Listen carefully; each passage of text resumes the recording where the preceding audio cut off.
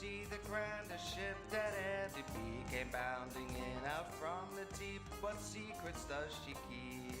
Acid burning Lady Grey, General Gunner, Dragonheart, and Dave the Geek, Danny Samini and Hammy with Diamine sang. Flow, let the flames flow, the eclectic visions flow. Run and pick was yours, Captain Mad Love's home.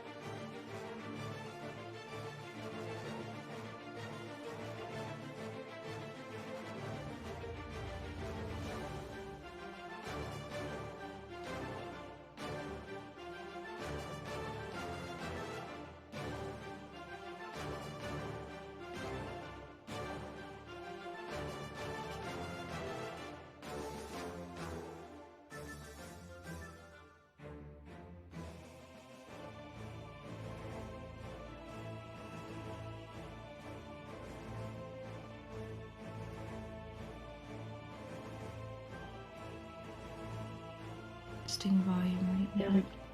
Okay, all right. Ladies and gentlemen, can you hear me? Or should I say hobos and tramps, can you hear me? Because we all know, right? We don't go with the ladies and gentlemen thing. Hold on, I'll get the magic brush. Good morning, good afternoon, and good evening, because I, Captain Meta, coming at you live and in person with, hold on now, I'm going to go the right way here, or the left way, I believe. Well, you can't see her anyway. Got to get the link, you guys. Simini, you brought me some friends. Oh, you're my friend. You're my friend. I want to thank you so much, by the way. Oh my gosh. So with me, I have Hobbies for Happiness. She's in my head, in my ear. Hello. On the subject of mental health, I have this lady named Hobbies for Happiness in my head. So we are here. Hobbies for Happiness is going to be asking some questions, and we're going to be discussing mental health on World Mental Health Day. We have a link for anybody who would like to donate to the cause we are working with today. Hello. Exclamation point donate. Sorry. There she is. Everything is not working today. Because that's how today is going. We're going to be positive about it though. Because it is World Mental Health Day. It is. It is. Positivity.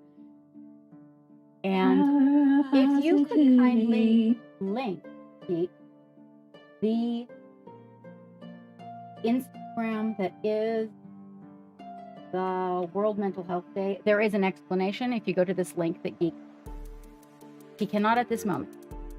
There is an echo. Scooter, can you link my World Mental Health Day shout out from my Instagram to chat? Everyone, sweetheart, it's nice to see you in here. Oh, hello, Ravens. It's nice to see you. Let me see who is out there. Hello. Welcome aboard the Black Thunder all the way. I do. Jared, JJ, Pushing something. hello. Let me know in the chat how you're doing today. It's been a minute since I've been streaming, but I'm glad that you've been patient with me. It's been fun. It's been an interesting ride, but I'm lucky to be able to speak with the fabulous Captain Meta. She's kind of low, but I don't want to go. So, you know, if it's that person, yes. So.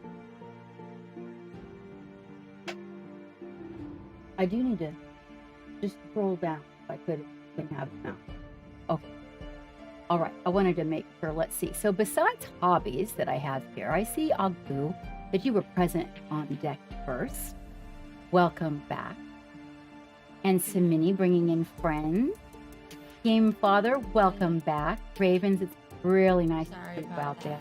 there. Scooter, I'm tracking, Jared. Thank you. Sorry for the hassle.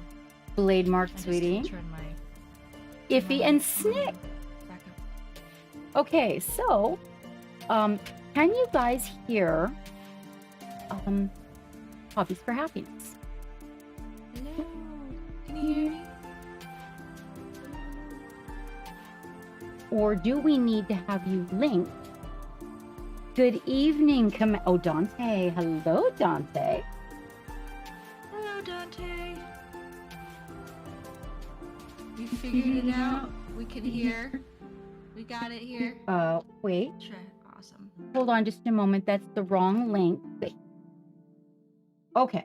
Geek's gonna fix that. It's not the Love and Music link. It's the Hobbies for Happiness link. That's who we're focusing on tonight.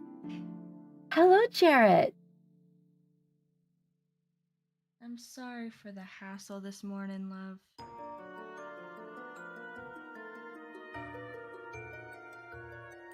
You know what, Agu? You should be able to hear her, though. I think coming through my microphone on my end. We'll see once we get it all adjusted. You should be able to hear. And if not, it is possible that you can bring up her sound on your phone and still use the chat in mine. Ah! It's hooking up with the other ghosts. She's soft on our stream. Okay, we have to be careful for the feedback. She's kind of quiet. And you hear chat mumbling. That is on her end. But she doesn't hear the chat. Is there someone in the background of you, Happiness? No, there's nobody behind me. There's nobody behind her. How are you doing, Jarrett? It's nice to see you in here. We have a link to the charity that we are working for today, or that we are streaming for today. That is for veterans. That is the Gary Sinise Foundation that we are working with, and they help veterans all over the nation. And although it is World Health Day, we were kind of focusing in the United States mostly. We may be able to get somebody to do something in the UK and join up there at some point. It sounds like she was mumbling to chat. I was not saying anything to chat. Sorry. Is that better? I'm quiet. I'm just kind of on pause. We'll see. He's adjusting the sound right now, so we should be able to. It sounds good? Okay. It sounds good. You guys can hear her now. They can hear you now. How are y'all doing today? Let us know in the chat how we're feeling. Power of positivity. Be honest though. I want to know how you're genuinely feeling. No shenanigans and responses, alright? Because it is about addressing the stigma of mental health, being forthright and honest with how you're feeling, because if you're not, we can't address it, right? So, genuinely, let me know in chat how we are doing.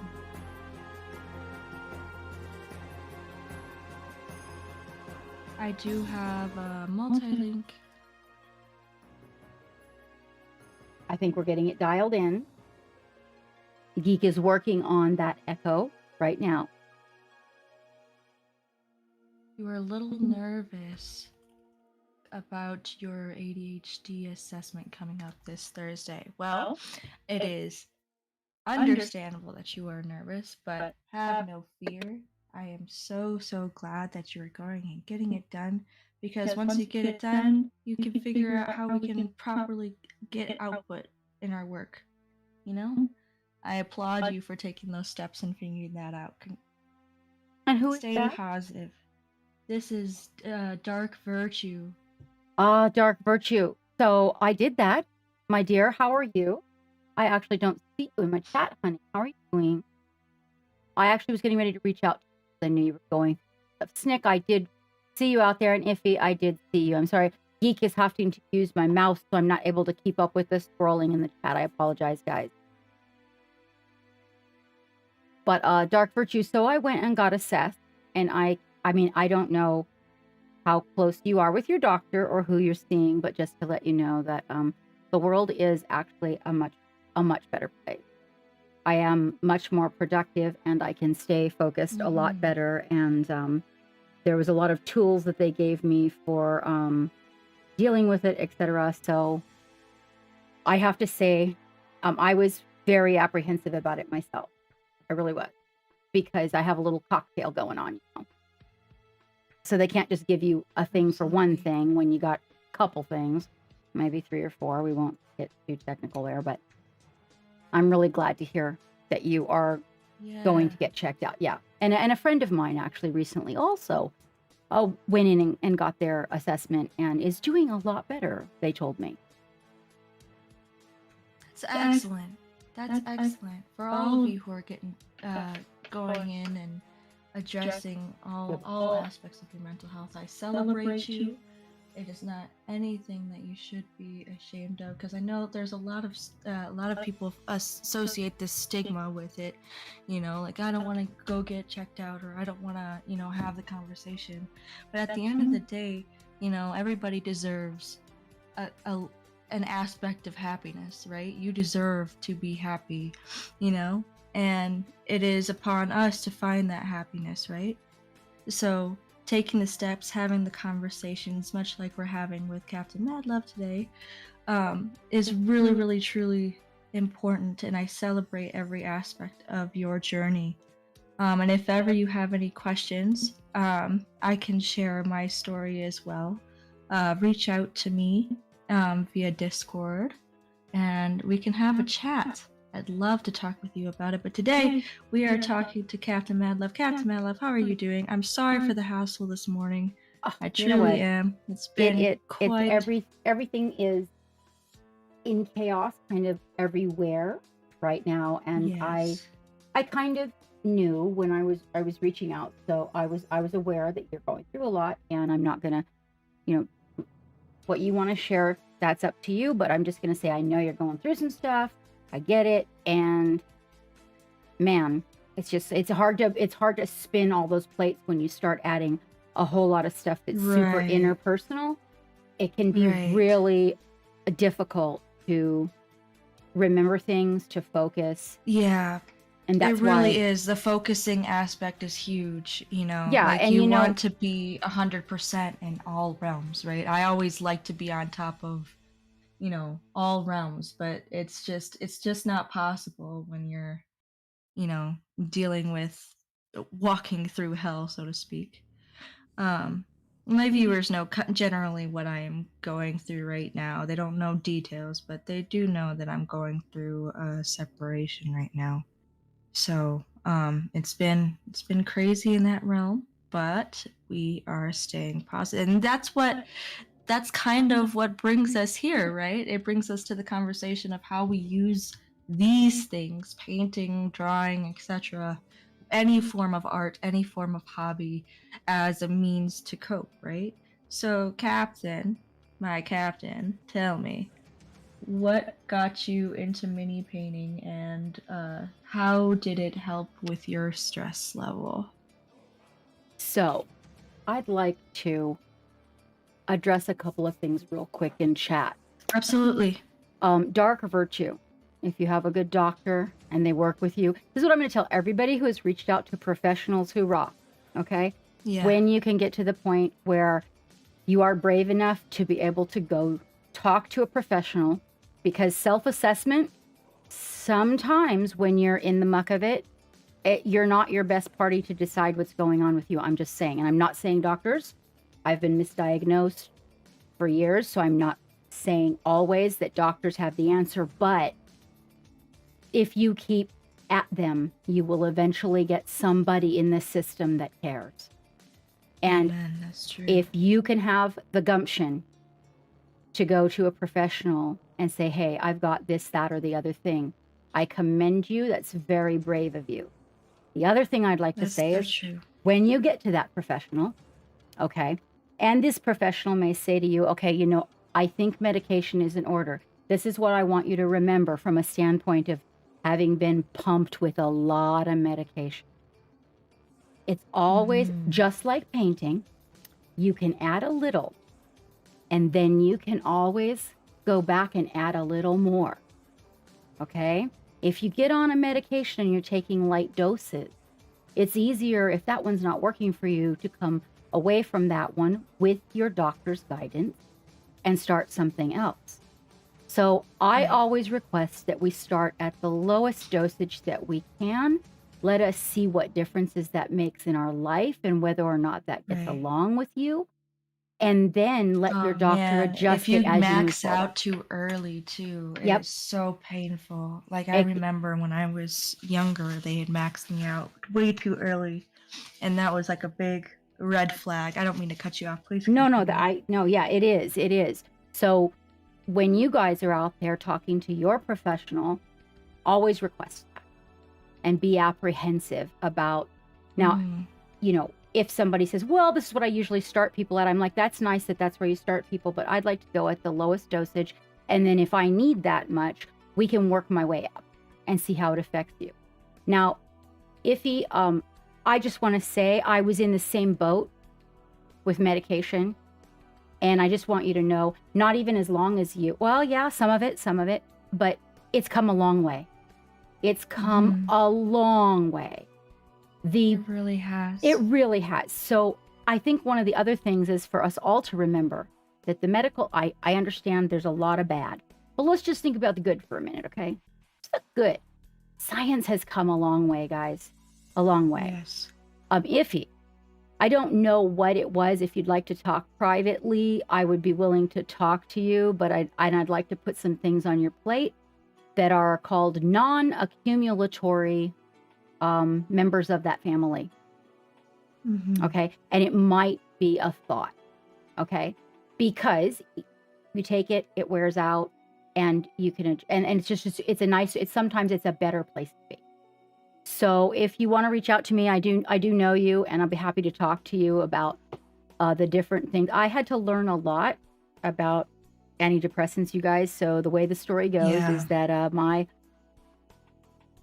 stepfather, who you guys also know is one of my best friends in the world, was married to a woman who took her life with medication. That being said, I had an extremely close friend of mine who got on some medication for depression. And then one day he decided he didn't need it anymore. And then one day he wasn't anymore. I take medication extremely seriously. So anybody, Geek has a whole lot of links. I'm sure that Hobbies for Happiness has some. But and I can talk to you about it too. There is, like, as soon as you start to feel side effects, bring it up to your provider. And that includes suicidal ideations and the like, because that can come as a result of the medication, you know, and it's not necessarily on your fault, you know. You're trying to do the best you can for you. You know, so be honest, forthright with your doctor if you were ever feeling anything off, right? I really appreciate you bringing this up because it's never been a part of the conversation before. It is. It's one of the reasons that I was so against it. I have also, I have actually permanent damage to my brain because of being on medication. And the good thing to know is that brain cells do grow back, you guys, but that's not a way to really look at it. The point is that there was a time when I first discovered it, and then of course I went to the doctor and weaned off and quit using it, but I had a permanent damage. And so it's important to remember that there are so many facets to take into consideration, including if your partner. I mean, when you make a big change like that, it can be really scary for the other person. And you need to be very open and accept the input of the person that's been living with you for any length of time, you guys. I quit some medication once upon a time because my 4-year-old said I was acting like a zombie. That was exactly what he told me. Because, you see zombies in movies, and I said, well, what do you mean by that? And he explained it like, duh. And I'm like, really now? Wow. Hey, Dave, happy Thanksgiving. So I just want to put that out there, that when you are reaching out to a professional, there's many natural methods as well, you guys, that you can incorporate into your life when you have exhausted.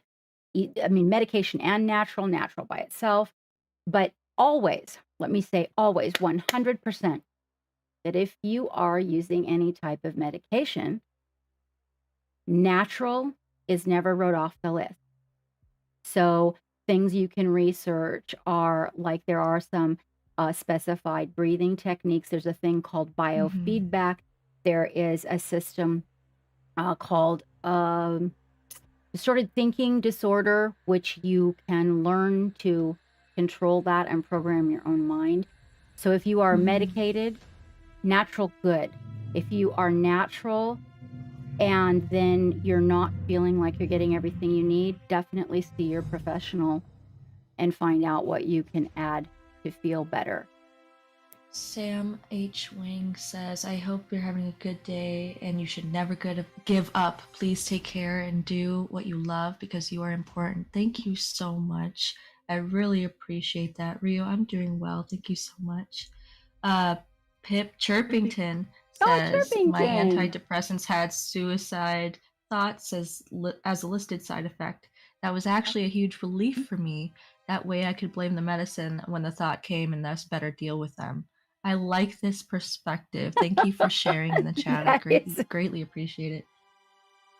Because at first, it is a drastic shift. Can you describe a little bit of your experience with that, Captain? with my family members' suicidal tendencies, or just my being medicated? I would say your experience, if you're comfortable with sharing. I am. How did you navigate once your minion came to you So and said, I realized, so the first time he came to me, the very first thing I saw doctors for was because I couldn't. So I have had insomnia because I have PTSD. I'm not go into detail because it's not. If we were like Patreon or private, I would, but since this is generally public. So I had PTSD from childhood. What I do want you to understand is that my parents did not give me PTSD. Horrible things happened to me as a child. They were not my parents, they were other people, and I want to make that clear. Okay? Because absolutely, everybody's road there is different. And so I had insomnia from a very young age, and I want everybody to understand that a lack of sleep can drive existing issues that you have over the edge. Okay? So sleep deprivation, there's a reason people are tortured. When you hear about that in the past, about the different ways that different establishments would torture people with the water or the sleep deprivation, these things, you hear about them in books and say, well, there's a reason. Like, it really does drive you out of your mind. So the sleep deprivation was exacerbating everything. And so the first thing they did, and this is something you guys need to think about. So anxiety and everything that falls under that blanket, which is a number of disorders, fall under the anxiety blanket.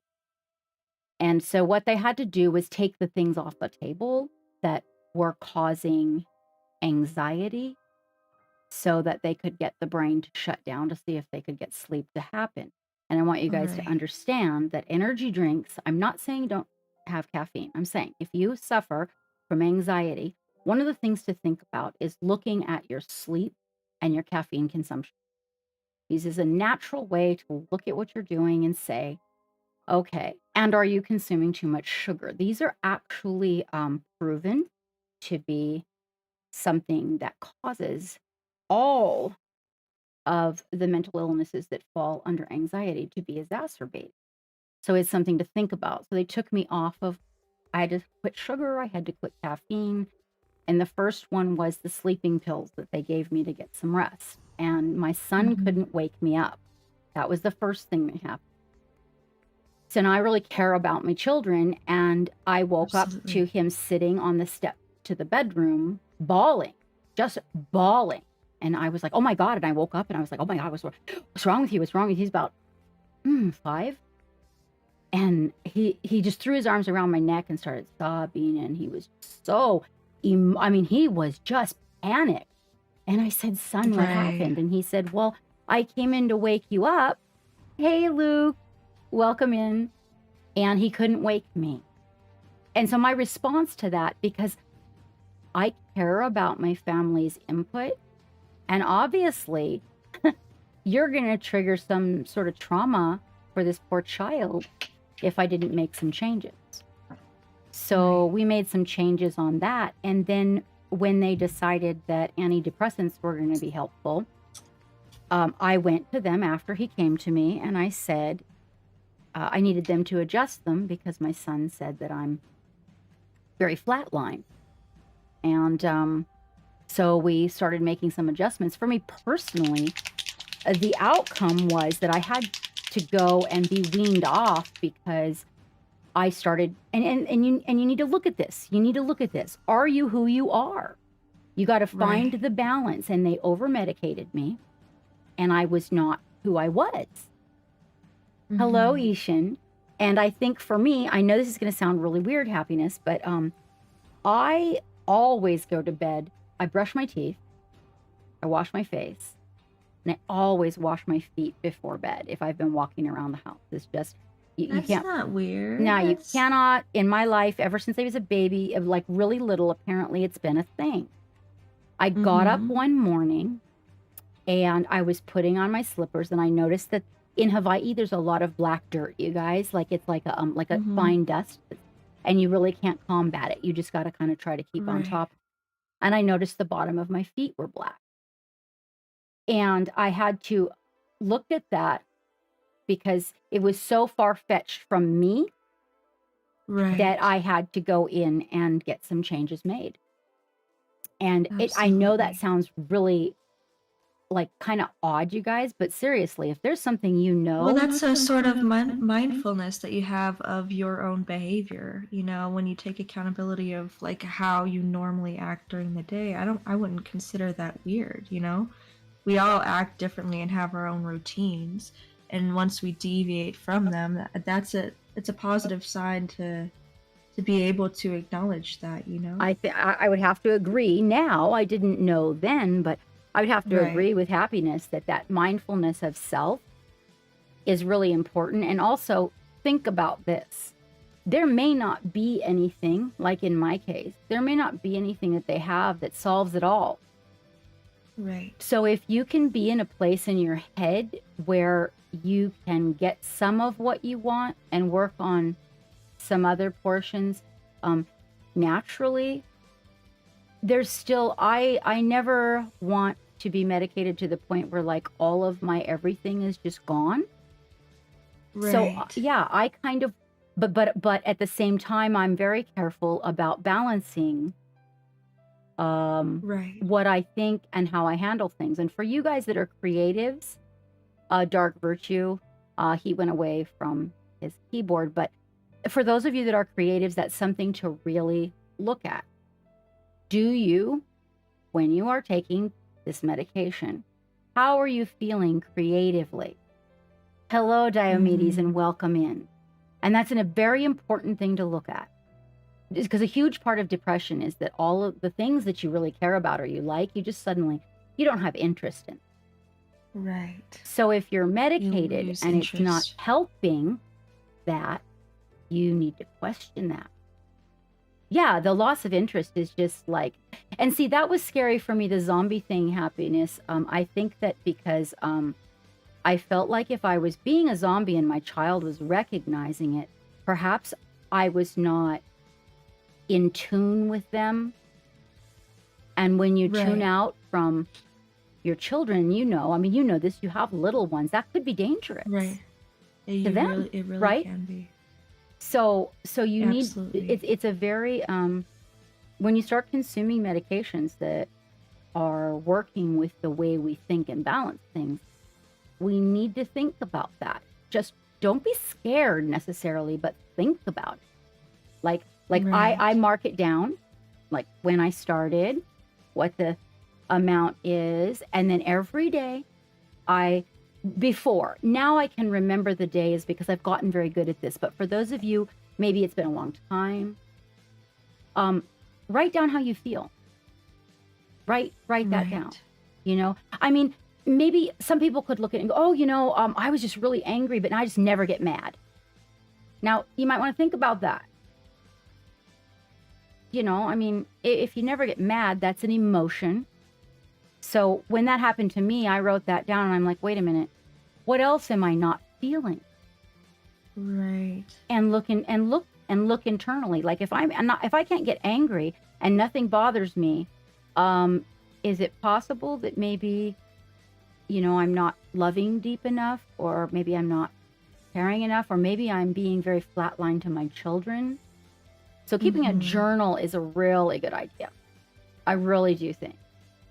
Game Father Foe says, I started using a mood tracking app on my phone. That's a very, very Can you awesome- share that with everybody in Yes. both of the chats? Game Father, that would be wonderful. V, thank you so much for stopping in here. I greatly appreciate you. Dio, it's nice to see you. Hello, Danny. Yeah, see, and that, Dante, now it is possible that either the medication you were taking does not match you, or perhaps the Right. dose that they were giving you was too high. You know, because you got to find the one that is that matches you. Like, where do you want to be? One of the things that I like, this is for me personally, you guys, I like it if I still have a percentage of the issues present. It's the way I do it. That's the way I like it. It lets me know, for me personally, that I'm still me. Right. So it doesn't really totally control my OCD, for example. You know, it really doesn't. And that's okay, because I feel like if that's not endangering me, so like I don't get up in the middle of the night and clean the house anymore. Okay, so I'm getting some rest. You know, thank you, Game Father. There is a mood tracking app that Game Father has shared. It also can be just written in the notes section of your phone as well, if you don't want to download apps. But I greatly appreciate you sharing as well your resources. Any and all resources here are welcome. Also in the Discord, it is also welcome. If you have any resources that you use that might be able to benefit somebody else in the community, we greatly appreciate that. Taking accountability of your mental health before it gets bad is so crucial.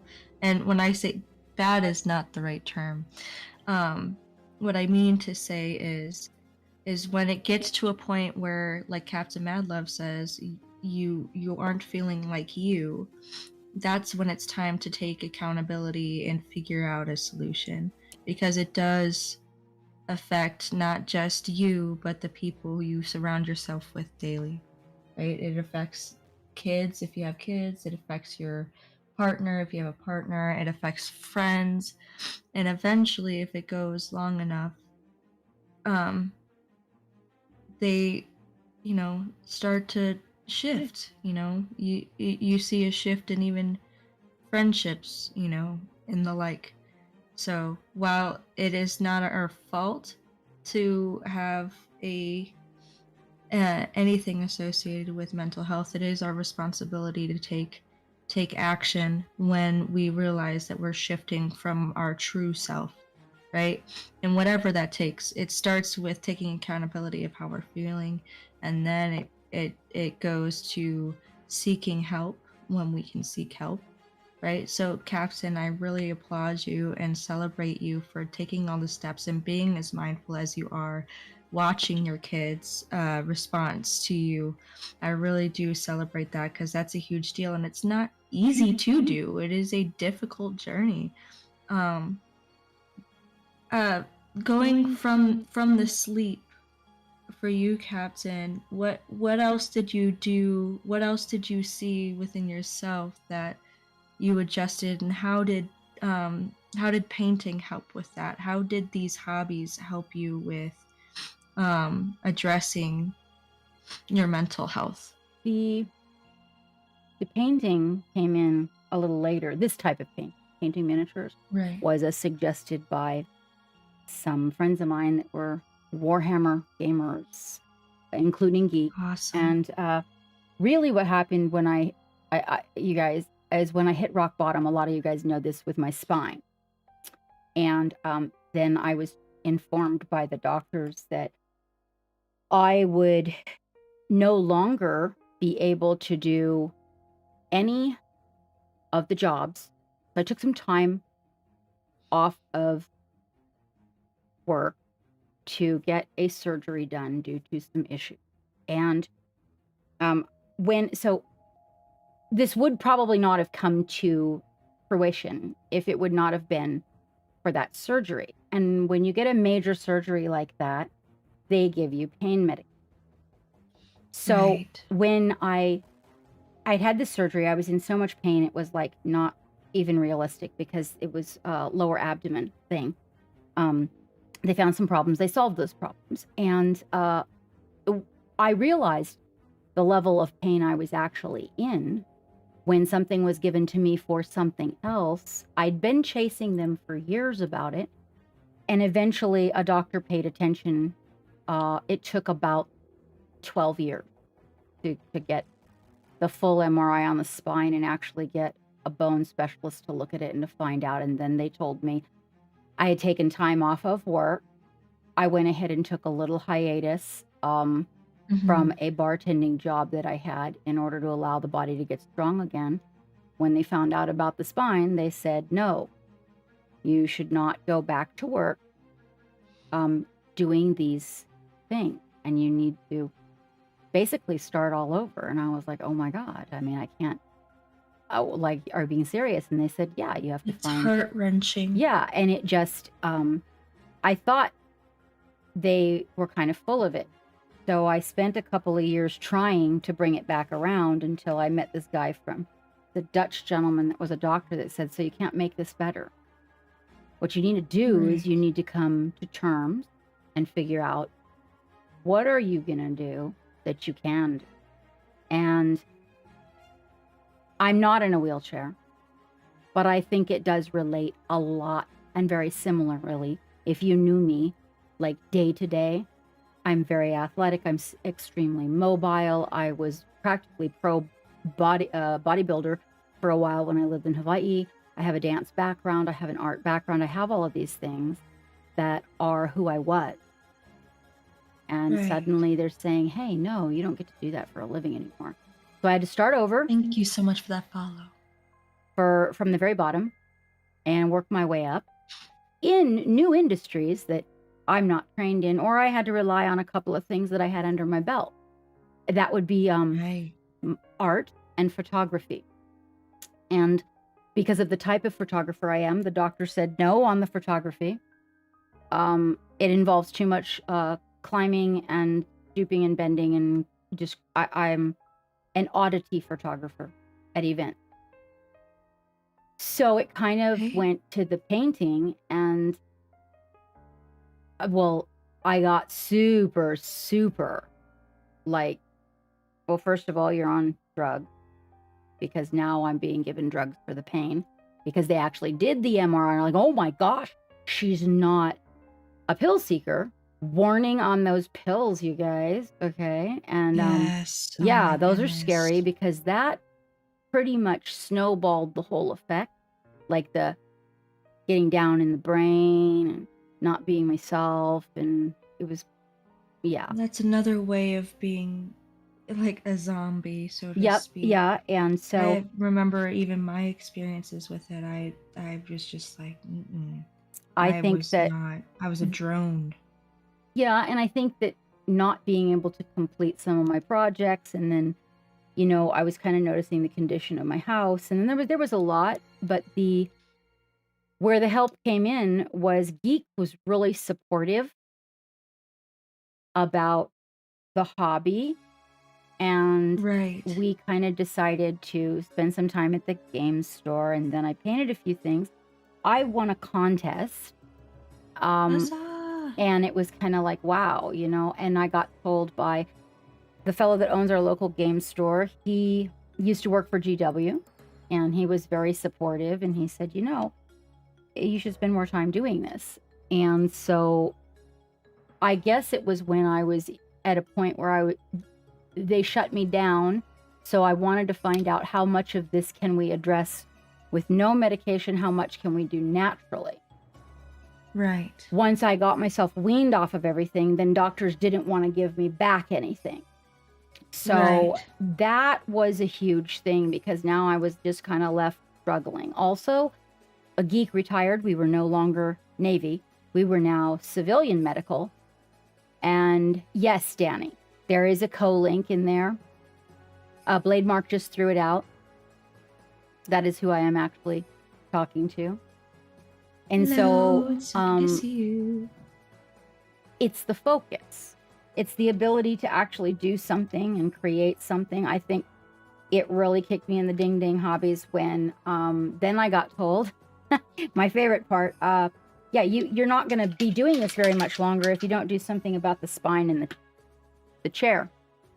Oh my goodness. Yeah. So all of it compiled, I just kind of, everything. None of it was what it used to be. I don't model anymore. I don't dance anymore. I don't host events for masses of people anymore. So it's like, it was kind of like everything that I knew or thought I was just stripped away from me.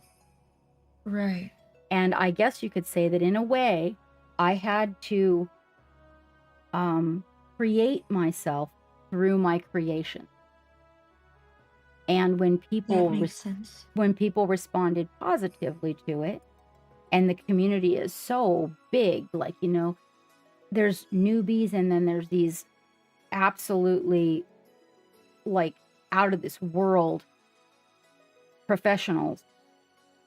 I guess I sort of focused on it in a way to be able to accomplish something, be able to learn something new and add it to my arsenal, to gain comfort that no matter what is going on, I can play with my little pieces. And also, my family member takes this seriously. Like that's one of the things that's really important. It's really hard for you guys sometimes if the people you live with take this as a joke. If you got shit going on and this is a joke to them, you need to try to open up and let them know that it's not. It's really not. Right. This is where we lean. It's a place that you can go to focus on something that you have a little bit of control over. And if you don't, you can kind of learn to. And I think I built strength here, hobby. Like I just found the things that I was able to do and just sort of pressed forward on that until I decided I really wanted to make the leap. And now I think that I recommend everybody that you have at least a couple of people that you can rely on to hone in your hobby. Where you're not just going there necessarily just to hang out and have friends and everything, but that there are, people that you watch that are giving you information that you can utilize to press your hobby forward. Right. Yeah, and you know what? Heath Aldrich is raiding me. Oh, hello. Hello, Paul John. It is amazing to see you. Thank you so much for that raid. Thank you for that shout out, Jared. I know you're probably waiting through the commercial, but I greatly appreciate you. Today we are chatting with the fabulous Captain Madlove. We do have a multi-stream link, so if you would kindly click that link, !multi for that. And we're also doing some fundraising for the Gary Sinise Foundation for the mental health of veterans. It supports the mental health of veterans. So please, if you would do me a solid and just check out the link and see what the organization is check it out, because I greatly appreciate every little bit. Even just setting eyes on it. Even just setting eyes on it allows us to make a difference. So I greatly appreciate it. Thank you so much for throwing yours in the chat. Greatly appreciate that. So, yep. So we're chatting with Captain Madlove right now. She's doing us a kindness and sharing her experience with her mental health. Currently, she's talking about her experiences with pain and how it's affected her interests. So, Captain, in a drastic way, you guys, in a drastic way. So, like, and my hands are now what I do here, and this has crawled into my hand.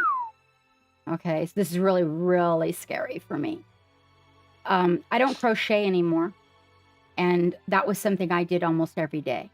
But I can't anymore because who did? Thank you very much, Snord, for that donation. We greatly appreciate it. Thank you so much. I actually don't see the bar on my... Oh, there it is. Okay. Thank you so much, Snord. We greatly appreciate that. I know that is... Thank you. Really. This is a really great foundation that helps it helps veterans nationwide in many more different facets than even mental health, all kinds of things. They cover big ground. And one of the things I'm going to be focusing on in the future is veterans. So that's something that, wonderful. well, I feel like it's something that really needs quite a bit of attention. It really Well, does. It really does. it's There is a surprising. huge backup within the system, the VA system, and just veterans being able to get help. There Yep. is a huge need for um, not just the VA, but for providers in general. There is a huge need for counselors and medication providers. So it is a huge deal that we're constantly fighting. Many there is the 22 a day, veterans doing push-ups to bring awareness to the mental health of veterans, because we talked about a little bit earlier the stigma associated with it, and a lot of people either don't know how to access resources or are just afraid to.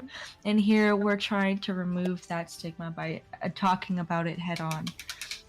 So it is a huge deal to address your mental health regardless of where you're at in life, but especially our veterans who are currently struggling. That is a huge deal. And Geek, I know, was in the Navy, so thank you so much for your service and support of our country. Yes, he is retired 20 years in the Navy as a chief. And so, well, not 20 years as a chief, but he retired as a chief. But just to let you guys know that a huge portion of why I decided to focus on veterans without dragging out laundry is because I learned when we got out, and we have now his current job, we have amazing medical, like below your mind medical. However, there's an interesting thing about being a veteran. You are a different human being. And when you are all done with that project and you go on to become a civilian, civilians don't really understand how to help. I am a special monkey. Hi, Pixie honey. Hi. It is a huge deal when It you go is. from being taught, for example, our combat veterans, it is really the readjustment period after enlistment is a huge deal, and many veterans struggle with realigning themselves with quote unquote normal society, because how does one go from shooting to a desk job, right? Or how does one go from a system that is set up with rules, regulations, standing in line, A, B, C, D, E, F, G, and everything has a plan, into the civilian world where, honestly, you guys, it's a clusterfuck out there, okay? I'm not saying the military does everything perfect. I'm just saying they have a system. It is set in place, and everybody is taught that system. But when you go out into the world, and really, we just started really coming upon this after he's been out in the civilian world about 2.5, almost 3 years now. And it's kind of like, is it 3? 3.5 years. And, oh, okay. So 3.5 years. But it was very, good evening, Soulways, and thank you for joining us. It was very, it's a type of culture shock, really. And the thing is that civilians, if they have not lived with military, had parents that might be military, again, that would be living with, maybe a partner that was military, or maybe they had a job like with the DOD, and then they had a job like for the military. So they've been exposed to that system and to those people. A lot of times you can't get the help you need as a veteran from a civilian person that is a doctor. True. And that is very frustrating. And so it's another thing to think about for those of you that might be veterans, is when you are seeking your help, can it be a situation where someone can put you in the hands of somebody with that experience? For example, I will not see an OBGYN that has not had children. I will not do it. Right. If they have not had children, why am I going to see them? You know, I mean, How do I you feel, know? yeah, Yeah. I feel like that experience. Thank you very much, Grandfather Foe. Grandfather Foe or Game Father? Game Father. Game Father. Thank you, Game Father. I'm like, wait a minute, who's grandfather? I don't know, grandfather. Thank you so much for that, love. I greatly Yes, we really appreciate it. This is one of the foundations, probably because of how much they cover. I hope to reach out to them personally. Thank you. Thank you Indeed. very much, Green Art of Colors. I am streaming with Hobbies and Happiness. If you'd like to grab that link, you guys, and join the chat so you can fully hear what she is saying on her side. Oh, good I night, apologize Pixie. if I'm a little quiet. Good night, Pixie, my dear. We will plan a thing. It is the holidays. We should plan a thing. I've just been carrying a load. I know you understand that. But I am Battle Pixie, you're wonderful. Stay awesome, my friend. Thousand Young, hello, welcome in. so I So have to we say, talked about this. I'm sorry. Oh, go ahead. No, go ahead. We were talking about this. I really appreciate your emphasis on the veteran side, as that's where a lot of my research is going into for my thesis. Oh, really? You know, I'm studying. Yes, my thesis is based on how D&D can benefit people with PTSD from the military. Oh, I agree entirely. So, That's I awesome. still have yet to get approved and data collected, but I'm working on the approval right now. But it is a huge factor of how we can channel the energy from that frustration that you were talking about. And it is hard to find, you know, a provider that could be trauma informed as well as military informed, right? And it, you know, it for a lot of veterans, they feel like they're falling through the cracks and may not want to continue along the path of seeking help. Joe, thank you so much for that resub. I greatly appreciate you. So Captain, my question for you is, did you ever find yourself getting frustrated with the process? And if so, and I guess the question would apply to Geek as well.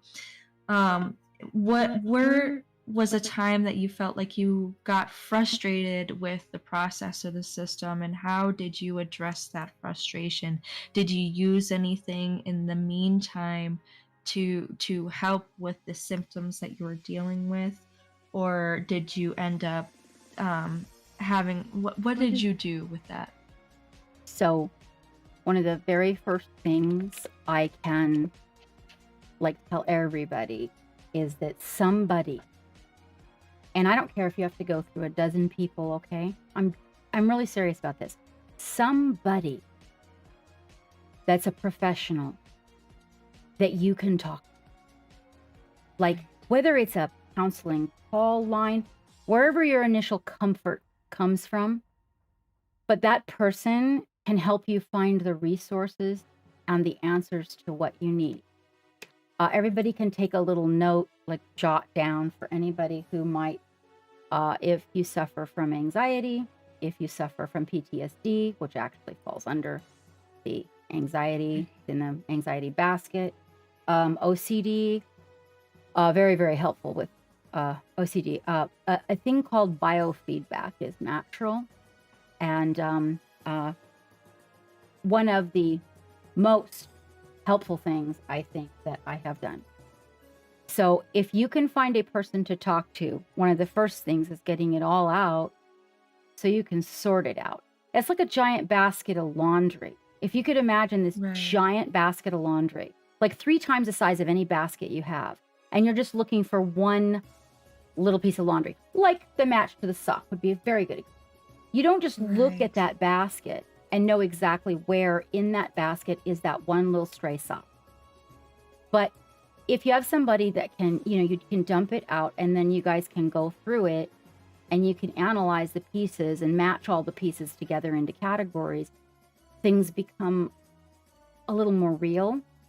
They make a little more sense. and in making a little more sense, you will not be as frustrated and you won't feel as hopeless. I think the worst Right. thing we can feel is hopeless if you don't connect with a doctor or you don't connect with any type of counselor, therapist, psychoanalyst, whatever that label be. Just go get another one. Just go Right. be like, it's not, there's nothing wrong with that. There's absolutely nothing wrong with that. We don't all necessarily fit perfectly as puzzle pieces together in life. So don't blame yourself.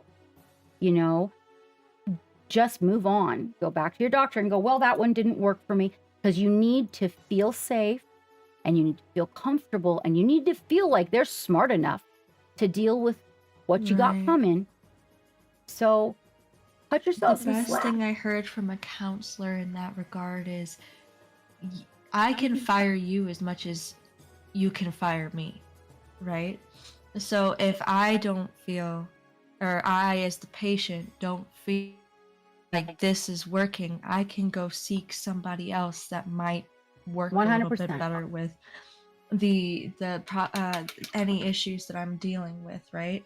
And that was the counselor I stuck with, because no other counselor said, "Hey, you can fire me as much as I can fire you." And as the doctor saying I can fire you, that means like, I don't think what I can do is good enough for you. I know that there are other more proficient doctors that can take care of you. It's not necessarily to say that you're doing anything wrong. It is to say that I'm taking the quality of care into account and that you need better, right?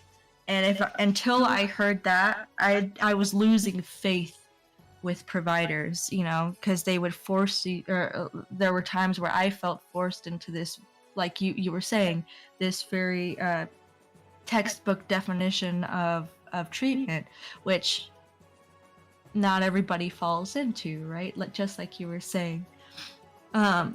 So when did you feel like the treatment was working for you?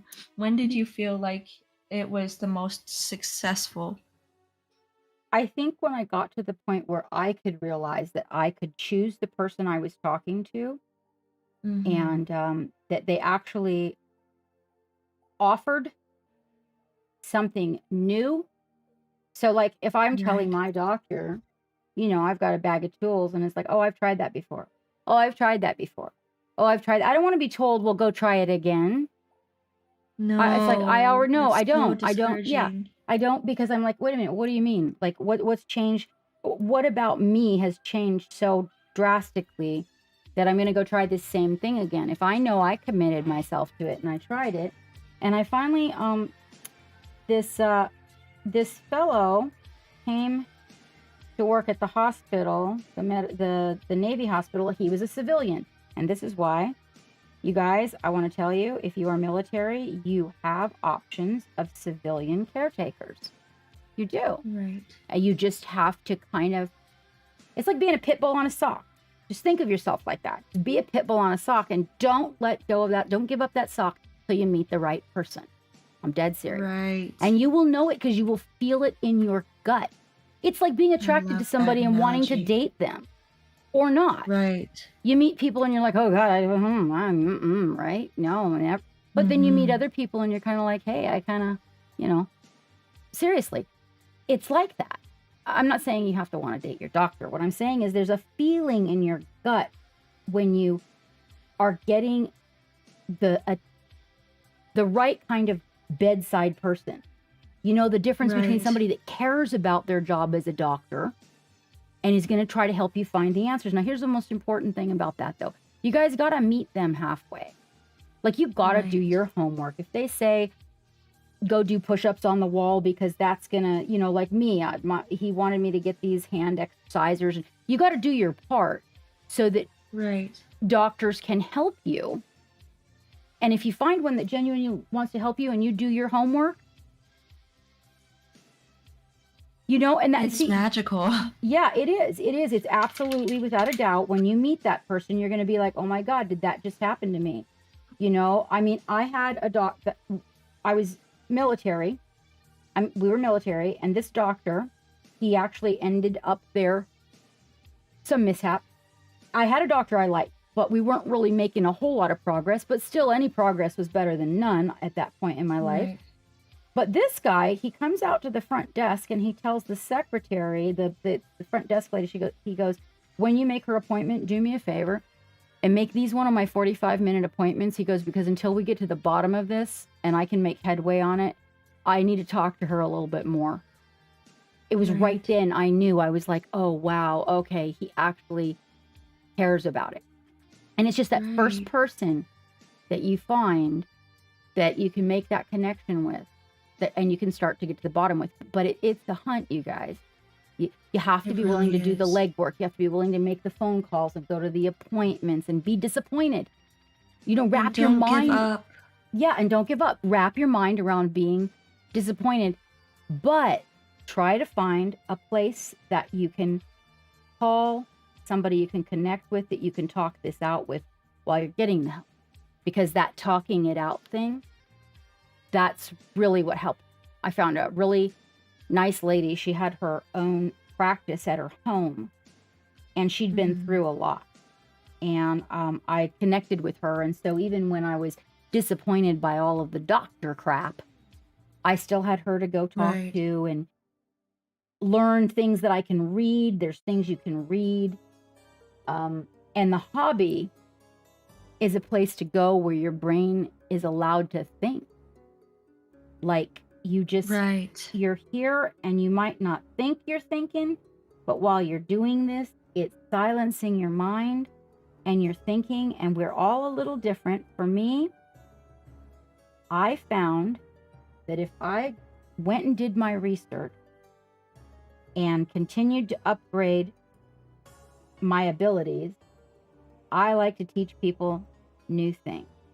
I like to relate to you guys, and it's kind of like I found it to be my calling, that I'm going to talk in a bunch of funny terminologies, and I'm not going to get all technical with you guys. I might teach you something technical, but we're going to approach it from an aspect of it trying to make sense to you, like teaching a kid something, and it worked. Right. I get a lot of positive feedback about how, like a butterfly kiss. People said for 5 years, I had some people that contacted me. One of them for 5 years had been painting miniatures and never understood what they meant when they were told, brush light, brush delicately. Yes. They didn't know. Now, if you're a woman and I said, you know, like you're putting your eyeliner on real gentle, you'd get it. But a guy wouldn't get that if he's never worn eyeliner, or a woman who'd never worn eyeliner even. And I was like, you know, butterfly kisses. You guys all know what a butterfly kiss is, right? So imagine a butterfly lights on you. You know, there's this moment of like silence and serenity, and you don't want to touch that butterfly. That's a butterfly kiss with the eyelashes on someone's cheek. You want to be. Right. And they understood that. And I was like, oh, well, these silly terminologies that I use are going to work out. I have a comment by Wavy DL. He says, not military, but I found a shrink after 48 years who diagnosed and stuck me on ADHD meds. Wonderful. Right away, and is putting me on the path for official autism diagnosis. It's the first time I've felt listened to in my life. Wavy DL, I celebrate you. Rock on for that. Rock on for you sticking with it for 48 years. I'm so freaking proud of you, and I'm so glad that you wonderful, found Wavy, the provider that that's listening to you. I celebrate that. Thank you so much for sharing your story. It is motivating. It is inspiring. Thank you so much. And when we talk about mental health, you know, it's not while we have a focus. Thank you so much, Kaiser. Is it Creepbomb? I don't know if I said that right. Thank you so much for that follow. I greatly appreciate you. Welcome to the Chill Vibes Lounge. It's not to say that, you know, military mental health is more important than anybody else's mental health. No, While we are absolutely not. focusing on that today, we are emphasizing the importance of addressing mental health as a whole. I Yes. celebrate anybody and everybody who is taking that path to get help and to seek out solutions to them for themselves. I greatly appreciate you. And as You can civilians, just call me Kaiser. what? Awesome, thank you. I was just reading the other comment. You could just call me Kaiser. Oh. Thank you And as- so much, Kaiser. I greatly As appreciate civilians, a lot of you guys, if you've never been in the military, you have good input for military because you've been living in the civilian world. So you guys Right. may know things that as militaries never been offered to them or taught to them, or they just don't know, that can be extremely helpful. So it's a win-win situation. Just with the military, there's a specific thing that just kind of comes along with getting out of the military. Right. That's true. Geek says, military has developed coping mechanisms that civilians do not understand, whereas civilians have developed coping mechanisms that military doesn't understand. And so both parties are able to reflect and help one another in that way. It really is. That's puts the emphasis on opening up the discussion too. That's why it's so important to have discussions like these, because it may provide some resources that even I might not have otherwise utilized, you know. All of us, every single person we get to talk to here on the Hobbies for Happiness stream has had a mental health journey of some sort. I'm currently in my mental health journey. Captain is still in her mental health journey. So it is a huge deal to hear your perspective on it. And thank you so much for that hydration. I really appreciate you. And so, in digging deeper, you guys, let's just for a moment, it wasn't just my health. So you guys, the community's been a big part about it, and we're not going to get into one of the things I do want to do, and I've told you guys I do, but I want to do it privately. I want to do like only so many seats, and we're going to have I'm going to do a private stream. I do want to talk about the negativity of streaming. So I want everybody, if you're going to go out and stream and do your hobby and be a streamer, I just want everybody to know the flip side of the coin. I'm going to do that at another time for you guys, because I really feel like if you're going to enter into a relationship, because you're going to probably spend a little money to get some cameras, maybe some lighting, upgrade your computer, these different things. And you need to know, you need to be aware, I feel, of some aspects that are going on out. And right now, especially, it's since COVID, it's been like a really different, and it's not like I want to be like, oh gosh, don't go stream because crap. It's not like that. It's just that, oh, goodbye, Game Father. Thank you so much for your donation, and thank you very much for dropping in. I appreciate it. Yes, thank you very much, Scooter.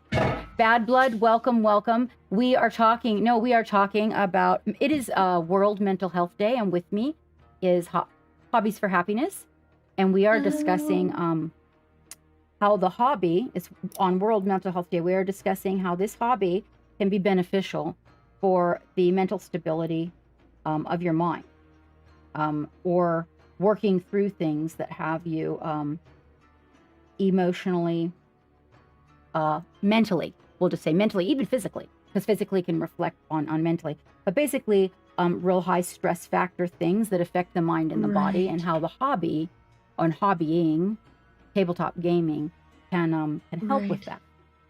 It's not just limited to art either. Nope. It can be anything, any hobby that allows you to ground yourself and to I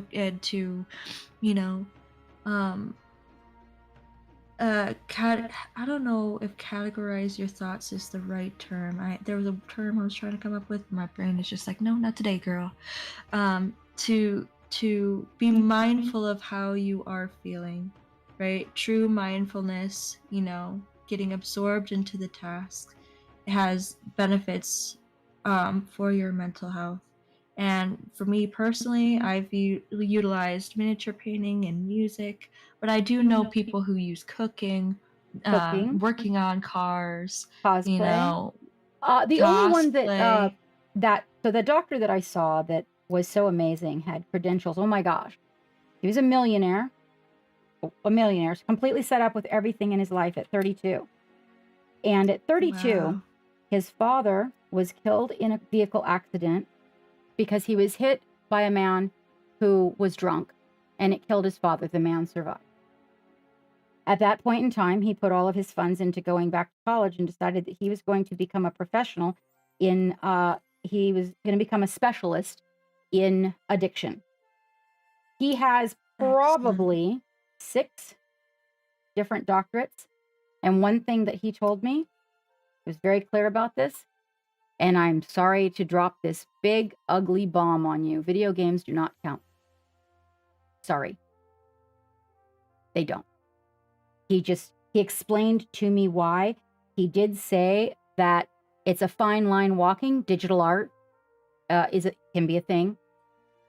And there's some games that are specific puzzle resolution games that play a certain part, but that playing a video game, as in like, we're going to go play WoW, he said the brain does not work the same when it is operating in that field as what we are trying to discuss here. It's a different portion of the brain being used and not the part that creates the healing. That's it interesting. creates, he said, more of a pause. And if it can be creative, Jarrett, but not in the way of the healing. Here is an example. Let's say I've got this hobby, and Hobbies for Happiness and I sat down and we just had this studio day together, and we both played WoW. Let's just say that, okay? And I'm like, you know what? Hobbies, I gotta tell you, I don't even know if I can mix paint today. I just need to let my brain be numb. I need to not think about what my boss said and what the day was and this, that, and the other. We can go to that game and we can be numb. And that's but it's not to address the actual symptoms. It's not to... it's because it's just a little heavy right then, and we just need a little out. So we're just gonna be numb. But if you start relying on that, it's like putting a Band-Aid on something. If you're bleeding to death and someone slaps a Band-Aid on it, it doesn't solve the problem. And that's what he was explaining to me. That is interesting. Yeah, it is. He said it is a sort of a forgetful place to be almost. Right. And also, one of the things in entering into that we all need to be aware of is that there is an activation of dopamine to the human body when you are in that place. It's why gamers defend their game, okay? Because it's activating dopamine and it becomes addictive. So when you approach your video game as an out, be aware of it. Be aware of it. Just like you're going to be aware of medication. You don't want to be a brain dead person. So you got to be aware of, how much time is spent doing that. And now I'm going to drop another bomb on you. Are you ready? Scrolling. What's that? Scrolling. I'm going to scroll through Facebook. I'm going to that scroll is... through TikTok. Scrolling. That actually is considered a symptom of different mental health disorders such as depression and anxiety. When you have the tendency to just mindlessly scroll through social media, that may be a response to your already pre-existing depression. That's why even me, I get caught in sitting and I could lose 20 minutes and I'm like, what happened in those 20 minutes that I did nothing? I went nowhere. And we're not saying don't do that, because you know what? In the morning, you know what I do? I need a laugh. In the morning with my coffee, I need a laugh. I like to start my day with a laugh. So you know what I do? I go find dachshunds. I love freaking weenie dogs. And so I go find dachshunds until somebody does something silly that makes me go, oh, or I start giggling, and I'll watch a few little dachshund videos. And once I get the one that really sincerely makes me spit laugh, accidentally almost blow my coffee through my nose, then I know, okay, I've had my thing for the day, and I can go on. So there is good in that. Okay, there is. You just have to be aware that when we're saying, okay, let's do a hobby, and how that hobby helps. I love that one that Hobby's brought up, like working on a car. That's really good. That's really good. Big achievement. Big achievement. It really is. It does provide, like, once you complete projects, right? When there is a Yes. notion of, I feel complete with this, I rebuilt an engine, I did the brakes on my car, I finished this project, this art project, if you will. There is a natural response to that. There is that natural boost of serotonin in your brain And dopamine. that says, hey, I did this, I succeeded in this, right? And that's the key in that, is to set little goals, achievable goals for yourself, so that you're able to constantly have that success feeling and are able to have that natural release of serotonin in your brain consistently, right? That's why goal making is really important. That's why doing hobbies like this is really important, because you are able to naturally get that boost and without that addictive property. See, I work at an addiction center. I know Oh, that, right on. I know how easy it can be to fall into the trap of using a synthetic substance, you know, whether it be alcohol, whether it be meth, cocaine, what have you. um I know how easy it could be to fall into using something like that to have an unnatural boost of that high, so to speak. However, we can get a healthier high, so to speak, by doing something like hobbies. That's not addictive, it's healthy for you, and you're getting a positive. We have this ability to be within this community that allows us to get not just the boost from finishing the project, but the boost from the response to our projects, right? When we put our stuff on Instagram, so to speak, we put our stuff in the hobby section of the Discord, you know, there is that natural boost. Hey, I did this project and people are seeing it and people are giving me positive feedback. It is phenomenal. It's a huge deal. Which is why And I am always, I know you guys have noticed, unless I really get to know somebody, we don't do a lot of CNC, but I want to let you guys know something. I've grown. What happiness is saying is so true, and I had to watch myself. You guys are gonna grow. You're gonna know as you start doing these things. Finding this help, and maybe it's medication, maybe it's not, maybe it's something natural, maybe it's not, maybe it's ow. Oh, are you serious? I just did that right there in front of you guys. Sorry. Yes. Oh wait, hold on. She says, Yeah, I will poked myself. lay there and scroll through social media in every morning.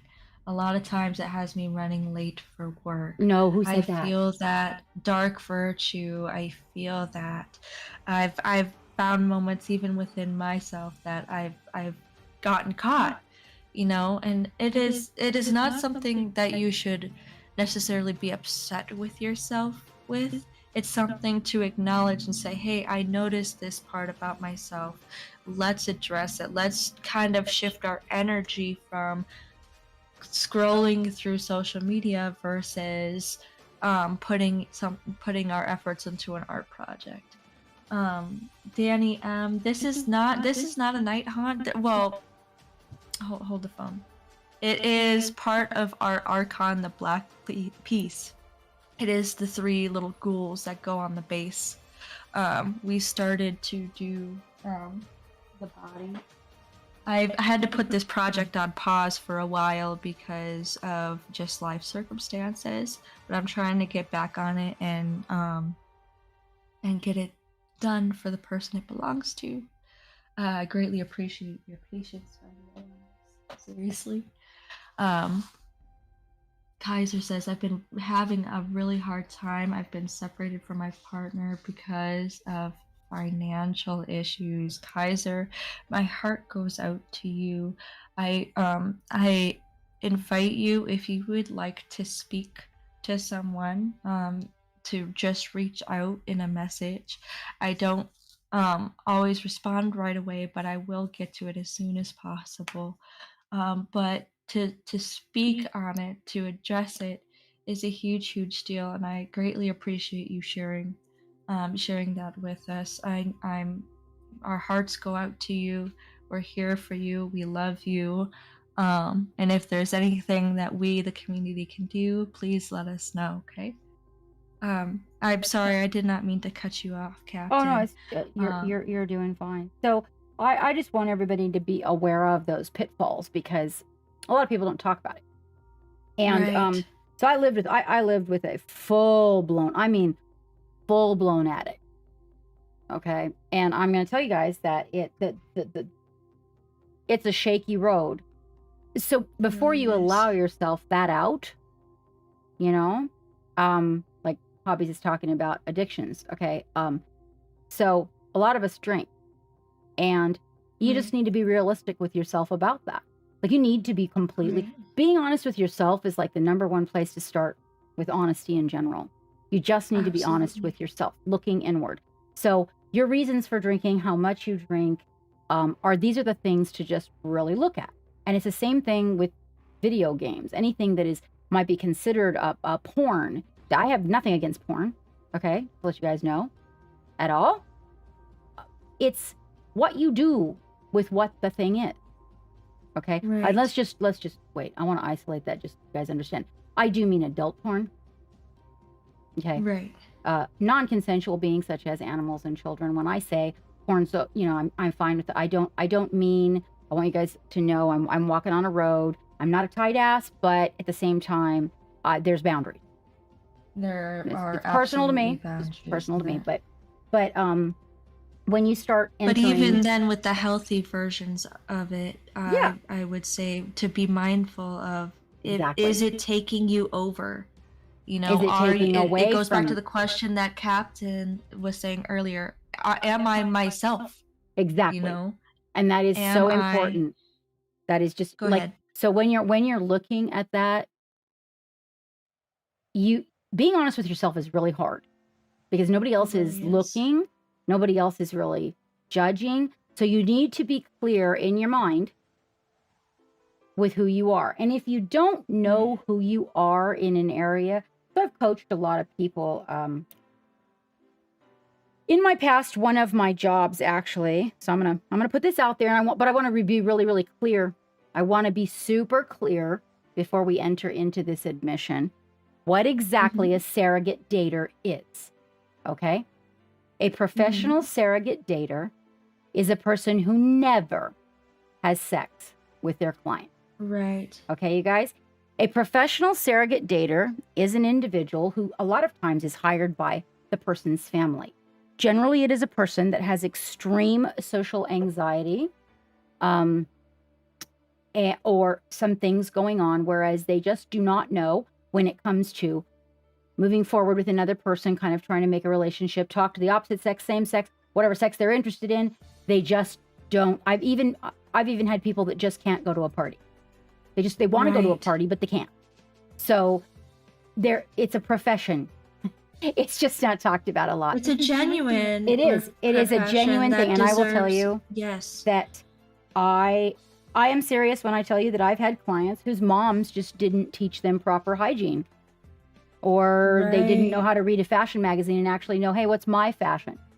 One of the things that I always would bring to the table is if you do not know what you like, because you don't know yourself that well, be careful what you choose.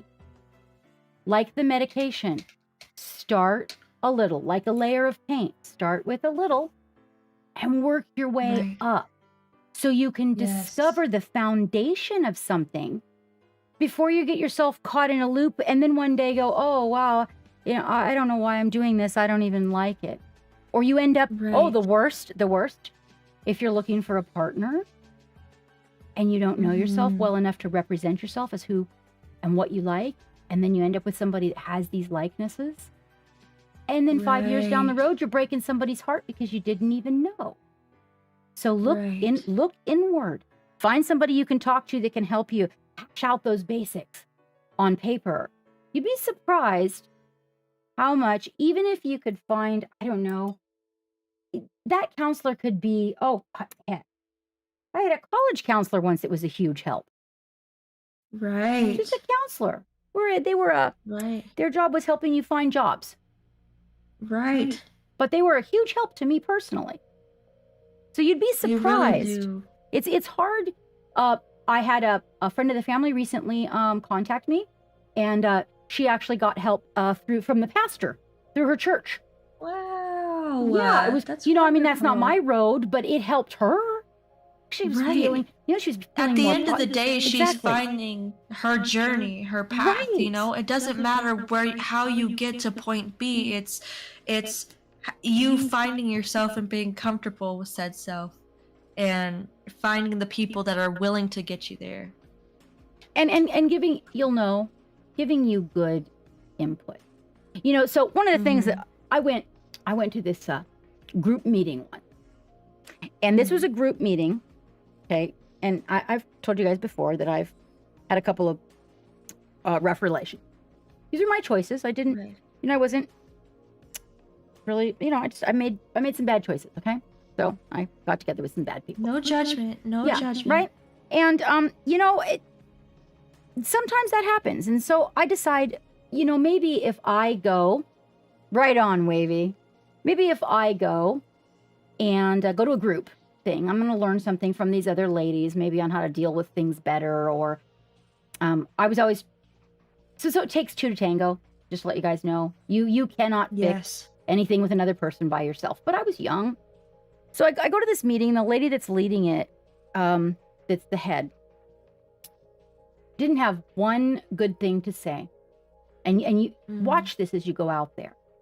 As you're bringing your problems to somebody, watch for this. So she had nothing good to say about men. She had nothing good to say about being in a marriage or a relationship. Any of it. Like, it was like her talk was, if you weren't single and you weren't a woman in power, and then you were just not being successful, and you just weren't being true to yourself. I mean, it was horrible. It was like she was being a man hater. And you'll know, you're sitting there and it makes you queasy, or it questions your own personal morals, or you leave Right. there feeling uneasy or uncomfortable, or pointing your fingers. Maybe it's your kid's fault. Maybe you need to really looking inward, because there really are groups and people out there that are like that. They never resolved whatever it was, and now they're passing that on to others. And Projecting that, so to Yeah. speak, onto I your actually, experience. I got up in front of the whole room, and I was in embarrassment, I guess, for myself. I don't know, but I said, you know what I got to say? Because they go around the room, ask if you have anything to say. I said, I have to say that if the way that you think resolving an abusive relationship is never being in a relationship, and that only men are abusive. I mean, there was this one lady who was in this course who had been with the same man for 55 years, and they had nothing to talk about. Right. And then this information is being fed to this lady. Fortunately, this lady decided to come join me a little later. I went to the lobby to get a latte espresso or something, but she said, yeah, maybe I kind of jumped on the wrong bandwagon there. She said, I've been coming for about a month, and I haven't been feeling very positive about my relationship. So it's a thing to think about. Hello, Jaeger, and welcome in. Is that I'm not saying that families and relationships are not stressors to what you're going through, but it's not necessarily the problem. So we have to be careful how we assess that as well. And believe me, when you start going through the changes and finding the help, and working on these things, it's a Right. shock to your friends and your family. It's, Right. yeah, it's scary. It's really scary, you guys, to be on the other side of it. It's scary when you're going It's through it, but it's a thing. Hello, useful idiot, and welcome. I stabbed myself in the finger with my razor knife, and I have to go get hobbies. for sure. Please, everybody. No worries. I I'll be get right back, you. guys. I do want to bring up as well, though, the flip side to that, though, too. We talk about, we were talking about abusive relationships a little bit.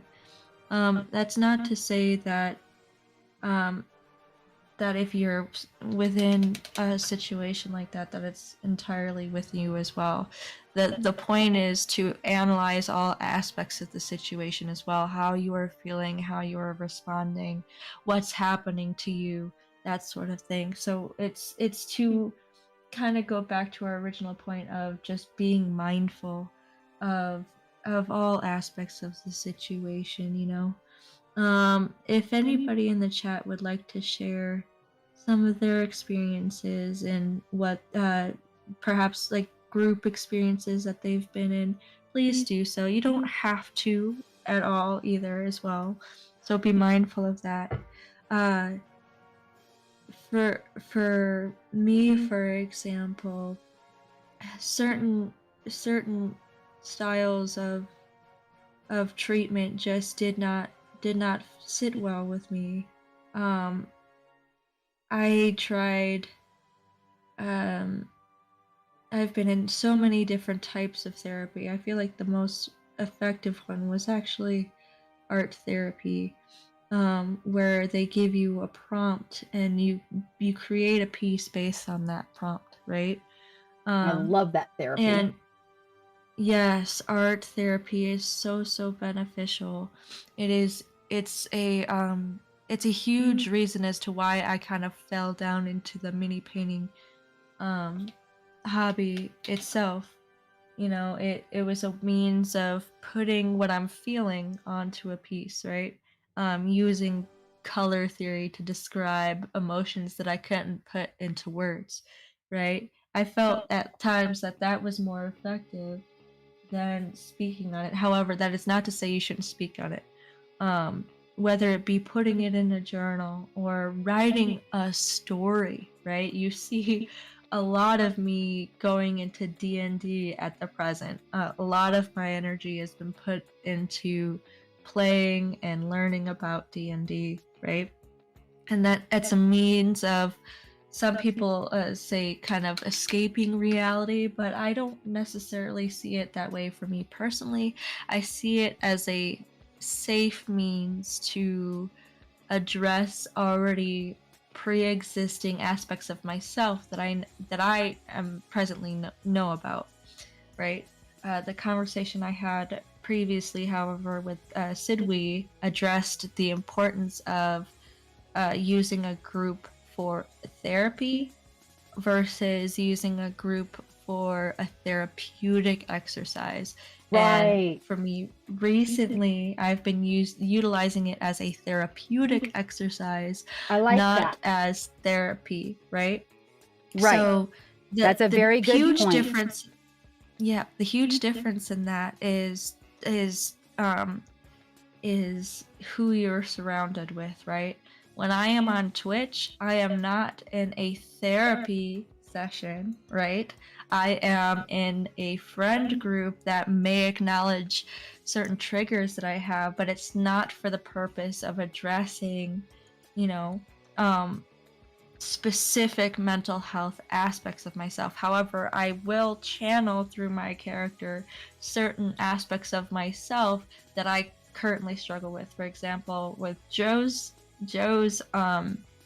campaign that we are in on the Pyro Club, our bardic campaign, if you will, I did incorporate some aspects of using hobbies to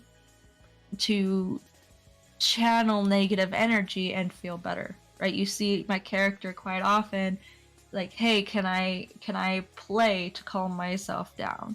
can I do, can I be in front of an audience, right? Can I perform? Can I write, right? You'll see that get channeled through my character, right? But I've also addressed kind of very real world parts of myself that I've done in real life. I don't do it anymore, but I have, uh, sat with friend groups and done certain things to try to get myself to calm down, right? That does get channeled through a character in a therapeutic setting, but it's not, hello, oh my gosh, thank you so much for that. I really appreciate that sub, seriously. Oh, would you look at that? 4 months go by so fast. Oh, I'm doing swell. Thank you so much. If you would be so kind, I am co-streaming with the fabulous Captain Madlove! !multi for that link if you'd like to be a part of both of our streams. But today we're doing a deep dive into mental health and Captain Madlove. I greatly appreciate all that you have shared with us today. I don't know if you're back. I know you kind of popped in a couple of times. You're just awesome. So have you played? I know you've played D&D at some point, right? And it's funny because I'm gonna agree with you. One of the things that I've gone to therapy for, in my youth, I was sent to it. Right. And then I later, when I got to the point where I had children, I thought to myself, children are very trying individuals, and I went back to anger management courses. Now, more so with me, it was not what you guys think as traditional anger management. It was more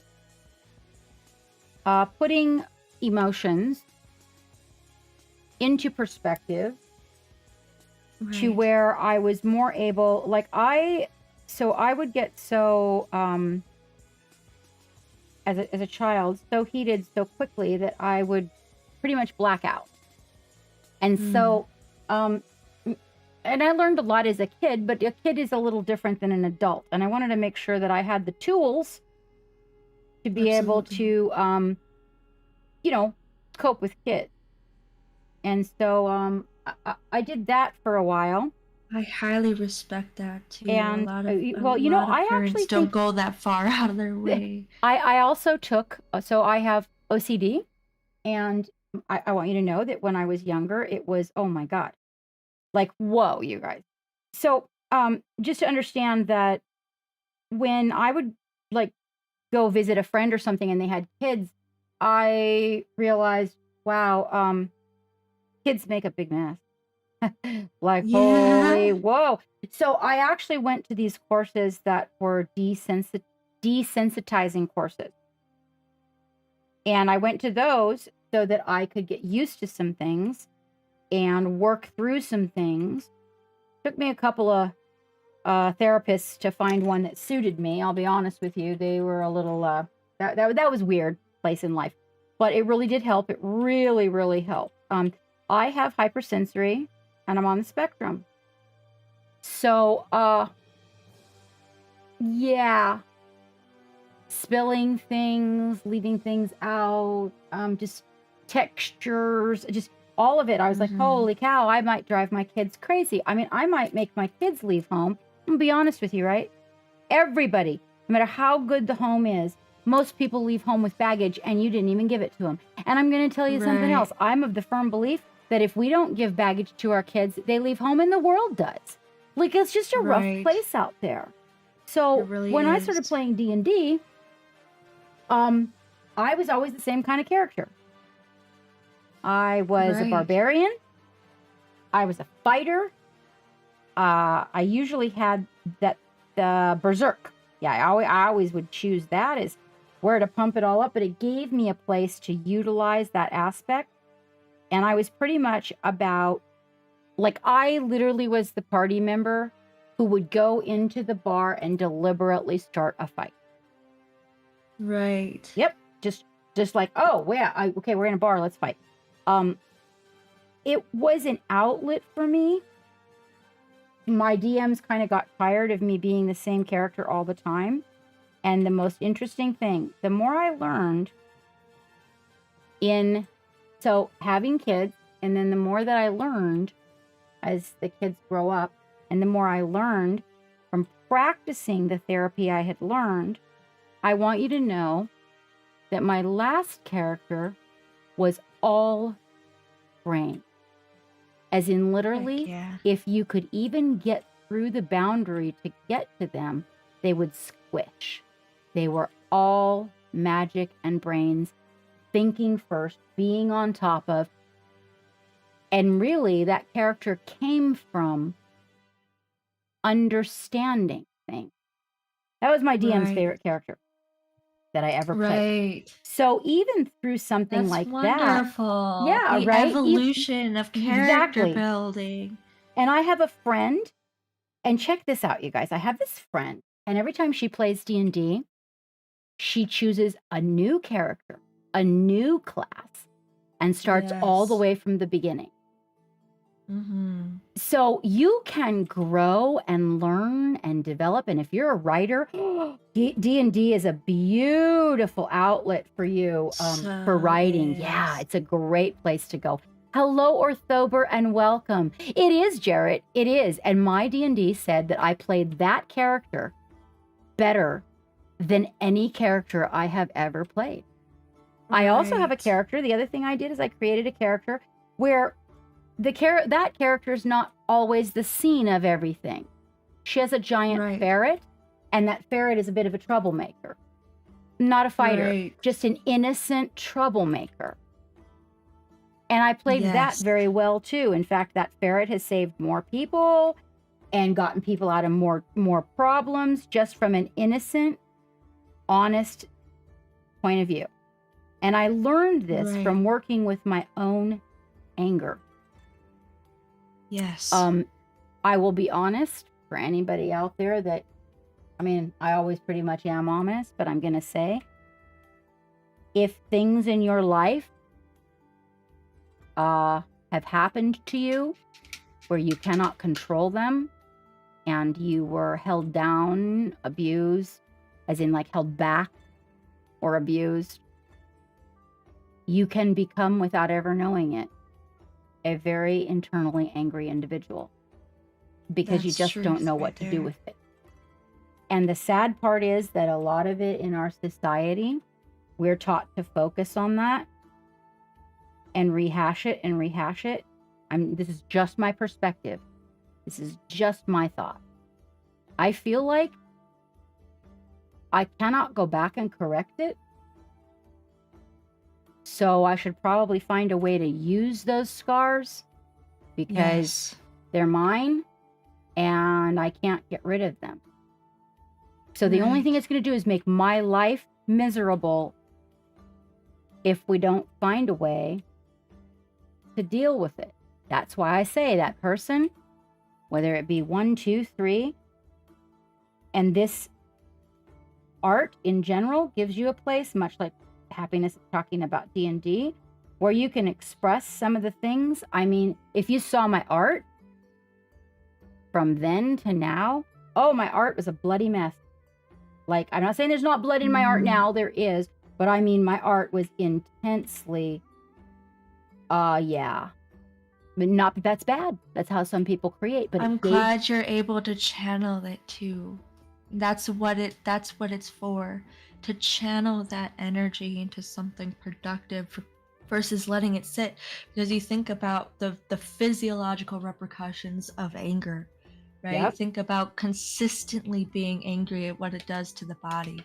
So when you're consistently angry, your blood pressure is high, your heart rate is high, right? And that can lead to all sorts of cardiac problems, heart problems, heart disease. Stress is the same way. It affects more so your stomach, but it does have a bodily response to the emotion. And I'm saying for chronic, right?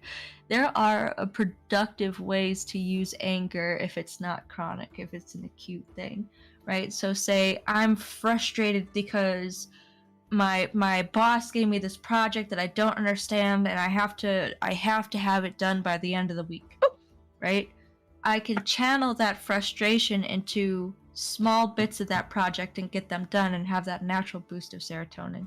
And then I can go ask, hey, what did my peers do to finish this a similar project? What can I do better to make this project better than what they've received in the past, right? So so when I say there's a bodily response, I'm talking to when it becomes chronic and when it becomes unhealthy, right?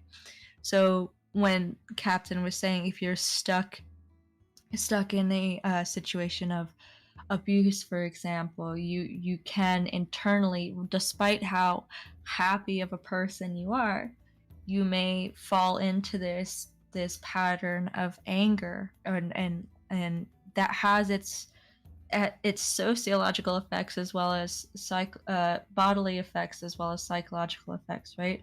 You're 100%. angry and you lash out. You're angry and you distance yourself from people around you.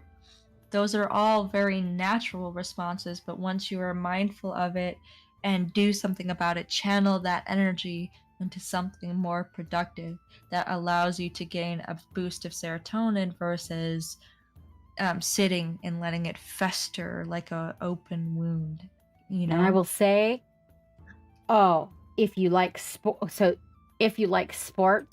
great. Now, this doesn't mean be the guy that's pushing the other guys around or any of that. What it means, sports is a great place to put it. I know this. I was a bodybuilder for years, and so and even now, like I still work with. It's not as much anger as it is. So here's an interesting thing. And for those of you that might suffer from any form of distorted thinking, distorted thinking has a lot of, hey, you guys should look this up online. It might blow your mind. When I was introduced to this by a therapist, I was like, what? Are you kidding? Seriously, I get a lot of shit done. I'm always the guy that's the manager. I'm like, what do you mean I have distorted thinking? They're not saying I had it. They said they think it might be because of some of these things. So, which imposter syndrome falls under distorted thinking. It's one of the forms of distorted thinking.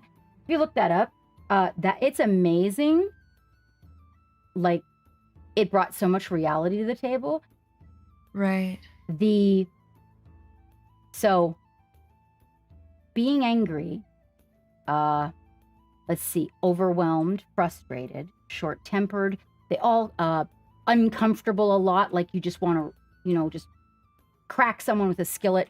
I mean, I say that with love on the channel, but so these things all kind of fall into this boat. Now, here's a weird thing. There are a number of things that you can do that use that tank up. Okay. And if none of those are part of your life, which most of them get your heart rate up.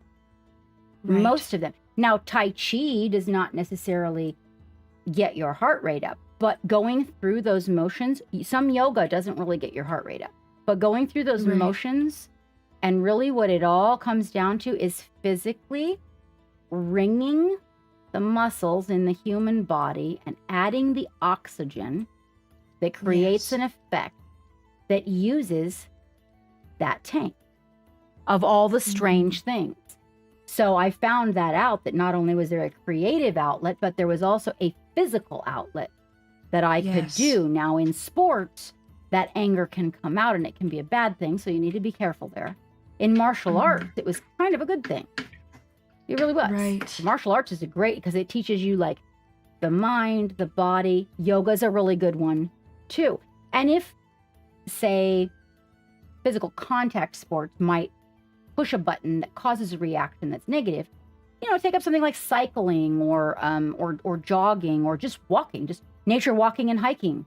That one's really good for you. In fact, it is clinically proven that if you go walk in the woods, like take nature hikes, that the trees have some sort of bacteria and good bacteria and pheromones and that we inhale and actually helps the body heal and gain clarity. It really does. Yeah, that's why they also say to have plants in your house. You know, Yeah. Well, there's a bodily response to I think my having plants plants in your house. die a lot, but I'm not in as cold a climate as I used to be, so I might try some. But for me, like working through a lot of that was because I then had children and I felt like I needed to be a better person. Sometimes you'll meet another human being and they make you, and I'm not saying like that having problems makes you a bad person.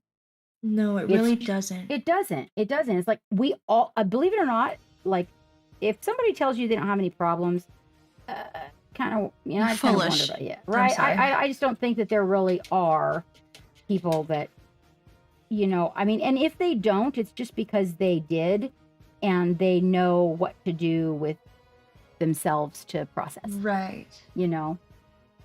It's different than saying I've never had problems. It's Right. what you do with the problems that defines you, you know? It's say like I acknowledge that I have depression.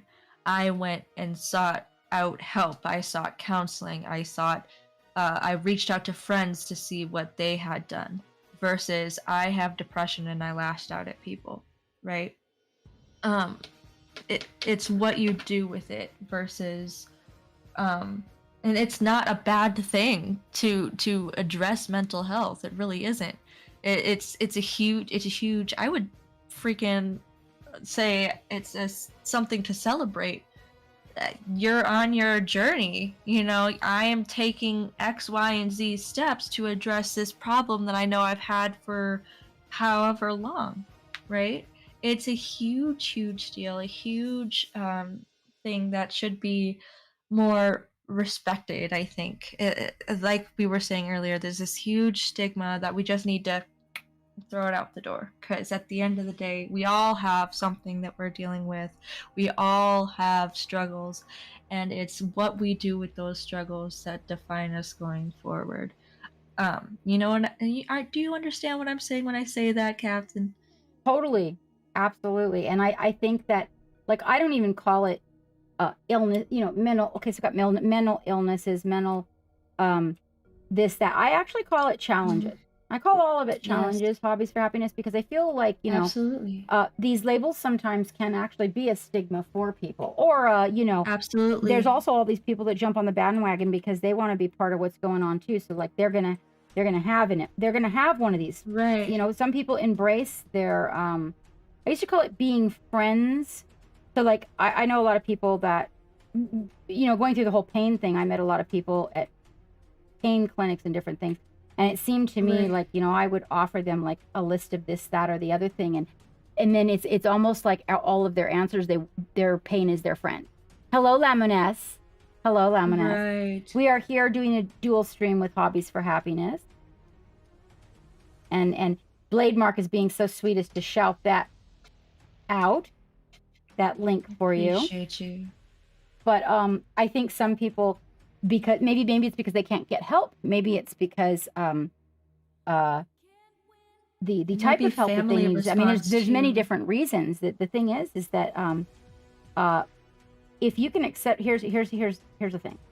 If you can accept, and so I'm not angry about my spine anymore. I am not. Right. Okay. When I found out about my spine, and this is how this kind of went down, I also, yes, you know, and that's right, exactly. We learn to deal with the thing, and we learn to overcome the thing in order to get some of the things out of life that we want. Now, I found out about this permanent condition that doesn't get any better, and now you got to live with this thing. Now, some things make it worse. I can't make it better, but what I can do is slow the process down. Okay. Right. At the same time that I found that out, I got a text from my girlfriend about her cancer. And then I got a text from an ex-coworker a little while later, actually from her husband, about her cancer. And My heart. It was goes out like, to I you. thought to myself, you know what? I think we all end up with a nemesis in life. I do. I think we're Right. all going to get one. Just Right. maybe several. Maybe we get several. I just think it's part of life and the process, and we have to just make what we can. I'm not trying to be the absolute optimist, which I've been told by numerous therapists. I'm not. I'm just saying, if you really seriously cannot fix that thing, Right. trying and struggling to do that is wasting valuable time that you could otherwise put somewhere else. I Right. had to be, hello, Nico, and welcome. I had to be positive and say, okay, this is my thing. What am I going to do with it? And I feel like I brought something to the art community because of the number of people that reach out to me. And you know, I was at ReaperCon Happiness, and there was a number of people that watch me regularly, even one that is a student that came to thank me. And the reason why they won was because they'd been watching me. Like some of them had learned Aw, chibi that's eyes from me, and other ones wonderful. learned to blend paint from me. You know, it really made me feel really good. Like and I can see their work progress and blossom. I have one student that just blew my mind with their piece that they're working on recently. I'm like, he's just getting so ballsy, like getting in there and being like, well, you know what? Screw that leaning on the easy stuff. He's like reaching for the stars now. And to watch this happen before my very eyes is like a huge inspiration for me. And part of the reason why I continue to do what I do. It's part of the reason why I work with some of the companies that I work with too, because of Right. what they provide to the community, their thoughts about the Absolutely. community. I try to steer clear of the companies that do the things that are an imbalance to humanity or the community. Right. The painting, the art, when you have that place to go, that is like the balance.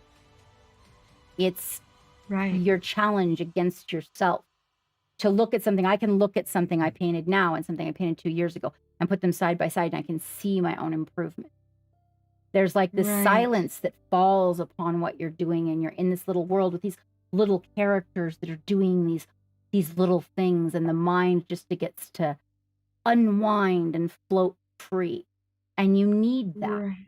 You need that to find the things within yourself that maybe need the nurturing or maybe need an explanation. We all have them. There's just no way to be without them because we're human. You know, some of them we create for Right. ourselves. Some of them society creates. Some of them we come from home and they were created. I mean, but let's not point fingers. Let's just say, okay, these are our challenges. And now we have to figure Right. out, okay, what are we gonna do with that? And when you don't reach out and you don't do anything about it, that's sometimes when it becomes the real. And I've been there. I've been at that very bad place. I've been there. Right. It's hard to believe when you meet me. I'm a pretty positive person, but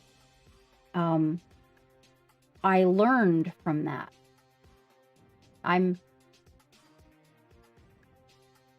don't really love to talk about it because honestly, for me, I feel weak because of it, but I understand what was going on around me, and that's why I implore, I think is the right word, that you look at yourself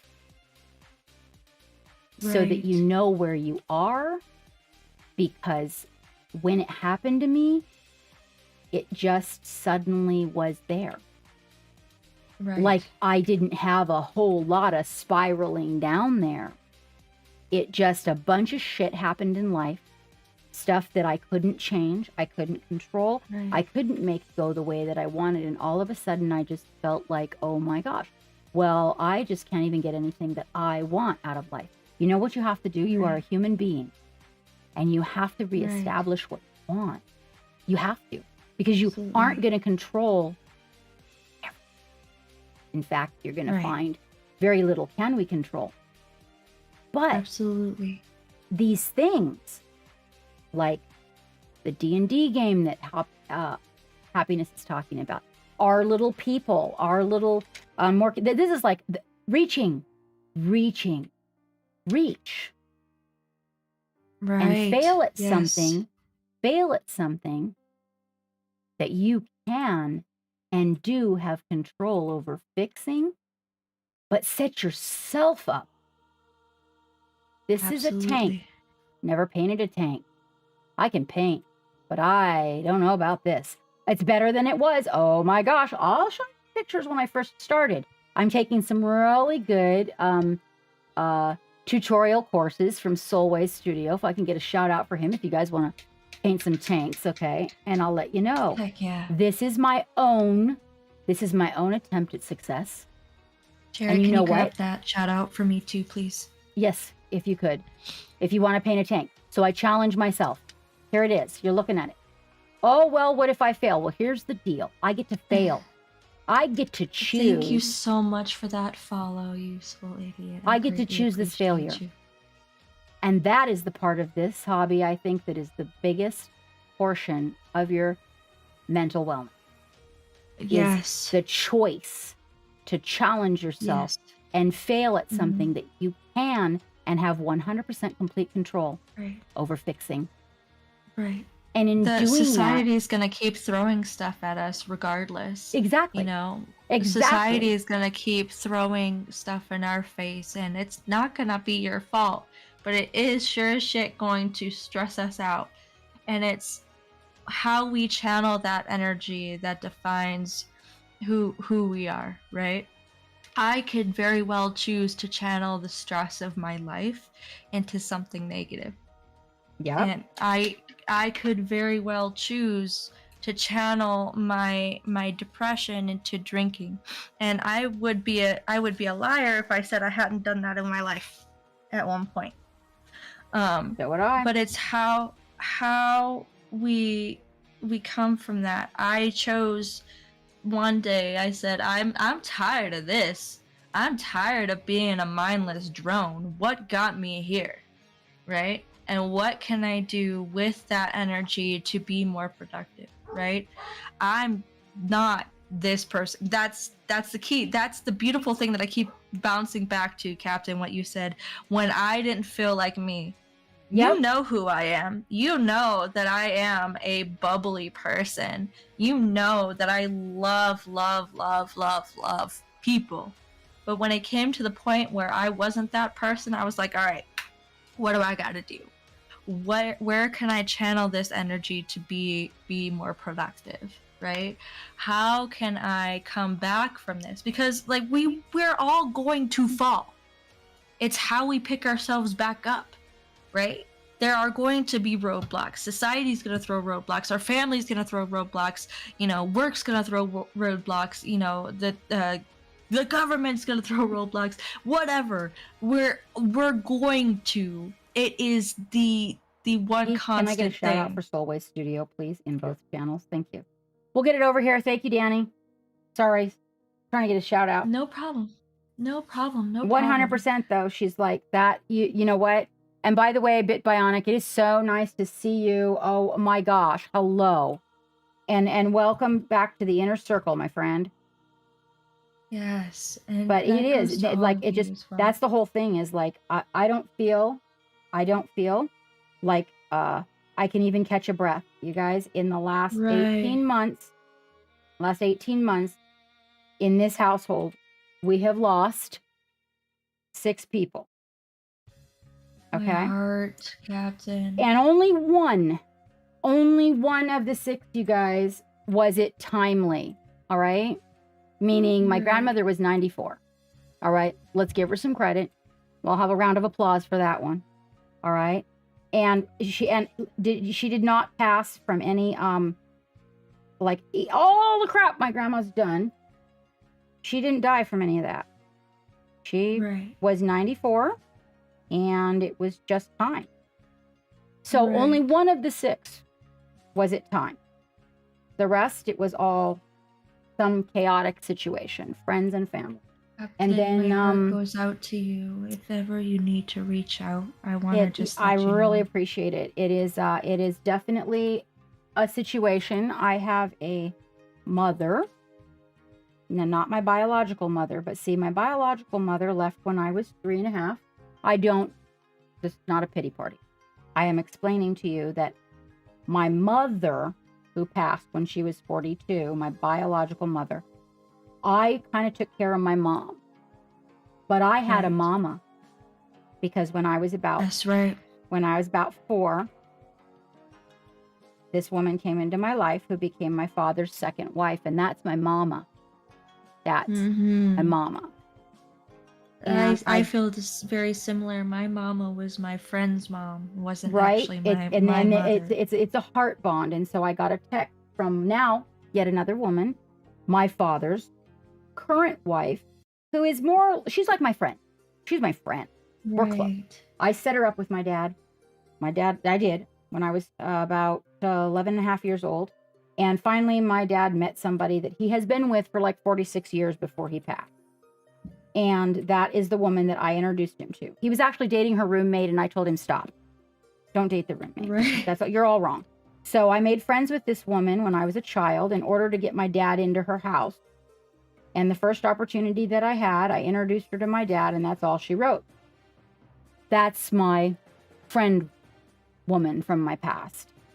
My mama, my dad's wife, my stepmother, called me to tell me that my mama just had exploratory surgery done, and apparently they completely missed this. I don't know how. She is now, like, literally went from having some stomach issues to, oh, by the way, she's getting moved to hospital. Wow. So my heart. I don't really feel like life has been very nice. It's nothing No. personal, you guys. Life isn't really being personal. I mean, there is stuff you do kind of maybe bring upon yourself sometimes. Right. And you got to be willing to accept the circumstances Repercussions. of the decisions you make. You know, the things that happen. We have to. And Right. but all the stuff that's happening really isn't involving any of my choices. I mean, I did choose No. my friends, but it's just been really hard to catch my breath. Right. It is. We have the power to make choices, and one of the choices that I had to make, well, there was my dad, and so there was about 4 people before my dad, and I was kind of like, you know what? And then so right after that, I'm not going to cut myself again, you guys. I promise I'm not. All right. One of the things that happened before my dad, after about 4 people, was COVID. Now, you guys, everybody's in that together. Like, seriously, that it's affecting everybody. So everything that you're dealing with, and then there's COVID. Right. So you've got to realize that, and this is a really good example, and I want you guys to prepare yourselves for this, and I want you to think about this, okay? Every year during the holiday season, shit hits the fan. Right. There are so many things. I mean, there's a lot of good, yeah, but there's just a lot of shit. You know, if you think about it, 911 responders, it is their busiest season. There are more deaths, accidental deaths, and suicides during that season than any other time of the year. People Really are is. crazed, and there's an energy in the air. And come on, there's so many of you I know that have been like, oh my gosh, I just don't like the holidays because it's just like everybody is crazy. And you can feel it. It's a vibe, right? Now think about this. Right. Okay, so now what I'm going to tell you is we've been going through this COVID thing for how long? Anybody name it? A year? I think a year. Has it been a year? Because we bought our house It's a just year as and a COVID. half Yep. almost. Okay. This is some stressful shit you guys are going through, and everybody's going through it, and the vibe is in the air. Now you are about to enter into the holiday. 1.5 years. Right. You are about to enter into the holiday season, which has a vibe. Yes. Yeah, so looking inward, acknowledging, trying to find your answers, your outlets, your sources. Your hobby right now is more important than it has ever been. Amen. You should That's so create true. little people or paint little Christmas decorations as your gifts this year for people's trees, or that table that goes behind their couch, or maybe they collect trinkets, and it doesn't have to be Warhammer. Look, I got this. This was a gift to me. Check this out. Look at this. This was a gift to me. This is my desk buddy. Wavy sent this to me. I love it. I love it. Aw. He hangs out on my desk all the time. You guys can do this and give somebody a little go-to-work buddy. Every time they look at it, going to bring a smile to their face. These are some of my favorite colors. This is my favorite little creature. This is my little desk buddy. You actually can get through the holidays making a little creation like this, fairly inexpensive to get your hands on. Maybe you have a 3D printer. Maybe a friend of yours. Yeah, you want to know something great about my desk buddy, Wavy? Let me show you. Look, so here's my bottle of ink that sits at the back of my desk, right? I have 3 of these, a black one, a sepia one, and a white one. Look. Oh, yes, this is not naughty, you guys. This is, so, right? Look. He sits right on top of that. That's wonderful. Yeah, see, okay. It's like and a I peaceful reminder of the journey, you know? It is. It is. I actually just got a new one. I actually purchased this other one. There was a Brush for Hire was doing a charity stream, and I purchased. There it is. Check this out. I mean, think about it for a minute, okay? So I bought this. Let me get that focused in for you. I bought this on his charity stream. Now I have another little desk buddy. I bought this guy. Can we get Brush for Hire a shout out, please? For all Yes, those who don't please. know who he is? And then he sent me this in the package, which is a Christmas tree pickle. And so now I have. And don't you like it? What? Isn't it cool? I freaking love that! Oh my gosh! So this is my desk buddy, but this guy, he is going to go hang on our Christmas tree. And during the holidays, just remind me of, you know what? Yeah, fuck you. I'm an angry pickle on your Christmas tree. And I love it. I love it. Like, he doesn't know what's on my Christmas tree. So the fact that he sent this is like just too good. Right? And then Wavy sent me the shark. I have the shark. And so all you guys that do this hobby, think about that. Like, look, now this is a block of very expensive zebra wood. But let's just be realistic about this for a minute, okay? Go down to Lowe's. Get yourself a little 2x4, chunk it up, sand it down, stain it, paint it, make a little block, and then you can make a little display for your guy, right? So he's got this, right?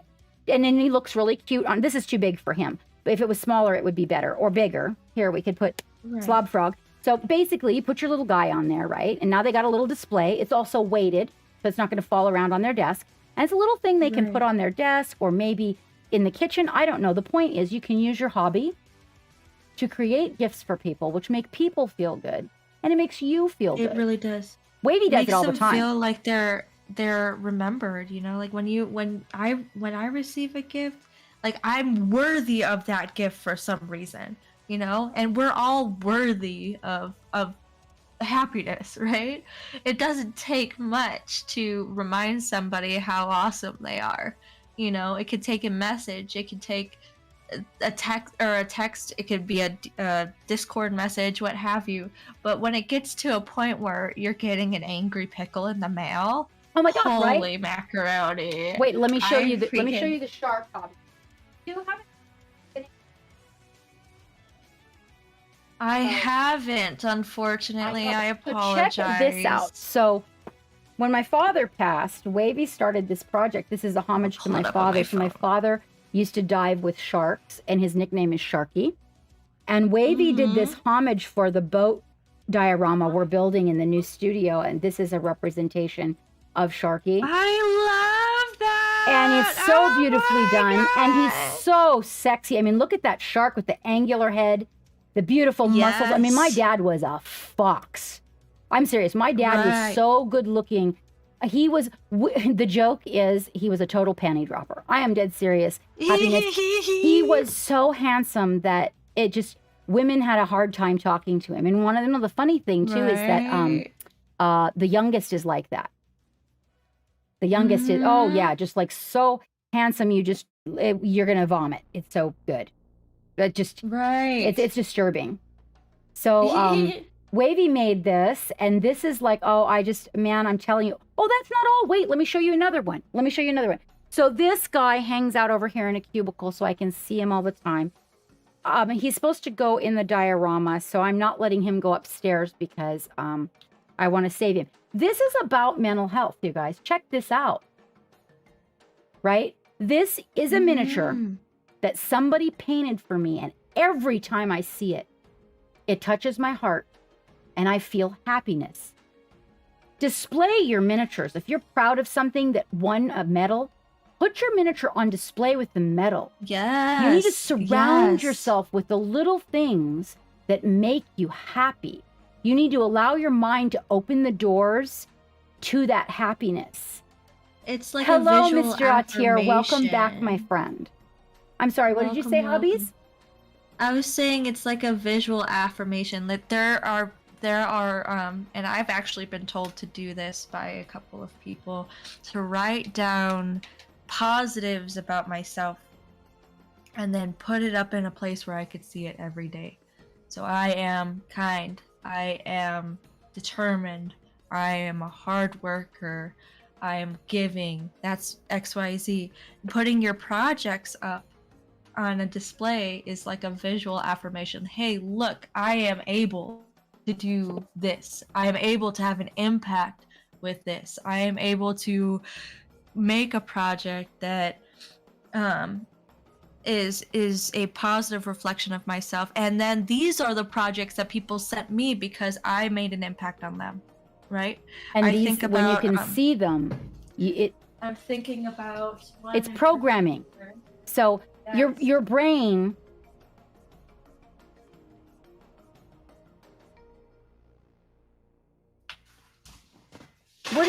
What would you consider, Wavy? Hold on, I want to know what that's about. Oh, I will give you a Hammy update. Hold on. This from Megan Hain. Oh, I want a Megan Hain. Me this I can't beautiful see you, though. bar. I should. Hang on. Let me bring up your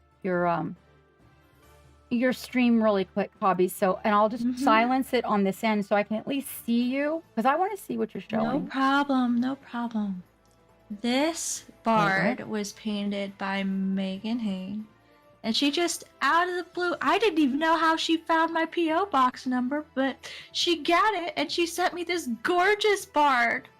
And it sits, and she even got, my hair was purple and pink at the time. She even got my hair.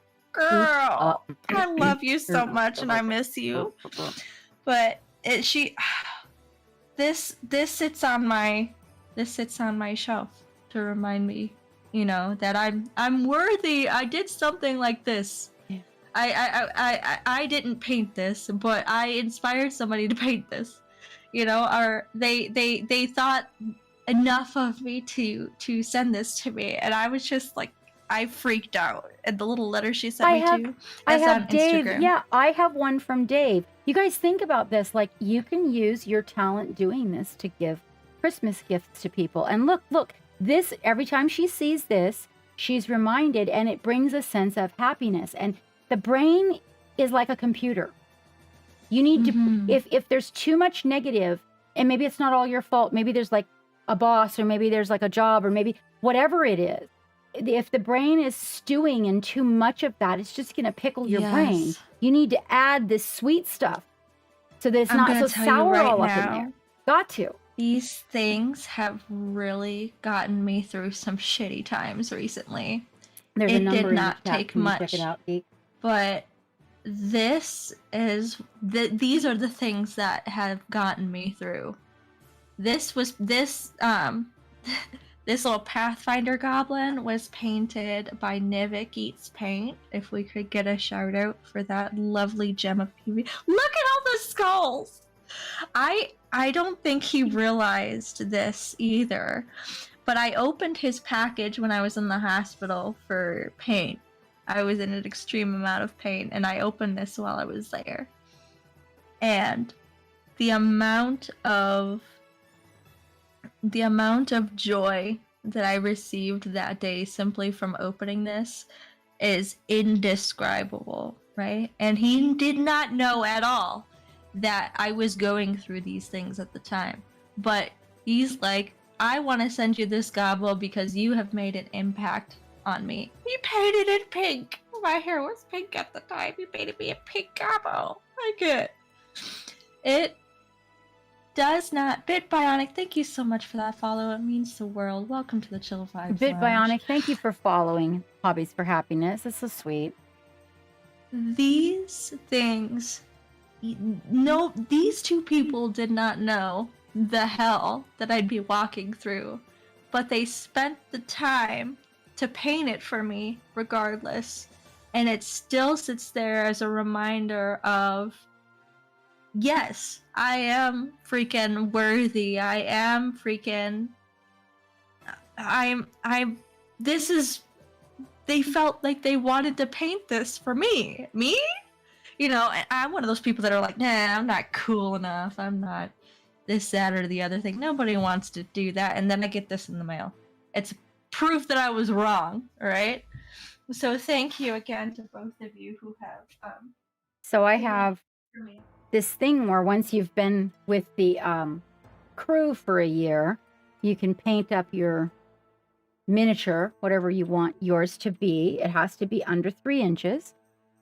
Mm-hmm. And crew members have sent theirs in. This is actually not, so Big J sent me one, but he did not send, he sent this for me, which is Sophie. Wow!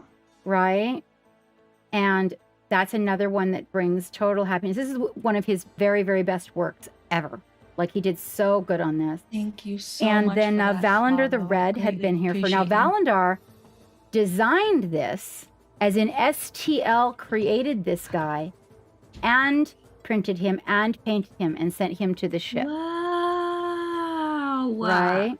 That's wonderful. And we need a shout out for Big J, you guys, on the subject. The other thing I'm doing this year is, if you're not creating it, we're buying from all creators this year for Christmas.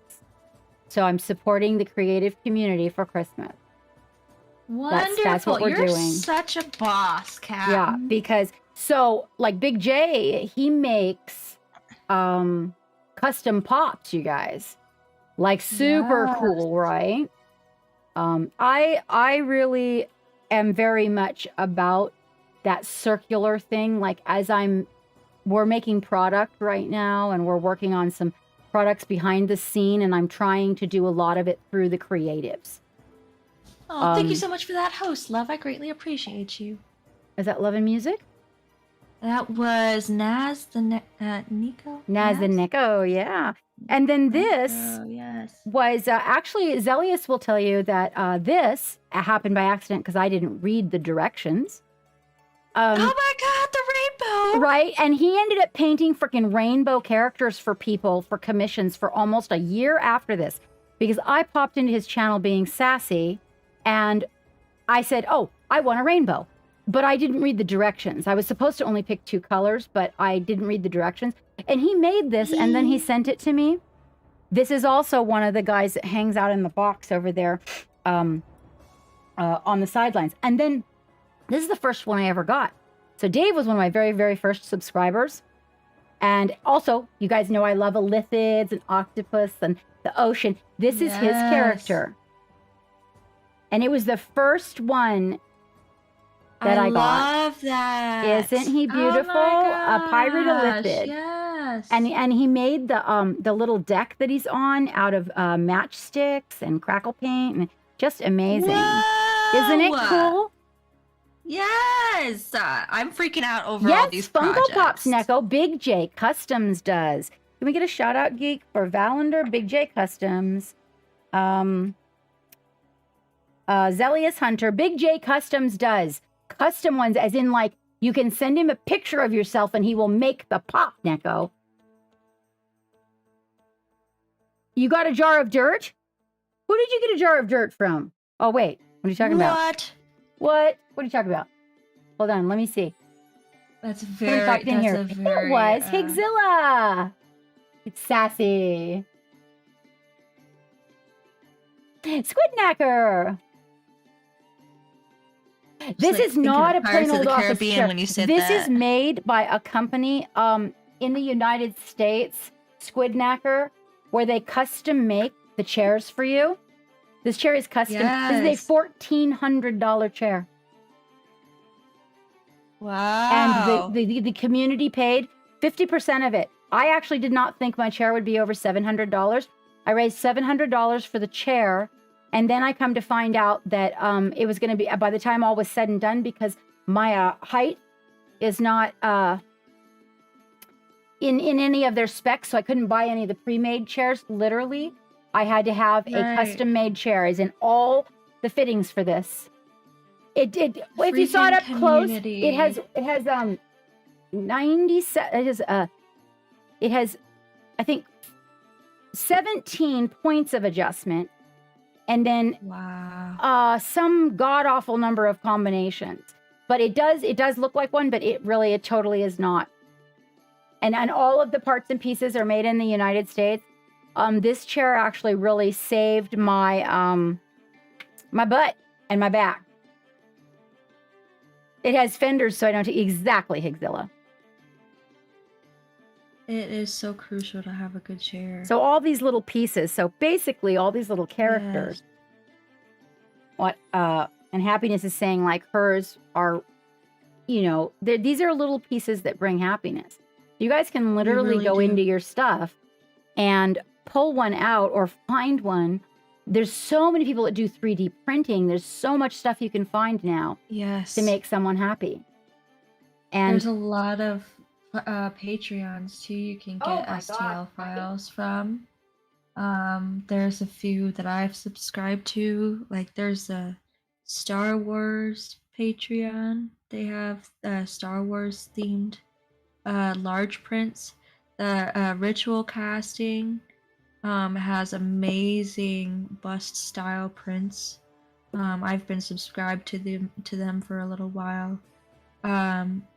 Eddie the Cross 3D, who does, I have one of his pieces that I got from, I got it through a company, but dude, Chibi. That is a thing, Neko. We kind of are challenged with that ourselves. This is one of the pieces that's from Eddie. I think they might have changed their name. I'll have to double check that, but does really fun chibi style diorama capsule chibis.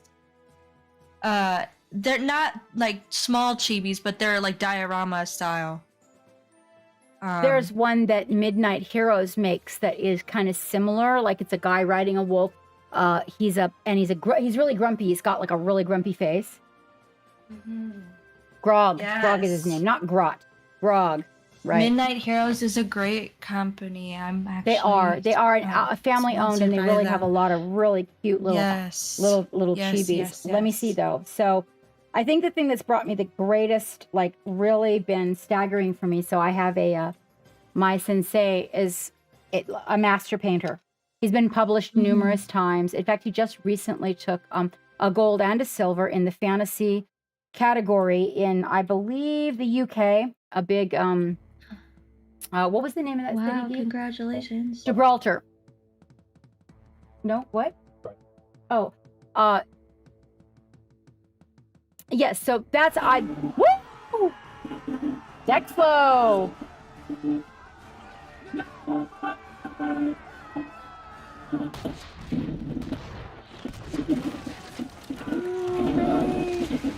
Sorry guys, the mask is creeping.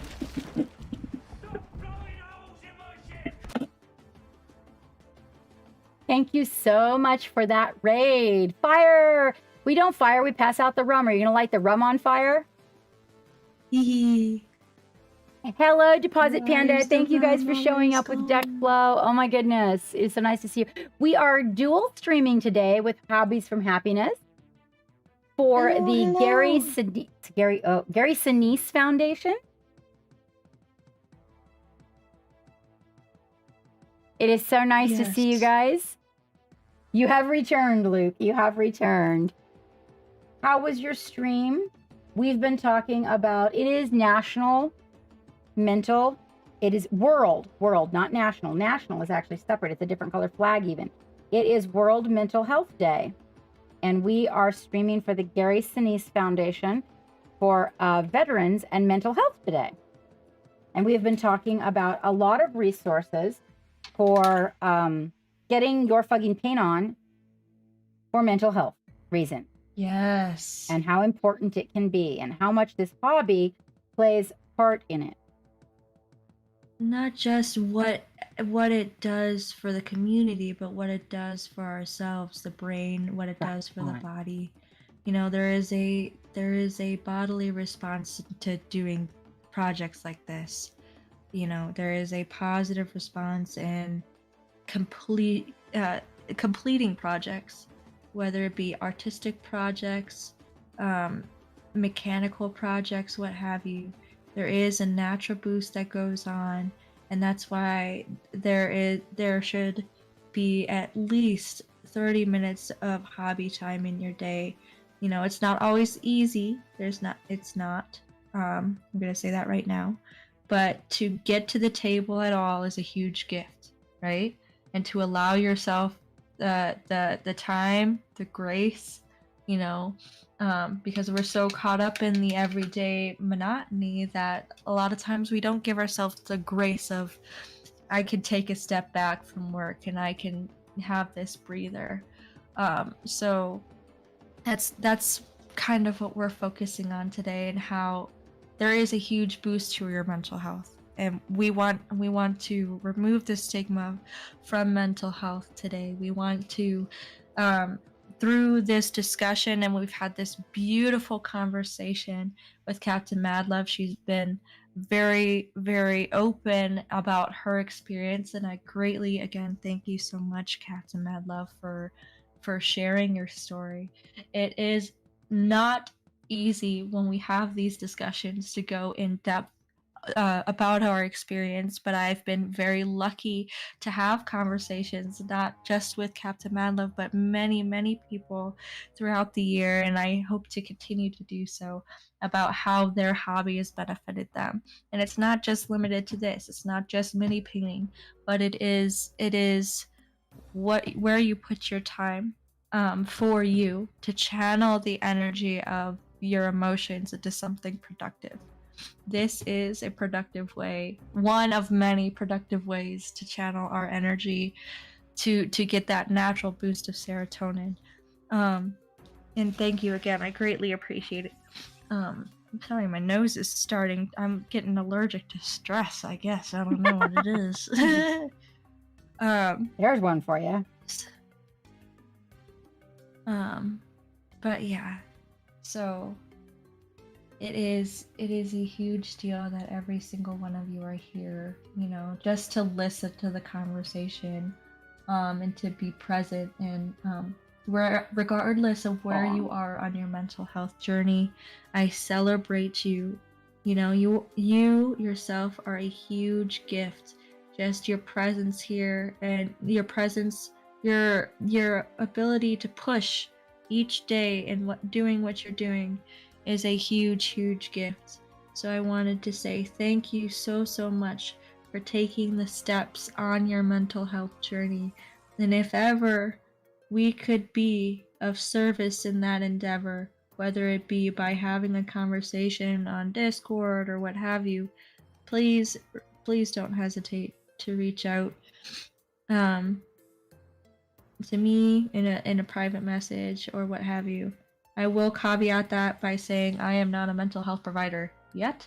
I am working on that as a goal in my future, but I can share a lot of my experience and how it was influenced by things like hobbies. And if ever I can help you just by chatting or being an ear to listen, please reach out.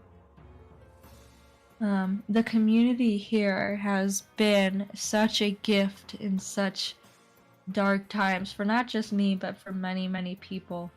And I am very lucky and honored to have you here, to not just being a part of the chat, but there are times where we hop in Discord as a huge group. Like I've seen a lot of people from this chat in the Pyro Club, for example, to have you all here just to listen or to take time to do a hobby is more of a positive gift than you realize. And I hope that you would celebrate yourself as much as I celebrate you.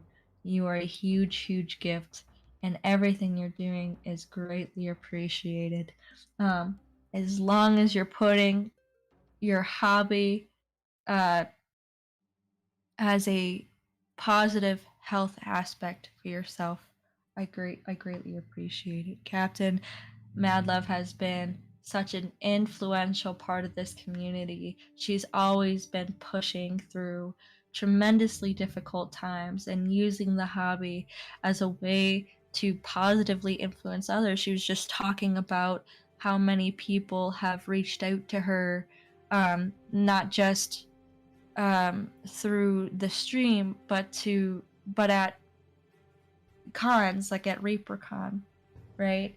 That was huge. Those responses are huge to us, and I greatly appreciate you supporting Captain Mad Love. She's been part of my Twitch journey since pretty much the beginning. She was one of the first streams I found when I started to stream. So seriously, supporting her is supporting me, and I greatly appreciate you. If you haven't started to follow her already, please hop over there and do so. If you're not watching the dual stream, I would encourage you to hit exclamation point and follow real quick. However, I am going to step away really quick just to check on my minions to see how they're doing. I will leave them with you for just a moment if you would be so kind. I'll be right back. That being said, that is Hobbies for Happy. We are dual streaming with her. This is World Mental Health Day. And I decided it was time to do a charity stream. There's been a lot going on in my life lately. Our life, mine and Geeks over here, a lot of very heavy stuff. And I thought that a charity stream might be something to add a little bit of lightheartedness in a way to it. Maybe before the holidays get going, donate a little money to a cause that is going to help veterans. We are right now doing this for the Gary Sinise Foundation, and he helps the veterans worldwide. I mean, nationwide over here. It's not just for mental health. There's many programs through that foundation that he has going that's really nice. It's probably going to be a situation of working with this one, I don't know, maybe a couple times a year, but I've been looking for a foundation that really focuses hard on the veterans because I have noticed a lot of challenges since Geek has been out of the Navy. As a veteran, getting what you need from the medical community. Not everybody comes out of their retirement in the military and has a job like Geek has, which does have his current job. He does have really good medical and everything. Not a lot of people do, but when turning to try to figure out what was available through the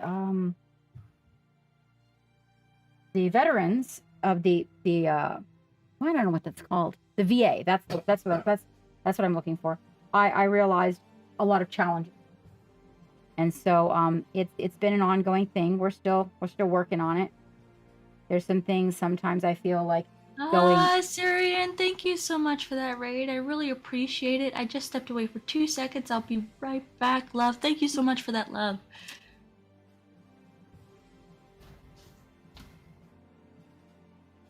but we are, there's some things that I think that maybe military, when it comes to certain aspects of mental health, where the military should offer a little bit more when people get out, because, you know, it's not easy to be in that environment for 20 years and then come out and become a civilian. So it's a very structured, very different environment. I am currently kind of slapping some primer on one of Pop Goes the Monkey's little RoboSquigs. This is actually one of the big RoboSquigs, but I also have here on my desk one of the little ones. That's the big one, and here's the little one, the little guy. So that, and kind of working on I was gonna work on the tank here, but then I got sidetracked by some RoboSquig, because you know it's Orktober, isn't it? Right? And these guys just would make such a good little companion for some orcs. And so one of the things that we were discussing is all of the ways that this hobby has been helpful to me in the mental health aspect. And I would have to say that one of the things was strengthening to be able to do this, to be able to sit in a chair and present myself in front of people and conduct a stream, sharing my concepts, ideas, and learning with you guys was originally a really big undertaking. And what has happened is that there was a time when all the doctors that I had available to me were all working just to improve me to be able to go to a convention. And they all worked together to get me there. And that was super cool. That was when I met Stan Lee, actually. Wow. And that was a really amazing experience. And that's a person I wish I could have met. he was, Stan I think, Lee is a genuinely incredible. good individual. I got to tell him that he was when he asked me who was my favorite superhero, I told him he was, because he was the one that was behind all of them. Therefore, he was the best superhero of all. And he said it was one of the biggest compliments he'd ever had in his life. Oh, Yeah, he was a really nice individual. a freaking gem of a human being. But for me, a lot of it was the physical aspect. And then you guys came along. I started sharing with you guys, and people started learning from me. And that's when I decided I needed to up my game so that you guys didn't grow out of me, and open a Patreon. So you'll notice I don't have I do not have affiliate status at this time. I let the affiliate status go because Twitch takes such a big percentage. And I went with a Patreon. It made me more serious. Also, the Patreon did, about my teaching. And so I got a few students, and that became a really good thing. I enjoy our private Patreon gatherings. It's good fun. I learn from you, you learn from me. And I think one of the greatest things for me, and I encourage you guys to find people that you can learn from, or to join a Patreon that suits your fancy, where you're getting what you need to step up your game, because it has done me wonders. I have a friend who is a master, that would be Samini, and he is now, by the way, officially streaming. And Huzzah! he does not,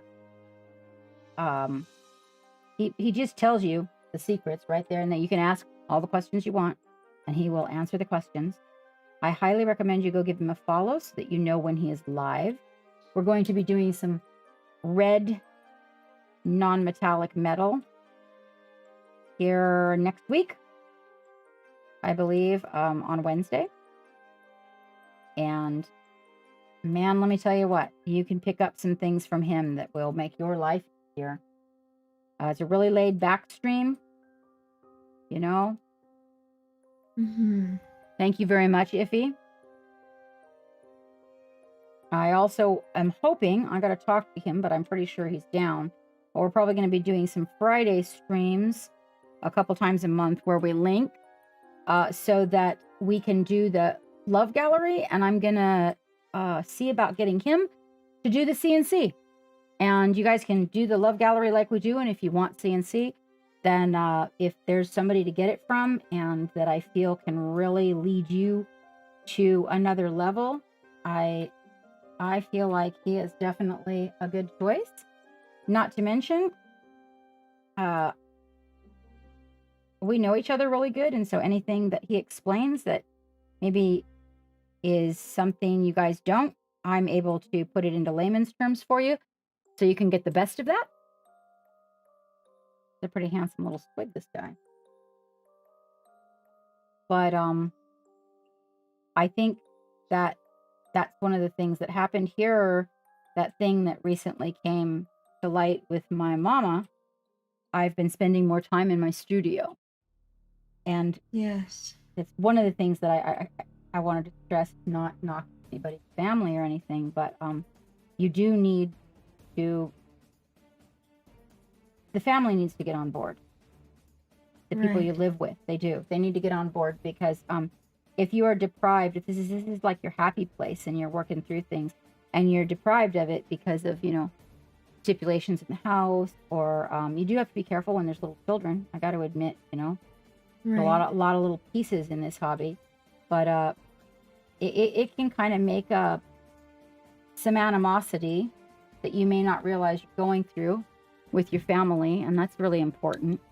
Right. I actually inherited, I should show it to you, but I inherited a collection recently because the one person didn't care for it, and kind of a hard knock.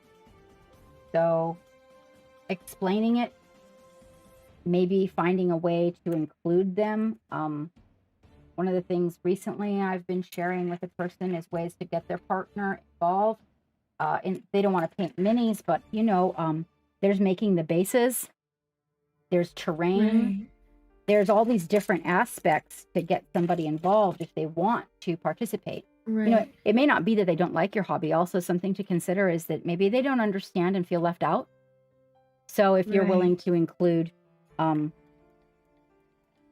the other people, with kids, I think it's really good to start them young.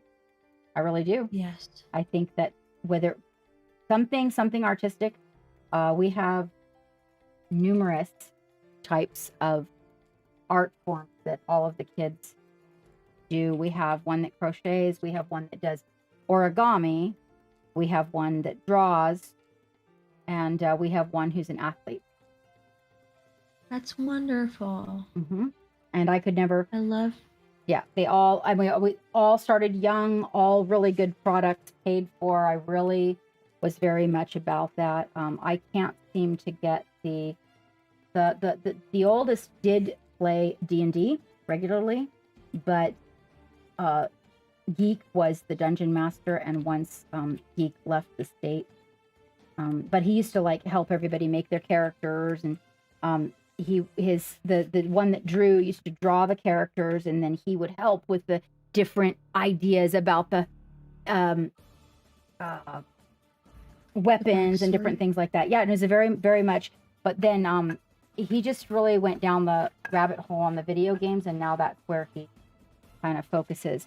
I do believe that his roommates that he is now that his roommates that he's living with right now have a D&D night once a week, so I'm really glad to hear that. That's wonderful. I'm so glad that more people are incorporating D&D into What their happened? Where are everyday the panties? practice. On what? Wushak, what? Oh, because they should still be in Discord. Geek should have uploaded those a long time ago. They should be in there. They don't on the stream anymore because probably because I dropped my affiliate status and went with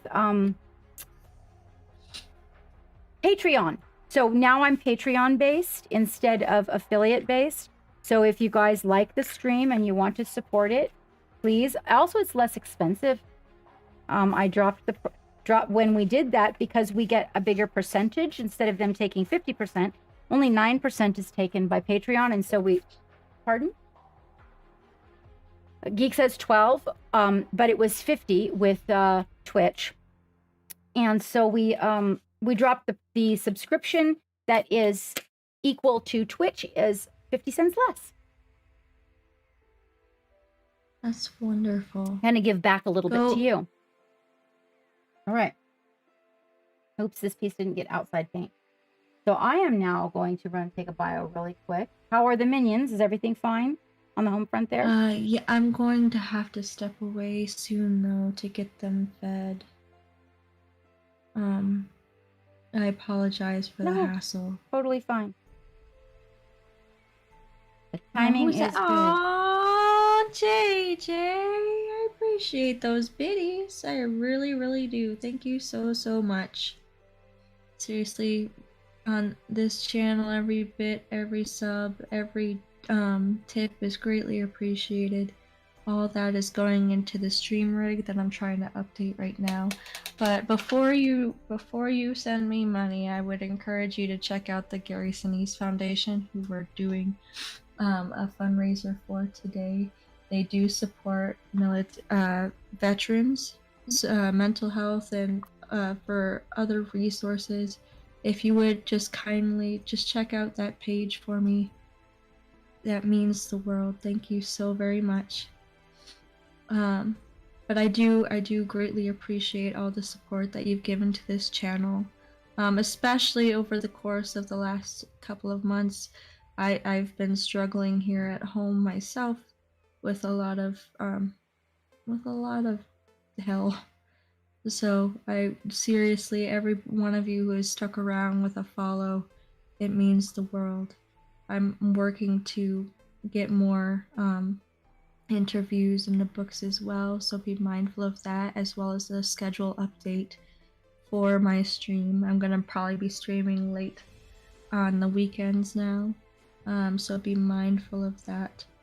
As I started a new job, I started working at a rehabilitation center here near me on nights, so I get to work with patients who are going through their mental health journey for recovery, and it's been hugely rewarding, even in the short time that I've been there. So I've never found a job that I've been like, hey, this is where I Hobbies need for to be. happiness, Warshock.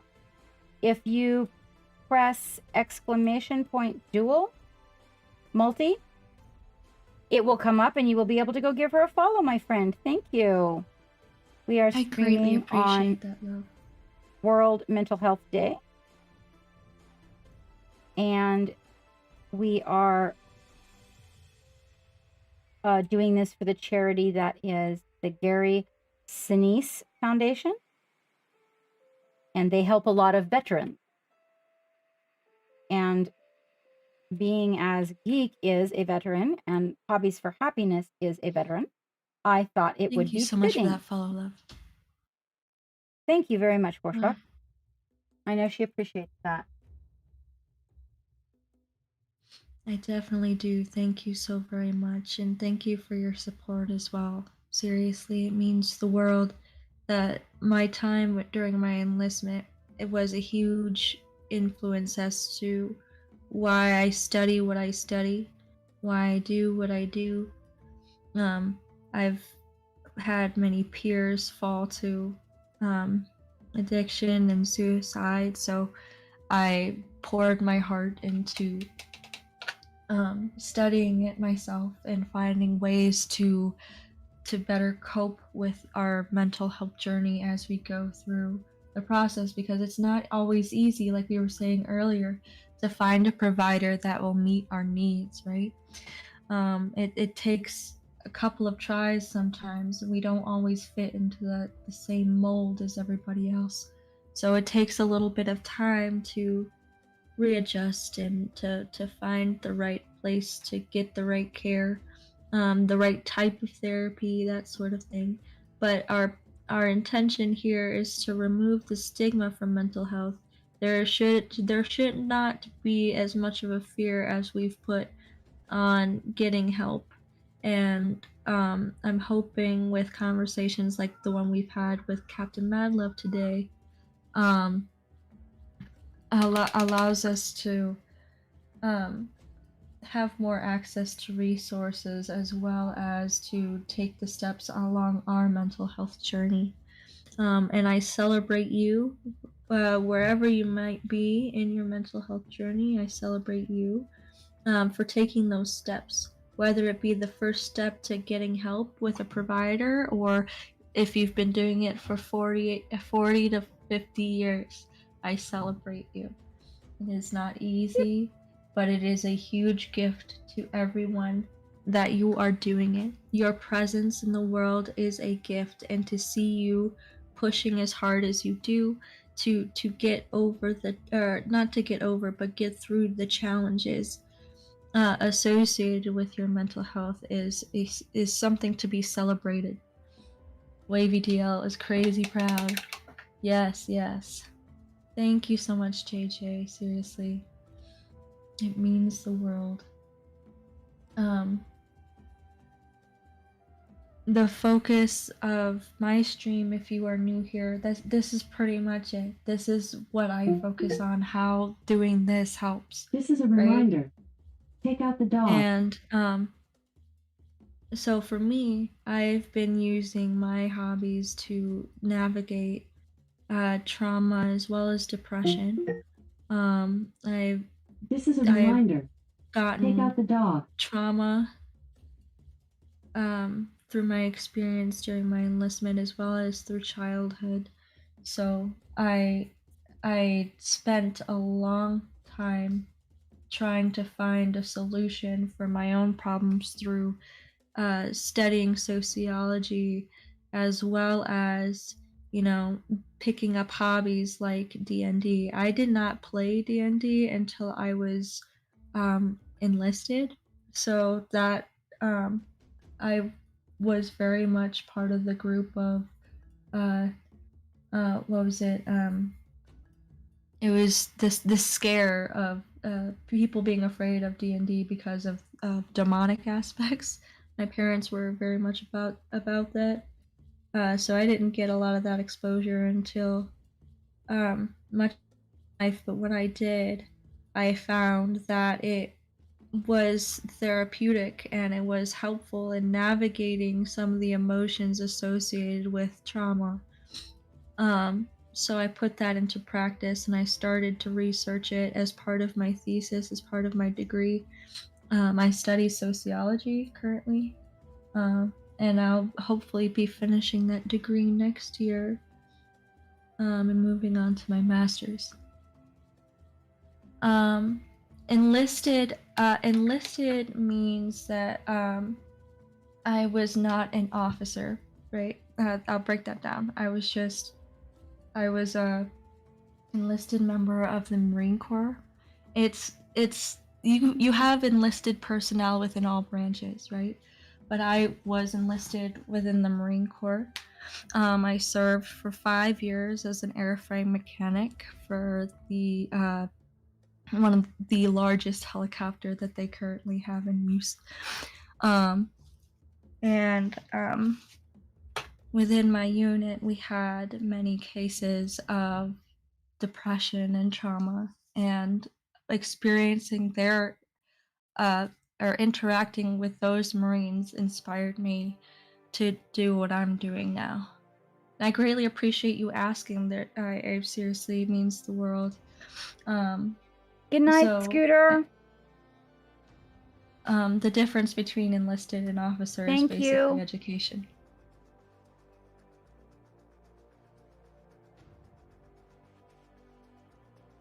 Thank you so much for asking. I really do appreciate that. But that experience pushed me into studying, and it has brought me to having these conversations on Twitch, much like the one we had today with Captain Madlove. She really went into depth about her experience, and again, I am honored, Captain Madlove, that you were able to share that story with me. Thank you so very much. Every aspect, every perspective that I can gain in this realm is hugely beneficial to me. So if ever you feel like you want to share your story in the chat, or if you want to have an aside, have a conversation with me in Discord and just talk about your experience, please do so. We've had quite a few conversations, even with people in the chat. I've had a conversation with JJ. I've had a conversation with Jarrett. I'm hoping to increase the number of conversations that I have going forward and possibly redo conversations that I've already had. I've spoken to people like Mocha Minis.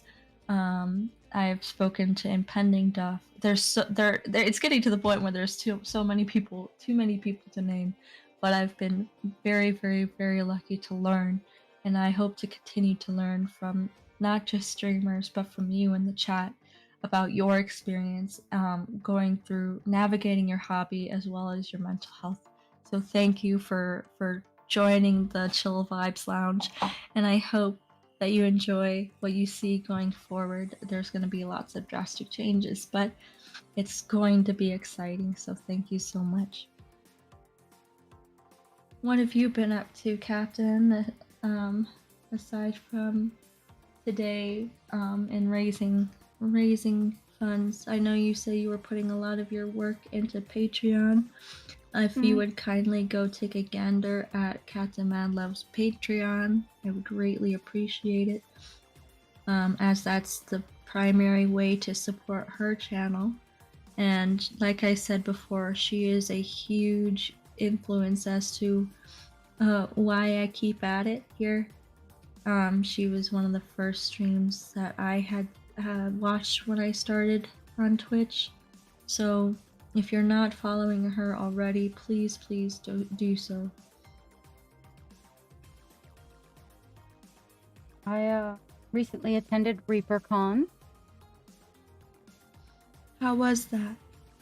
It was amazing. I just, like I said, I really, I think what I took home from that, the people that I learned from a few people. I mean, if you guys haven't heard of Raggy Paints, that's somebody to go give a follow, and really positive person. Taught me a lot about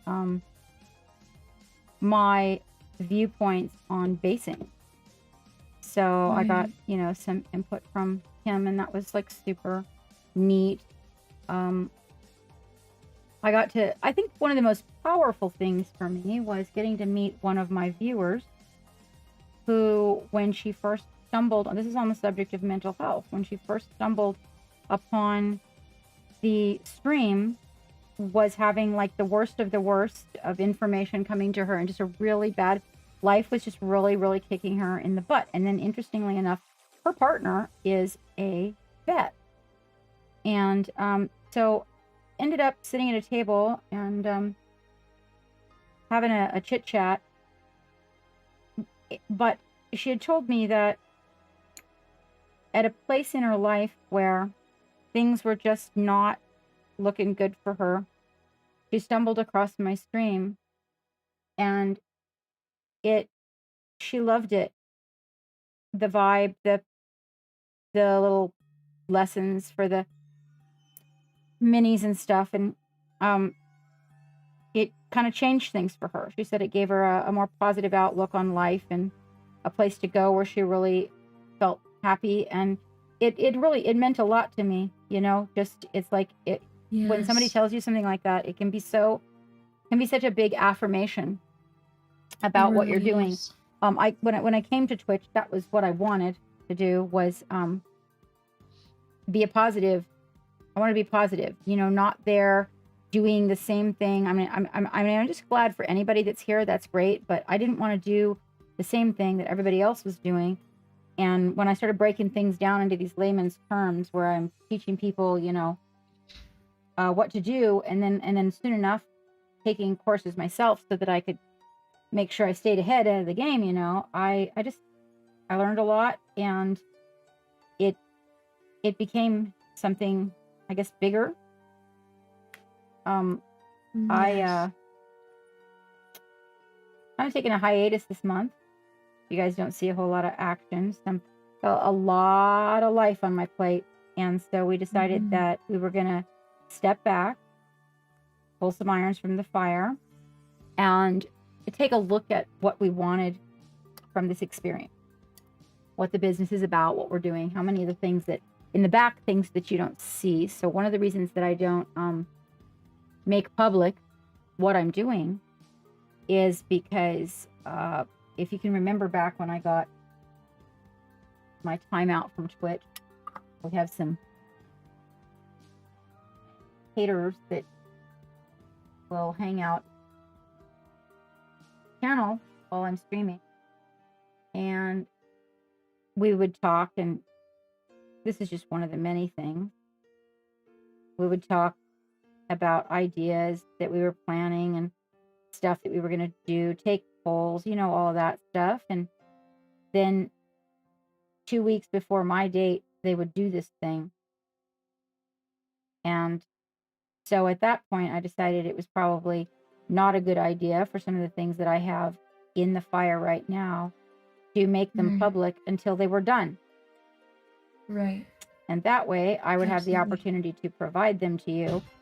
And mind you, that was just like stream ideas or the way you paint a miniature idea or stuff like that. Nothing like super major. Right. But I got to thinking about the, what we're creating right now. And it just wouldn't be good if it fell into the hands of someone else. Then there could be just a whole bunch of stuff that came down the turnpike. So some Right. secret projects, I guess you could say. And I'm excited to see them when they get released. I am Captain. very, very excited. It's looking very positive. It's a lot of work. We're doing is a lot of work. So we Right. had to kind of reevaluate what we want Captain Mad Love to be, which is one Mhm. of the reasons that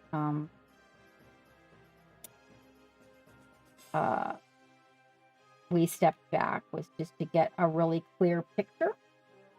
And Right. then I got the information about Mama that just kind of I guess it was good that I was sort of taking a step back. I actually Right. called her because I'm a stubborn, and I just didn't really like the fact that someone else was telling me what my mama wanted from me. And so I called her, and that was a really harsh reality. Right. Yeah, that really kind of messed up my everything. My But heart goes out to you, hun. I really love that woman. She really came to my rescue. Right. She really did. I mean, I don't even know if I would have really known, what it was like to have a mama if it wouldn't have been for this person. She just was so there for me, you know? And I only had her for like 4 years out of my life, but it made a really big impact. It was 4 very important years. We'll just put it that way, you know? So, I've been working on a bust that I think I might be able to get into a competition, that we're going to a Dragonfall.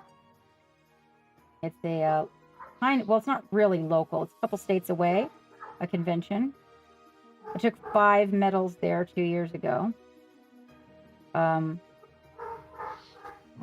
with some work, and I'm actually creating something for the competition this year. And I'm That's hoping wonderful. that will provide some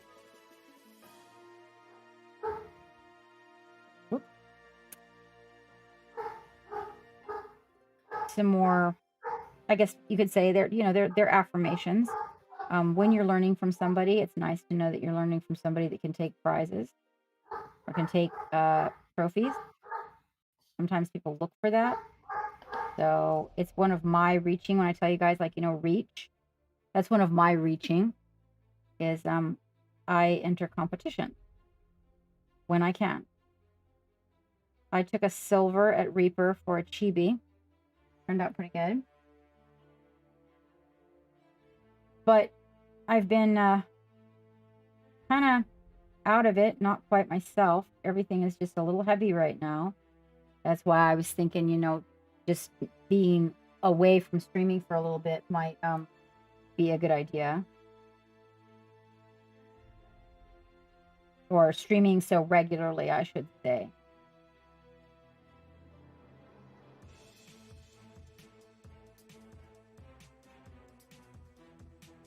Oh, well, that's not going to work because that's got a cover on it. I apologize. My fur baby is going nuts, so I gotta step away. But Your I'm fur gonna baby, is send. that I'm yours? gonna send. Yeah, that's my. I have two fur babies. My Yours sound like youngest big fur fur babies baby. compared to mine. Yes, he's a German Shepherd mix. So I'm going to go rescue him, but I'm gonna send my crew over to you, my friend, if that's Right. okay. All right. All I right. appreciate that conversation. I'm sorry I couldn't stick around as long as Oh, don't even worry. I'm really gonna work on this whole painting thing here. I'm gonna get down to some colors. My the tank here in a minute. conversation with you though has been so rewarding. Seriously, thank you so very much. Well, thank you very for much, the Happiness. time and adapting with me this morning. And like I said, it's been real crazy, and the fact that you adapted with me Stay on is target. Stay on target. huge gift. So thank you, thank you, thank Hey, you. Mark. And with that, I'm going to send my people your way. Be All mindful right. of an update to the schedule, loves, and I'm gonna be posting that on social media. So thank you very much. I hope you all have a fabulous day. And if you guys are not following my girl here, Hobbies for Happiness, if you have not popped into the dual stream and gone over there, oh, look, we're created by Hobbies for Happiness.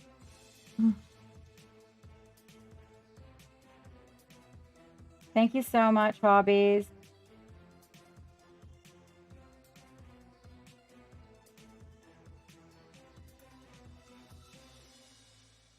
Oh, welcome, welcome, all you raiders. Welcome. We are doing the stream here for the Gary Sinise Foundation today on World Mental Health Day.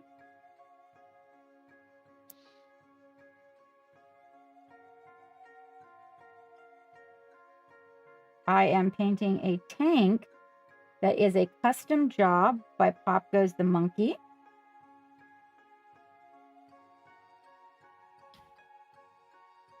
And I'm getting ready to remove the tape on it here in just a second. If you have anything that you'd like to share that you've been working on, you guys feel free to pop it in the chat today.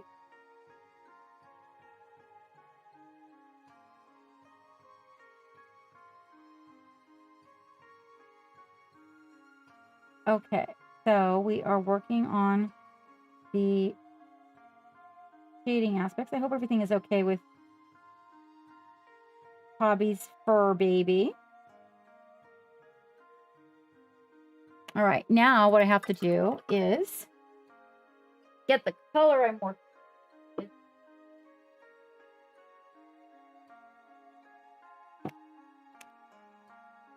When you use these color shifts, you want to shake the Jesus out of those, by the way.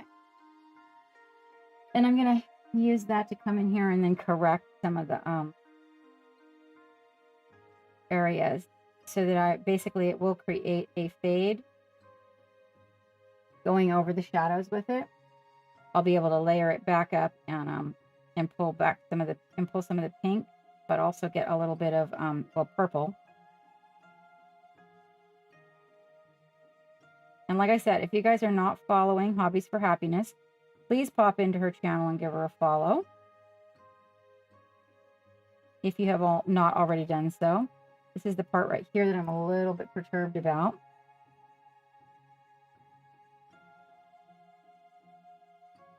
When you use these colors, I'm going to let you know that if you paint them with a brush, they come out way, way, way, way, way shinier than if you put them on with an airbrush. So I'm just going to come in here and kind of act like I'm sort of highlighting a few of the areas. And what this does is, so this is actually taped off, but I'm going to leave it that way until I get done building these areas to where I want them, so that I don't end up getting any of this extra on that black. I'm pretty sure that's black under there. Not 100% positive on it.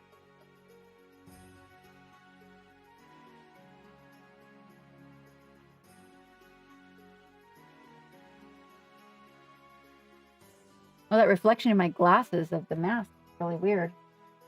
That looks weird to you guys.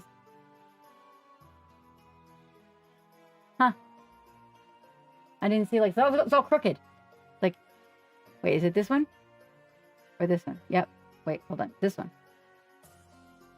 Huh? Huh? Hmm? No. Wow. Is that angle's looking through the... Weird. Because it really, like, I don't know. Is it that crooked to you? Like, is it going off to one side?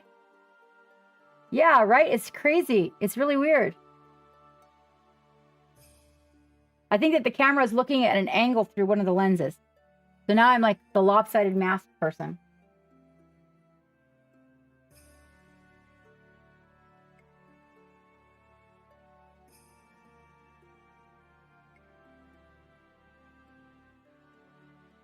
Yeah, it's crazy. Oh yeah, that makes sense.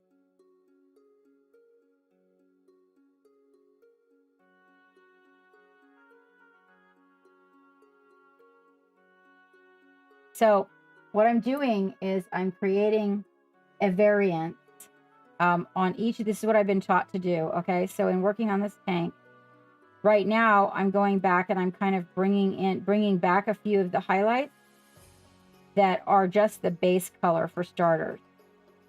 Okay, just this I will probably end up going over the whole thing. But as you notice that I can come back in here and I can kind of bring the color shift down over the shadow, and then we get a little bit of a gradient. And that's what I'm doing. Also, there's like a little place here that I kind of got some green that I don't want it. So I got to kind of come in there and cover that a little bit more. So then once that dries, I will come in there. Now, is this side? Oh. So I didn't really get a very strong gradient on that side, but you can kind of see it.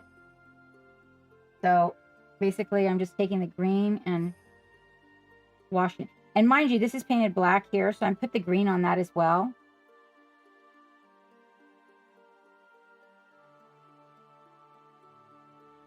And then I just kind of fade it into the... What I do is I just operate the brush lighter and lighter until it fades up. And then I'll just use a wet brush, right, to get this gradient. And then I'm going to pick up a little bit of the purple and just bring that gradient on back down. And then I'll just take that area right there, move it one way, and then I'm going to move it the other way.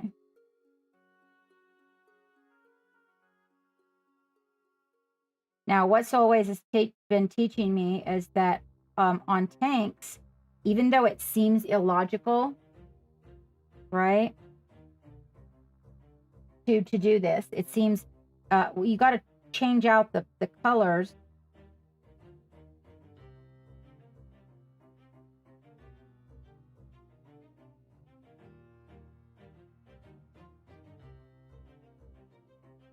What did you, oops, dark side? Did you mess up your paint?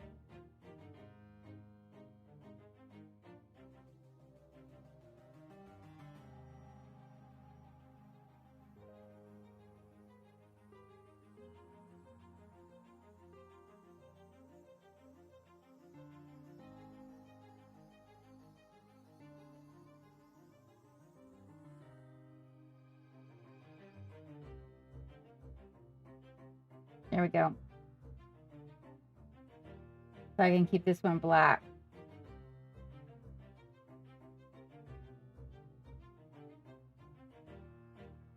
Oh, the wet, the wetter the better.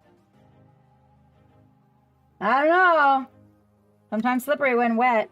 Okay, so we can kind of get a gradient from the green to the pink so we can create some shadows. And then I'm using a little bit of the green and I'm mixing a tiny bit of black and then thinning it. And I'm taking that and putting it like right around the corners here to get a little bit more shadow.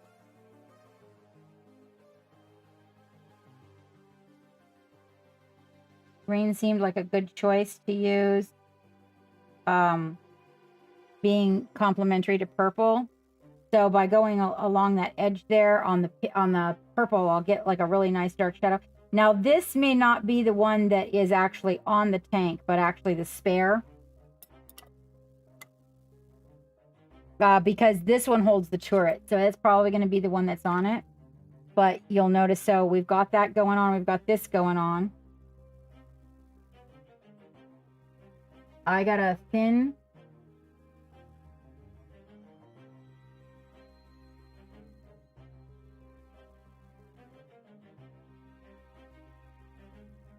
I really want to get that gradient good right there.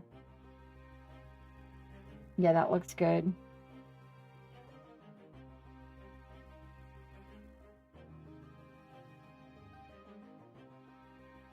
Oh, I don't even need to worry about that. I don't even know why I'm worrying about that. Here I am painting over that mistake, and that mistake doesn't even matter what.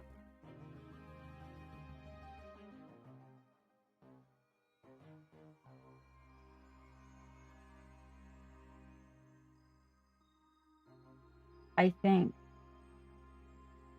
I thought I did that.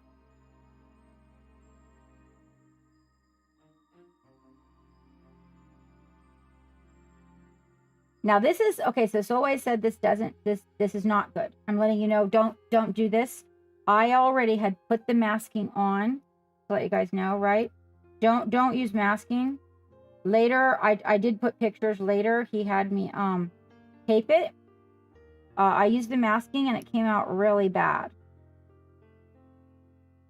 Like it totally messed up some areas. I even pulled the video. It was so bad.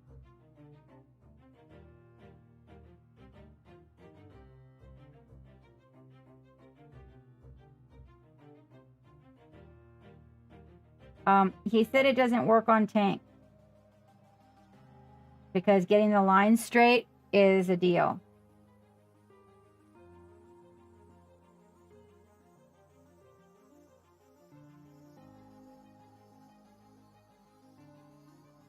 I'm gonna go back in and I'm gonna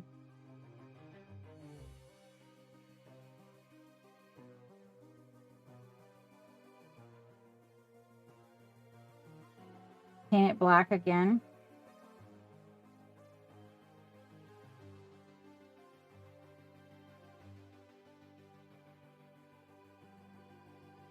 I'm gonna need to because there's gonna be little scrapes on it.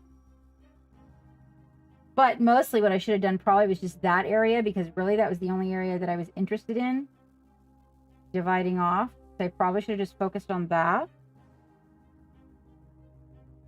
Anyway, don't use this because it's garbage. I mean, it's not garbage. It would work for something else probably just fine, but he was explaining to me about getting my lines straight, and yeah, I really messed up the other side, but I fixed it.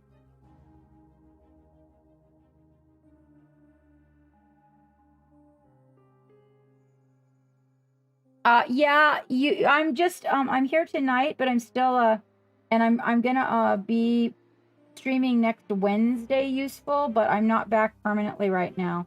Just a few times during October.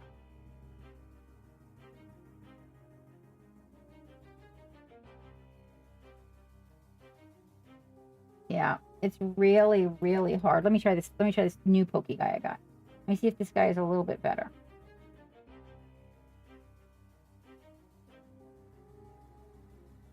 Yeah, he's a little bit softer than the razor knife, so. Now, although the good news here is that Solways has said that this was a good place to put scratches.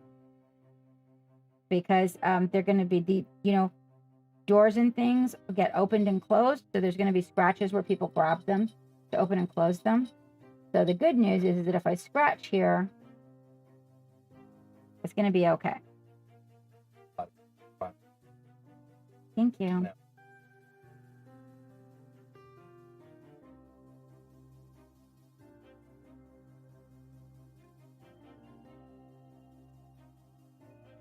Oh, Dark Side, I'm taking the masking off. I got excited and decided I wanted to mask this, and that was going to be a good idea because I didn't have the tape the day that I was doing this.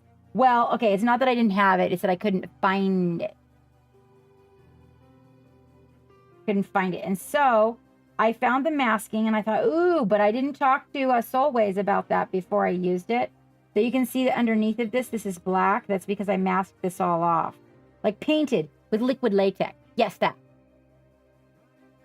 Yeah, I don't have any of the blue tack and I hate the white tack. It sticks to, I got to get some blue tack. That's what I was using was the white tack when I did it when it was fresh. But now that it's been sitting for a minute, the white tack that I have is like super nasty tacky, my friend. See? I don't want it to stick to my tank as the white tack is such a... I don't know. Fine.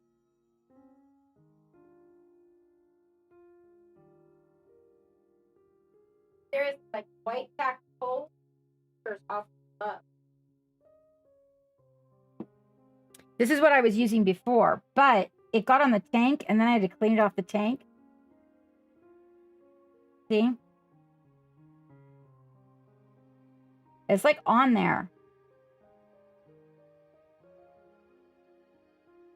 And then it got on the tank. Good evening, Robosh.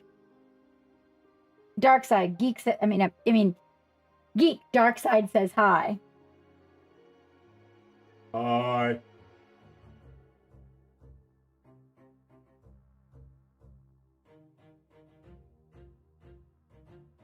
Anyway, this is not the right way, but I have to correct this now. Silicone putty. Like, silly putty?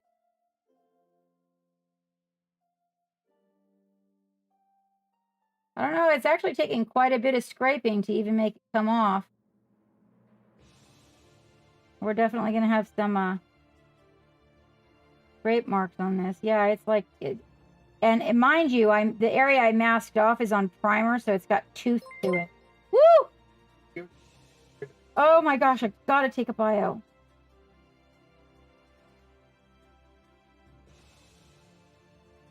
Welcome aboard the Hello, everybody. Welcome, welcome. My family. Okay, guys.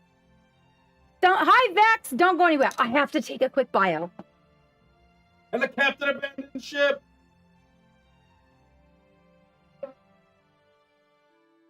Hang on, I gotta...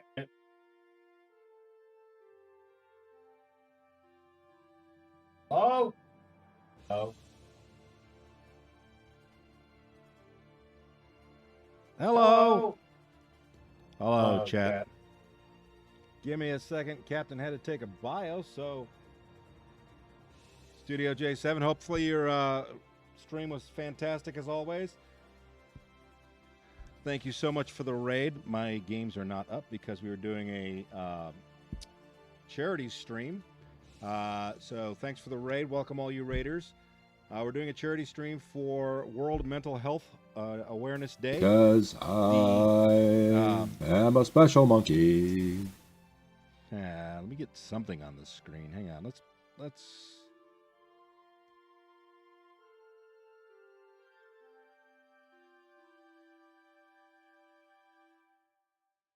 Welcome aboard the Black Pearl. There we go. Now at least you can hear me and see what the captain's working on. Jem'Hadar. From this point on, I am dead. I have to. I used to know that spiel from the Jem'Hadar. So we're doing World Mental Health Day. We're doing the supporting the Gary Sinise project, the Gary Sinise Foundation. Gary Sinise. Seriously, it's just an orgasm in a box. Thanks, Wavy. So today's World Mental Health Day, and we're starting to focus a little bit more on the veterans. I'm a veteran. Captain was co-streaming with Hobbies for Happiness earlier this evening for the foundation. If you hit !donate, you'll get the link to the Gary Sinise project that we're running through Tiltify. we've had a lot of stuff going on in our lives, and we've had to spend some time reflecting on how that's affecting us mentally, and it's really fucking us up, man. And that's just the reality of what it is. So we figured today being the day it is, we would throw some support.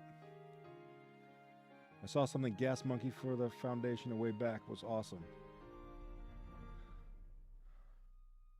Foundations a way back. Yeah. So the Gary's, there's a lot of foundations out there. There's a lot of places out there. I'm a big fan of Gary Sinise project because it's helped out veterans that I know personally in the past, or was privileged to take part in while I was still active duty. So I really respect the Gary Sinise Foundation. Not that any charity is, or any donation or foundation agency is better or less than the others. Yeah, exactly. But I don't know, something about how the Gary Sinise Foundation came about really speaks to me, and the personal connection makes it a no-brainer for us. So we're going to be doing a little bit more for raising for veterans, not just mental health, but there's not a lot out there for veterans to get into and be supported in some kind of hobby, right? Whether it be Warhammer, mini painting, modeling, gunpla, whatever. And there's a lot of therapeutic effect that painting, creating, finishing, learning really does line up with some of the things that we do well as veterans. And it helps give you that format, that ability to create something. A lot of what we're taught and trained to do in the military is to destroy things. We don't get the chance very often to build things. So this is we're trying to figure out how to make better use of tools we have available, and any small influence we have to help veterans find a better way to cope with some of the shit that we go through. And it really can, Jay. It really can. Yeah, it gives you. I mean, it's more than so. I know a lot of guys who are into sports and into like there's a area around here that there's an organization around here that they do horseback riding every other Friday, and that's cool, and that's a really great experience. Oh, Hammy's hosting the show. That's a really good experience, but you're not creating something, and you're not escaping into a different imagination. Whereas with hobbying, you know, whether it be 3D printing, whether it be assembly, whether it be painting, whether it be modeling, whether it be even or gaming. And when I say gaming, I mean tabletop gaming, like RPGs or card gaming, something a little bit more interactive, socially interactive. So if you have a few extra bucks that you can help out the veterans, I would appreciate it as a veteran. I will say thank you. Exclamation point donate will give you the link to donate straight to the Gary Sinise Foundation. Tiltify is an amazing company that hooks streamers up directly with foundations, so it's not a question of if it's going to hit our bank account. It never hits us. It goes straight to the Gary Sinise Foundation. So I'm going to turn it back over to the captain. You're up, Cap. Woot! Thank you so much for the raid. How are you doing, my family, my family? I know we have not been talking much lately. You know that I love you. I know you must know that. Oh, I'm not scrolled down. Hold on. Let me see what all happened while I was away. Oh, a lot of it. Let's see. We got some follows. Jem Hada. Thank you very much for the follow. Gothi. Ooh, that's a hard one. Golthia? Goliath. Oh my God. Goliath Games, thank you very much for that follow. Captain here, Phonetics, right? Studio J, thank you for that follow. I'm just kidding. Thank you so much, Raid, my friend. Dino Minosaur, thank you so much for coming in with everybody. Misko, giving the love. Vex, it's nice to see you again, my friend. Let's see. Oh, there's a lot of scrolling. There's a lot of scrolling. Everybody's reading. Oh, you built 2 Jeeps. Wait. What did you... You built 2 Jeeps for vets and then auctioned them off. And Gary signed them. Oh my gosh, that's amazing. Oh, that's amazing. Yeah, we were trying to draw some awareness. You know, it's that time of year. The holidays are coming and we have COVID, and then COVID is weird and everything is weird out there. And then also the holidays are coming. So I thought it would be a good time to do a charity stream and focus it on the vets, which is something that we're going to be doing a lot more of here, is focusing on the vets. I feel like they just need a little more love. Okay. Yes, exactly. The escape into the imagination and with your hands on. Yes, I have the con coming up. That would be Dragonfall for anybody who's out there that might be going. I am going to be there, and I have some of the sexiest stickers. Yeah, it has. I just thought, let's see. Gas Monkey Garage down in Texas did. Ooh. Oh. Well, Creepy Kangaroo, hello.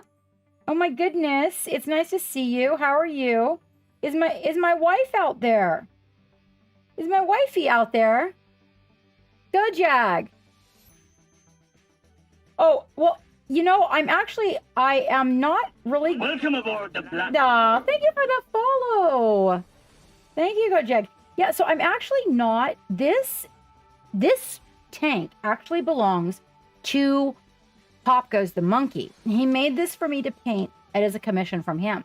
But I am actually streaming for that cause, yes. And probably will be doing another stream for that cause here a couple of times before the holidays are out, because I just feel like there is just some more attention that needs to go to those vets. Geek being a vet, we have experienced a lot of, well, we know a lot of vets. I am so sorry. I hope that she is feeling better. I also feel like I kind of needed you guys' company a little bit. Things over here have been really crazy. Not necessarily you, Jay, but yeah, see, look, I just totally scratched it up. It's okay. Wavy, don't panic. I got this. I'm going to scratch this. I'm never using the mask again. Actually, Soulways told me, no masky. Don't use a mask, you guys. Don't follow my example. I pulled the video because I realized it was a problem. It was just an experiment, so... Anyway, I'm going to take it off, and then I'm going to repaint that black, and it'll be okay. He says tape. Use the tape. No, I did not. I actually used masking liquid, which usually works really good, but not in this case.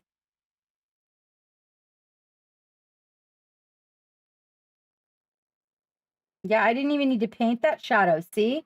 Because my masking liquid. So what were you working on, Jay? I know you want to get to bed, though, my friend. I know you do. Yeah, masking liquid it's great if you're working on, like, you know, not, you know, like just a little area on a miniature, like maybe you want to block off the skin, or maybe you want to block off the hair or something. It's great for that. But when it comes to these tanks, yeah, no, bad idea. Totally bad idea. My bad. So that's why I pulled the video, was because I didn't want other people going out there and doing it. Scenery Sunday, that's right. What did you paint? What scenery did you paint? Oh, I'm going to miss your raids. I'm probably not going to be streaming on Sundays here coming up, Jay. I'm giving my Sundays up so that I can get more done around the house. There's a lot of house stuff that needs to be done. Just things, you know, just things. Organizing mostly. I got to hang the artwork. There's a lot of stuff. Hold on, I got to find those really crazy tweezers. Where's my crazy? Oh, okay. So, that's here. Not really the crazy ones. I got these new ones that are just amazing. Oh my gosh. If you want to put a link in the chat, go right ahead. Actually, if you would put it, I know you never do. I actually have to go looking for your stuff, Jay. You're such a naughty boy. I have to go looking for your stuff to put in the love gallery, shout you out. I know, though, you're tired.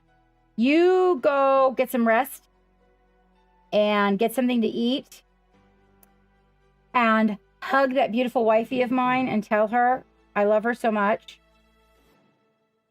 Thank you so much for the raid. All you guys that showed up with the raid, thank you so much. And for everybody that was here, I know you're already following Jay. Because, I mean, it would just be embarrassing not to be following Jay. Yeah, I figured. Yeah, well, you know, we moved into this house, Dino, about a year and a half ago. And we still are not organized. Well, hello, Bitter Brush. Did you bring my girl? I got the camera, you guys. Bring my girl with you, or is it just you by yourself?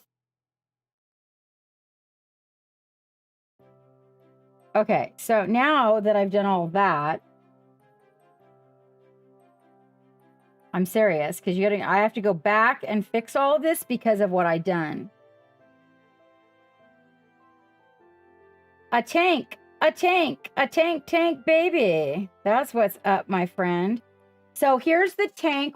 So I decided to do things really hard my first time around. This is my first tank. Okay. And sushi's always. Oh, thank you very much. I have been told that this is going to make the job more difficult.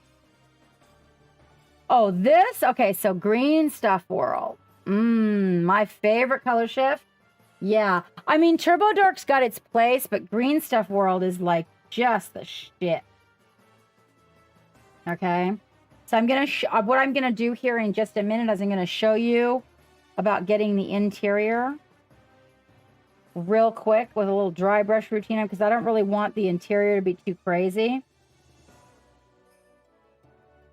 But the green stuff world color shift is bitter. I'm serious. If you haven't tried it, yeah, it is like, it's like they put velvet in a bottle and put color shift with it.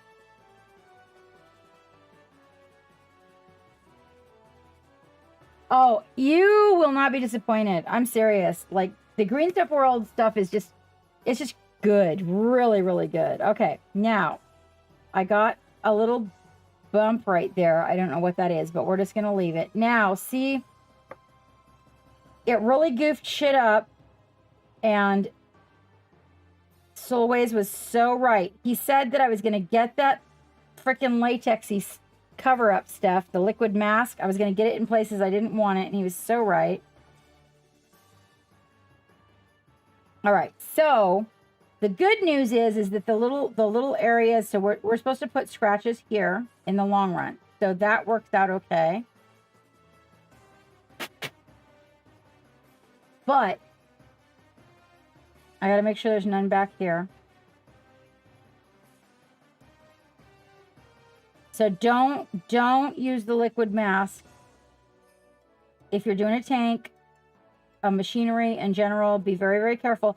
It is, and everybody, I could not get mine to come off.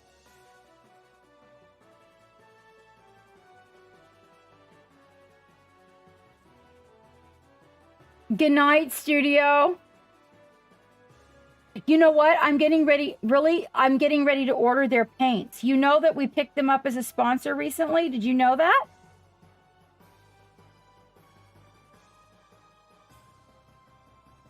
Okay, so I can totally like repaint this. Just get into the black and whoop. No, I'm not going to use that one. Oh, thank you, Bitter. Jay, did you know? Yeah. So they actually, though, my package got forgotten. It was very sad. It was very, very sad. And can I get a shout out for Soulways Geek? I'd like you guys to know that I'm taking tank courses from Soulways. You guys want to paint some machinery and shit? Oh my god. Like, for real. He is teaching me so much. I'm going to be his bestest student.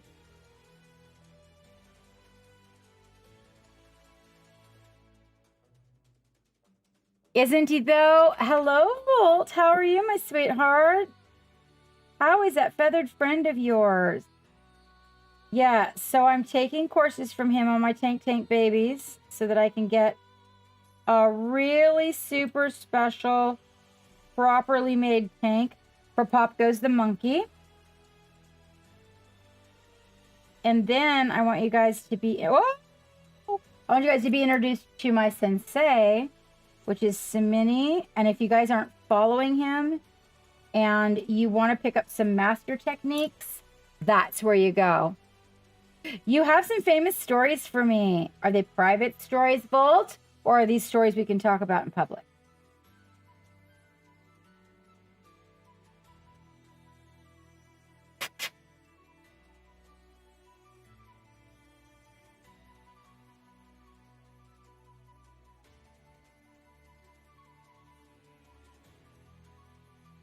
Oh, thank you very much. They are okay. Okay. Then you'll have to, and mind you, I like Discord better than I do. The Twitter has a bad, I think it has a bad chat. Sometimes it deletes my chat. Private chat. Oh, yes. Okay. So this is that very fine line right here.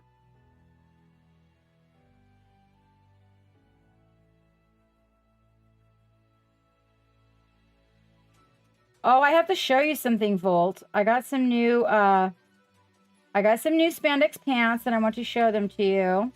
Woo! I'm wearing them right now. Okay. Now, we've got scratches in this, but I don't really think that's going to be a problem. Okay. We've got it covered and we've got it divided properly, so that looks really good. Perfect. Perfect. Look, I got some Halloween ones. I don't panic. I just do things very rapidly. See? Got bats on them. And really creepy trees. They do have pumpkins at the bottom, but I'm so short that my pumpkins are wrinkly. They're super comfortable. Like, oh my gosh, comfortable. Yeah. Oh, wait, what was that? Oh no. And there's my paint, my first paint on my really good red shirt. Now I told myself that, ouch, that hurt like a bitch. I told myself that every time I did that, I was going to take paint, because I've been doing this, like getting the paint. So I was going to take paint off the palette and I was going to paint a heart every time that I got paint on the front of my shirt. Now the question is, as in the question is whether or not, hold on, I gotta get, whether or not I am able to paint an upside down heart, because I don't want the heart to be facing me. I want it to be facing people. That's not even gonna work. That paint's not. Is it gonna work? Maybe I should get out my puffy paint for this.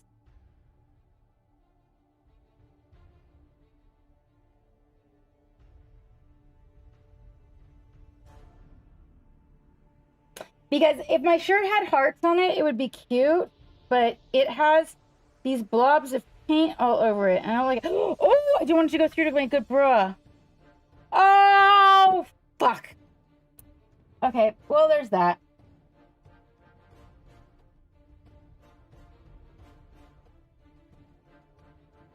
I don't know if it was such a good idea. I think maybe I'll bring the puffy paints downstairs and we'll try the puffy paint idea. But the object was that there would be like lots of colorful hearts all over the front of my painting shirt. I thought it was a good idea until I tried to paint on the shirt. And it got on my good bra. Now I think it's a bad idea.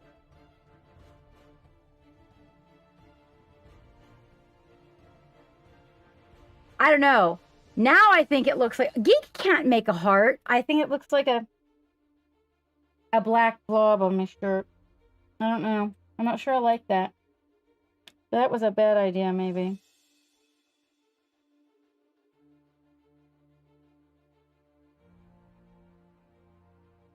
Okay, can you see it's a heart? Does it look like a heart to you?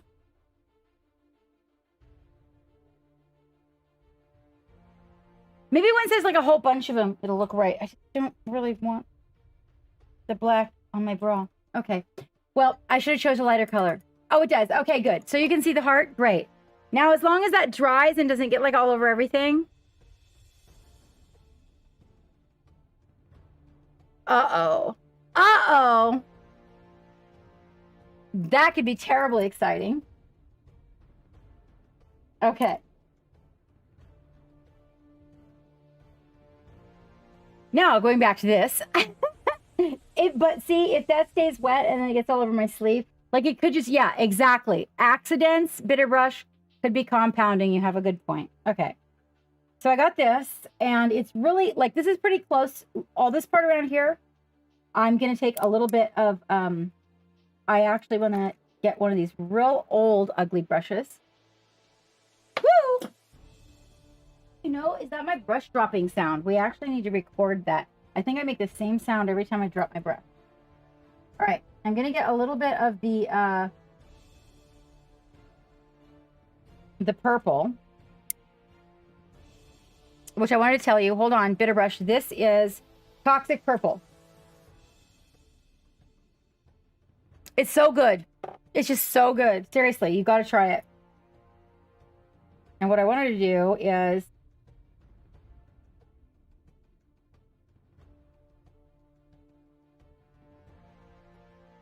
just kind of get a little bit.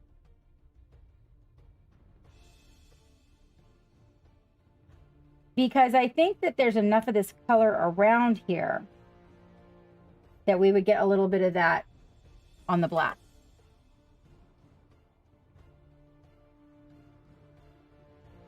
Oh, uh-oh, that could be something. Okay, well, I'll be looking for that tomorrow with my coffee even full. All right, so we're going to come in here with the flat paint, okay? And we're going to get the areas we want to stay flat. Matte.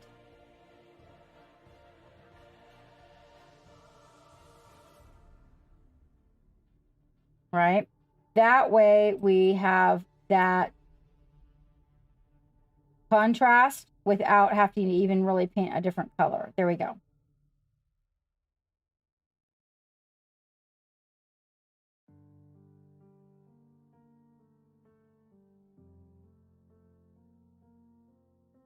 Okay, so we get not all completely shiny. It's nice to see you in here, Volt. I haven't seen you in a minute, my friend. I hope all is well with you. And for everybody that stayed from Studio J's raid, I really do appreciate it.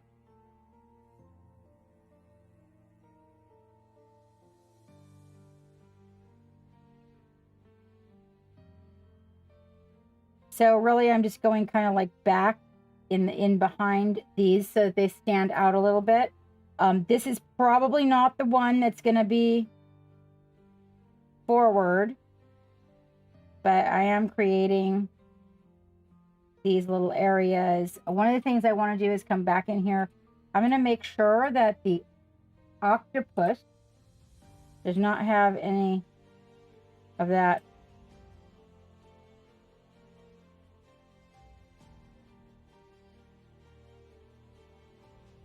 mask on it. And I'm going to paint behind the octopus with the black so that we can get a really stark appearance on him. Squid, octopus. You know, is it a squid? Do squids have 8 legs? Anybody? Anybody? He's got a head like a squid. Squid. Squid. Squid.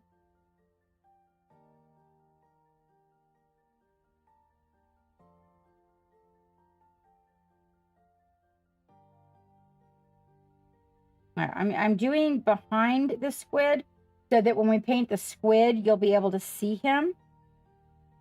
So I'm going to do right behind him just in black. Kraken. Is it a kraken? I don't know.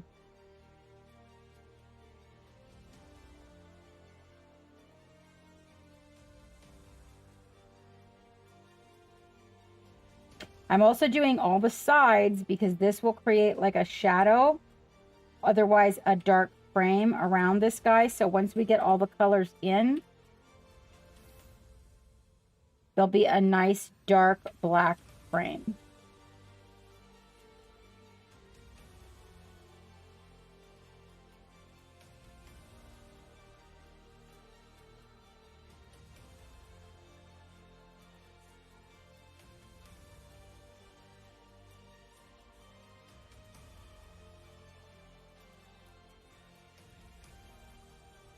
Ugly brush, because you want to be able to push that color everywhere.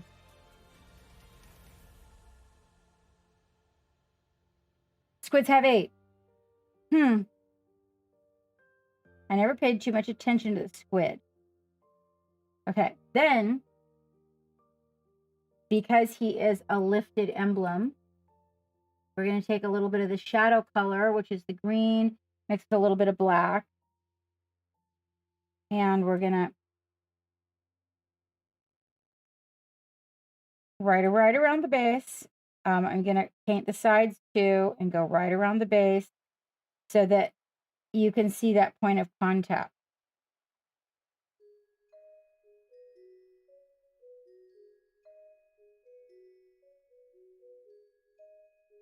And then I will kind of push the brush in like at an angle a little bit, and it'll get a little bit of a shadow around it. Oops.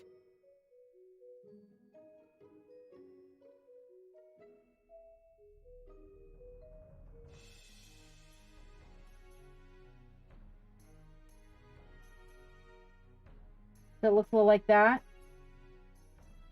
There you go. We might need to do another layer.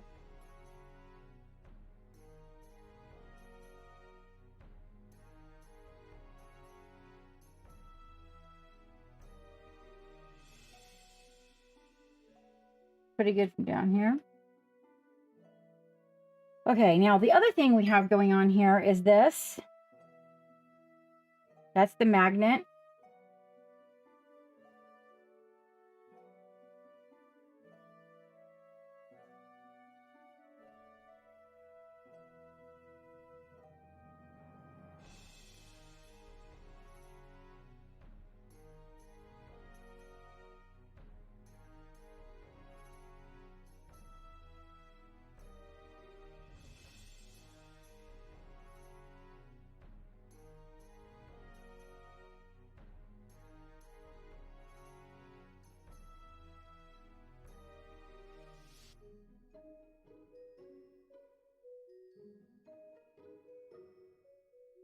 Now, this is for the turret.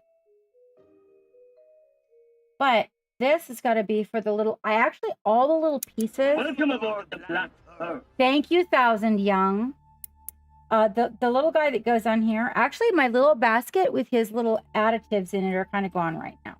They're temporarily missing. MIA. All right.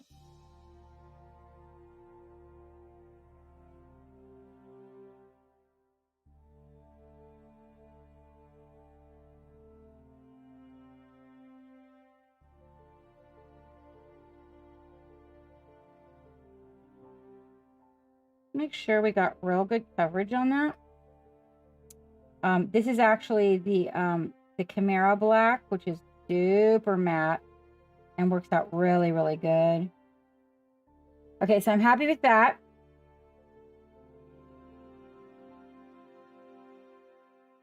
Other side. Now we need to fix that one. Of course, his little emblem on this side, but I don't want to mess with it while that's wet because you'll just end up tracking your black all over it. So before we depart from one another, what we're going to do is the inside here, it's all black. We're just going to take to draw a small amount of attention to it, I don't want it to be overwhelming, okay? So we want to draw a small amount of attention to it. And what I'm going to do is I'm going to go inside of here and I'm going to do a little bit of gray dry brushing on inside. See the inside? Can you sort of see it? Okay. Take a little bit of black. Make a gray over here on the palette. Oh, there you go. Right there.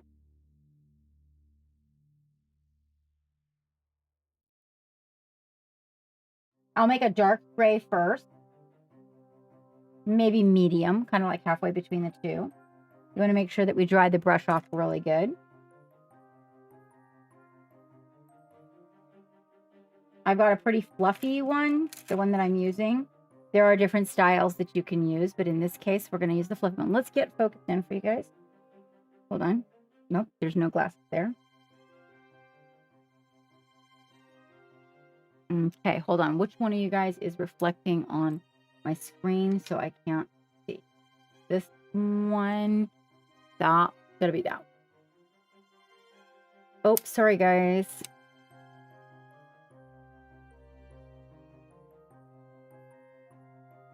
Okay, now you can see it. All right.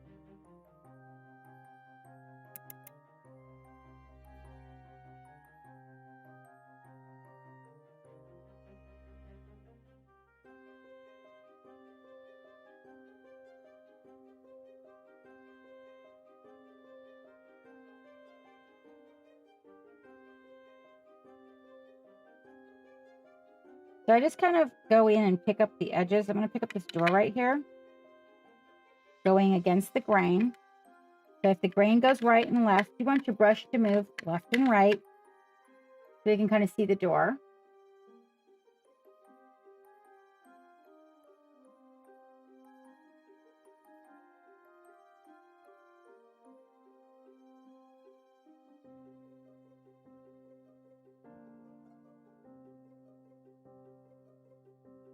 I'm going to make sure you got that pretty dry.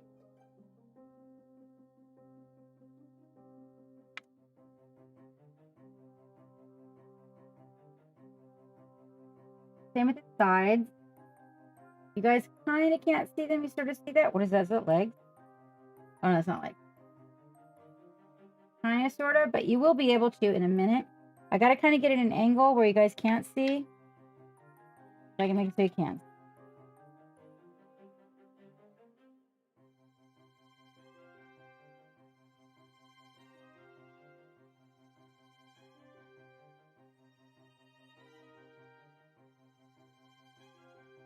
Now, this is just because this particular piece is going to be displayed. And so there's going to be a lot of people like probably wanting to see inside. I don't even know that you'd have to do this. You could probably just close it. And if it was yours. But in this case, people might be going to play with it, pick it up, look at it, whatnot. So I kind of want the inside to show up a little bit.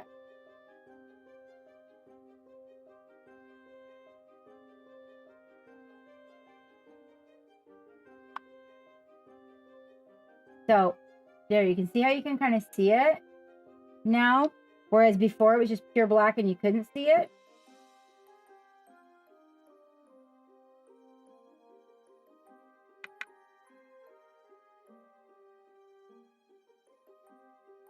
And then the part that's like right by the door, I'll probably do that a little bit lighter.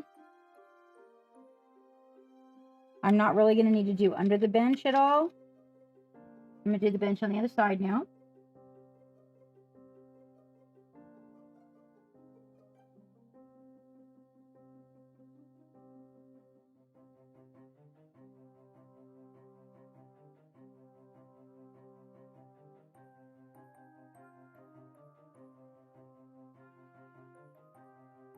I'm going to take a lighter gray.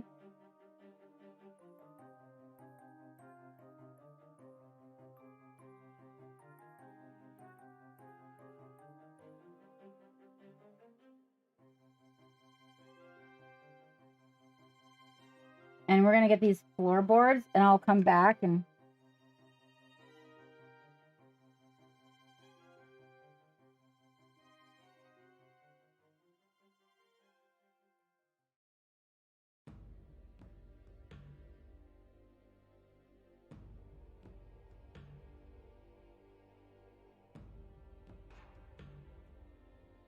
So you can kind of see some stripes in them.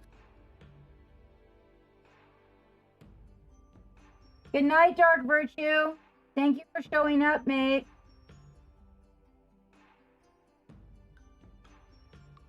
And thank you for participating in our conversation also, dude. Keep me updated.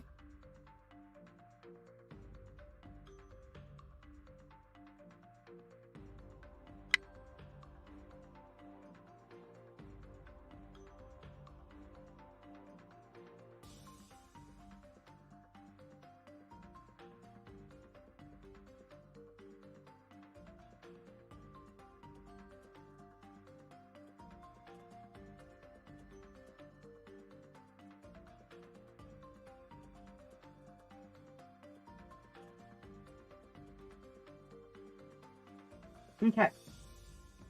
Now you can kind of see things a little bit better in there. And then I'll go through and I'll use the dry brushing with the black to create more of the distressed areas.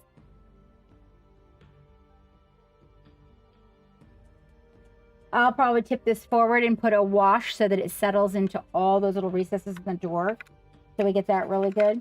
But for example, like right here where you got the floor and you know that we've got kind of like a steel effect going on.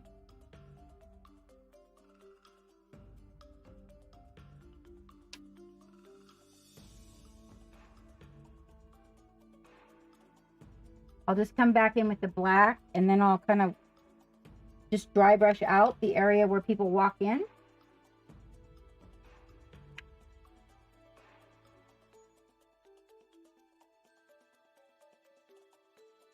Later on, I'll put some colors and whatnot in there. Maybe. I don't know. Kind of leaving it a lack of interest is probably better. I'm also going to take the black and I'll go in here and the places where they sit in each spot. Go back to black instead of leaving the gray there so that it's like the seat is worn out.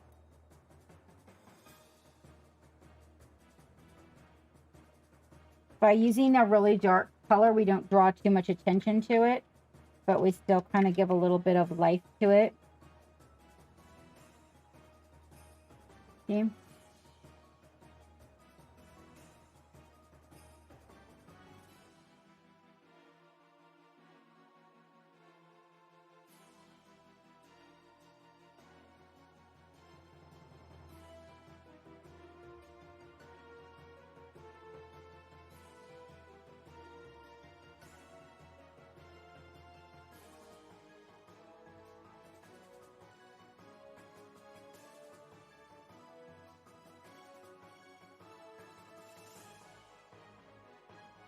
There we go. So.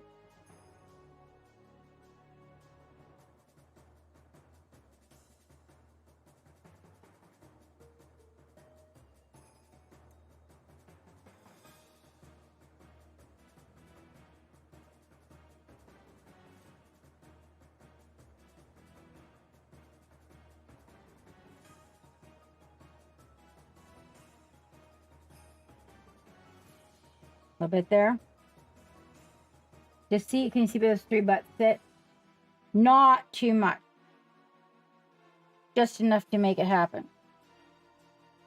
Also, like right at the front of the seat where the legs hang over, I'm going to go back in and take that out.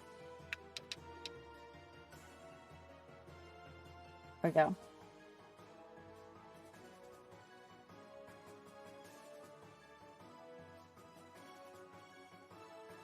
I'm going to go back for that door a little bit again to get a little bit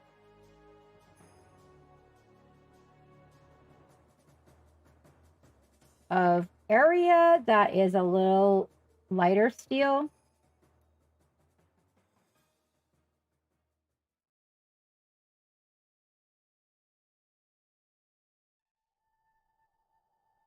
Kind of where you kick it open, washed out. And that, ladies and gentlemen, is as much as I'm going to do on this tonight. So, I am like seriously on time, which is totally unbelievable. Okay. Oh, you're gonna link me putty? Oh, my mask doesn't want to stay even. It's really weird. It's like, it's still crooked. I can feel it. It's crooked. I'm sure of it. Well, I'll do better next time. It's a learning process.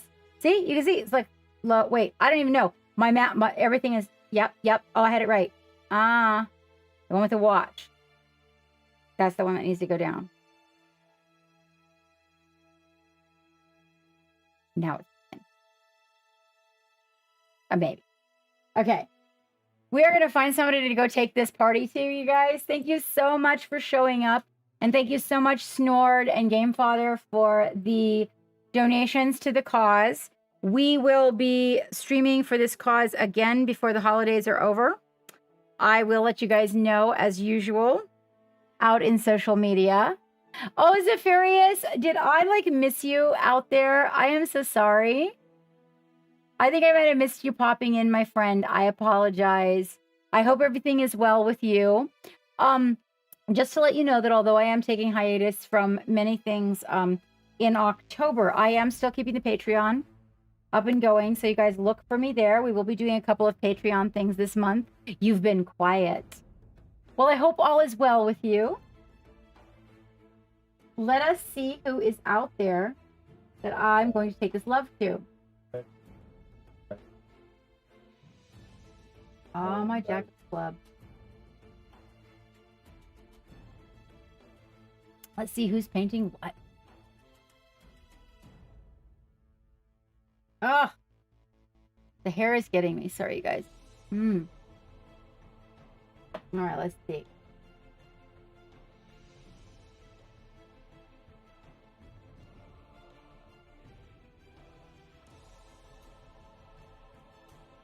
Oh, I don't have my glasses on. I'm like, why can't I see? Oh, why can't I see this? You guys, it has been absolutely fabulous to have you here. I want you to know that I really appreciate your company. Thank you, everyone, for showing up and hanging out. For everybody that came in and stayed with Studio J, my heart goes out to you. That is my family, and I greatly appreciate that you hung out with me. Again, we are doing this for a cause over the holidays, and I will keep in touch with you as to what's going on with me as we move forward.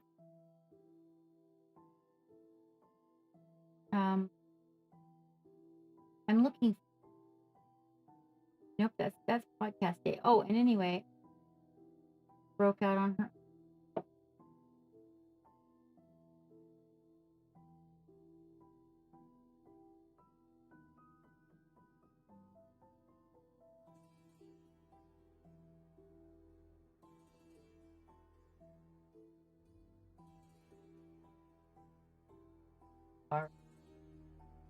Thunderhead.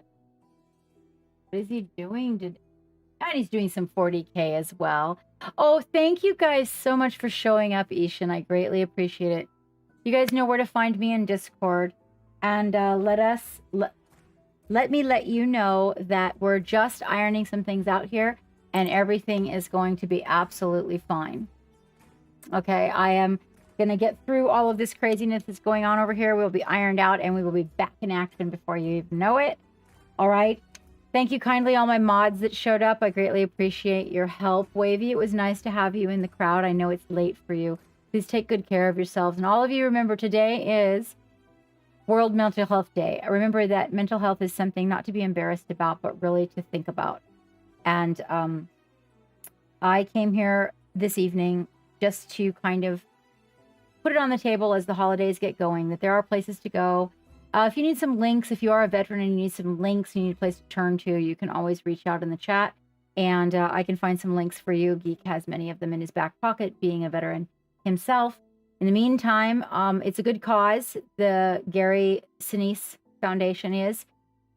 Happy birthday to all of us, huh? And I just want to remember the part about self-care, right? It kind of applies today. If you do not care for yourself, you cannot care for anything else. And I will see you again. So I am streaming on an odd day. I am streaming non-metallic red metal with my sensei, Samini, on Wednesday next week, if I am not mistaken. You guys keep your eyes open for that, okay?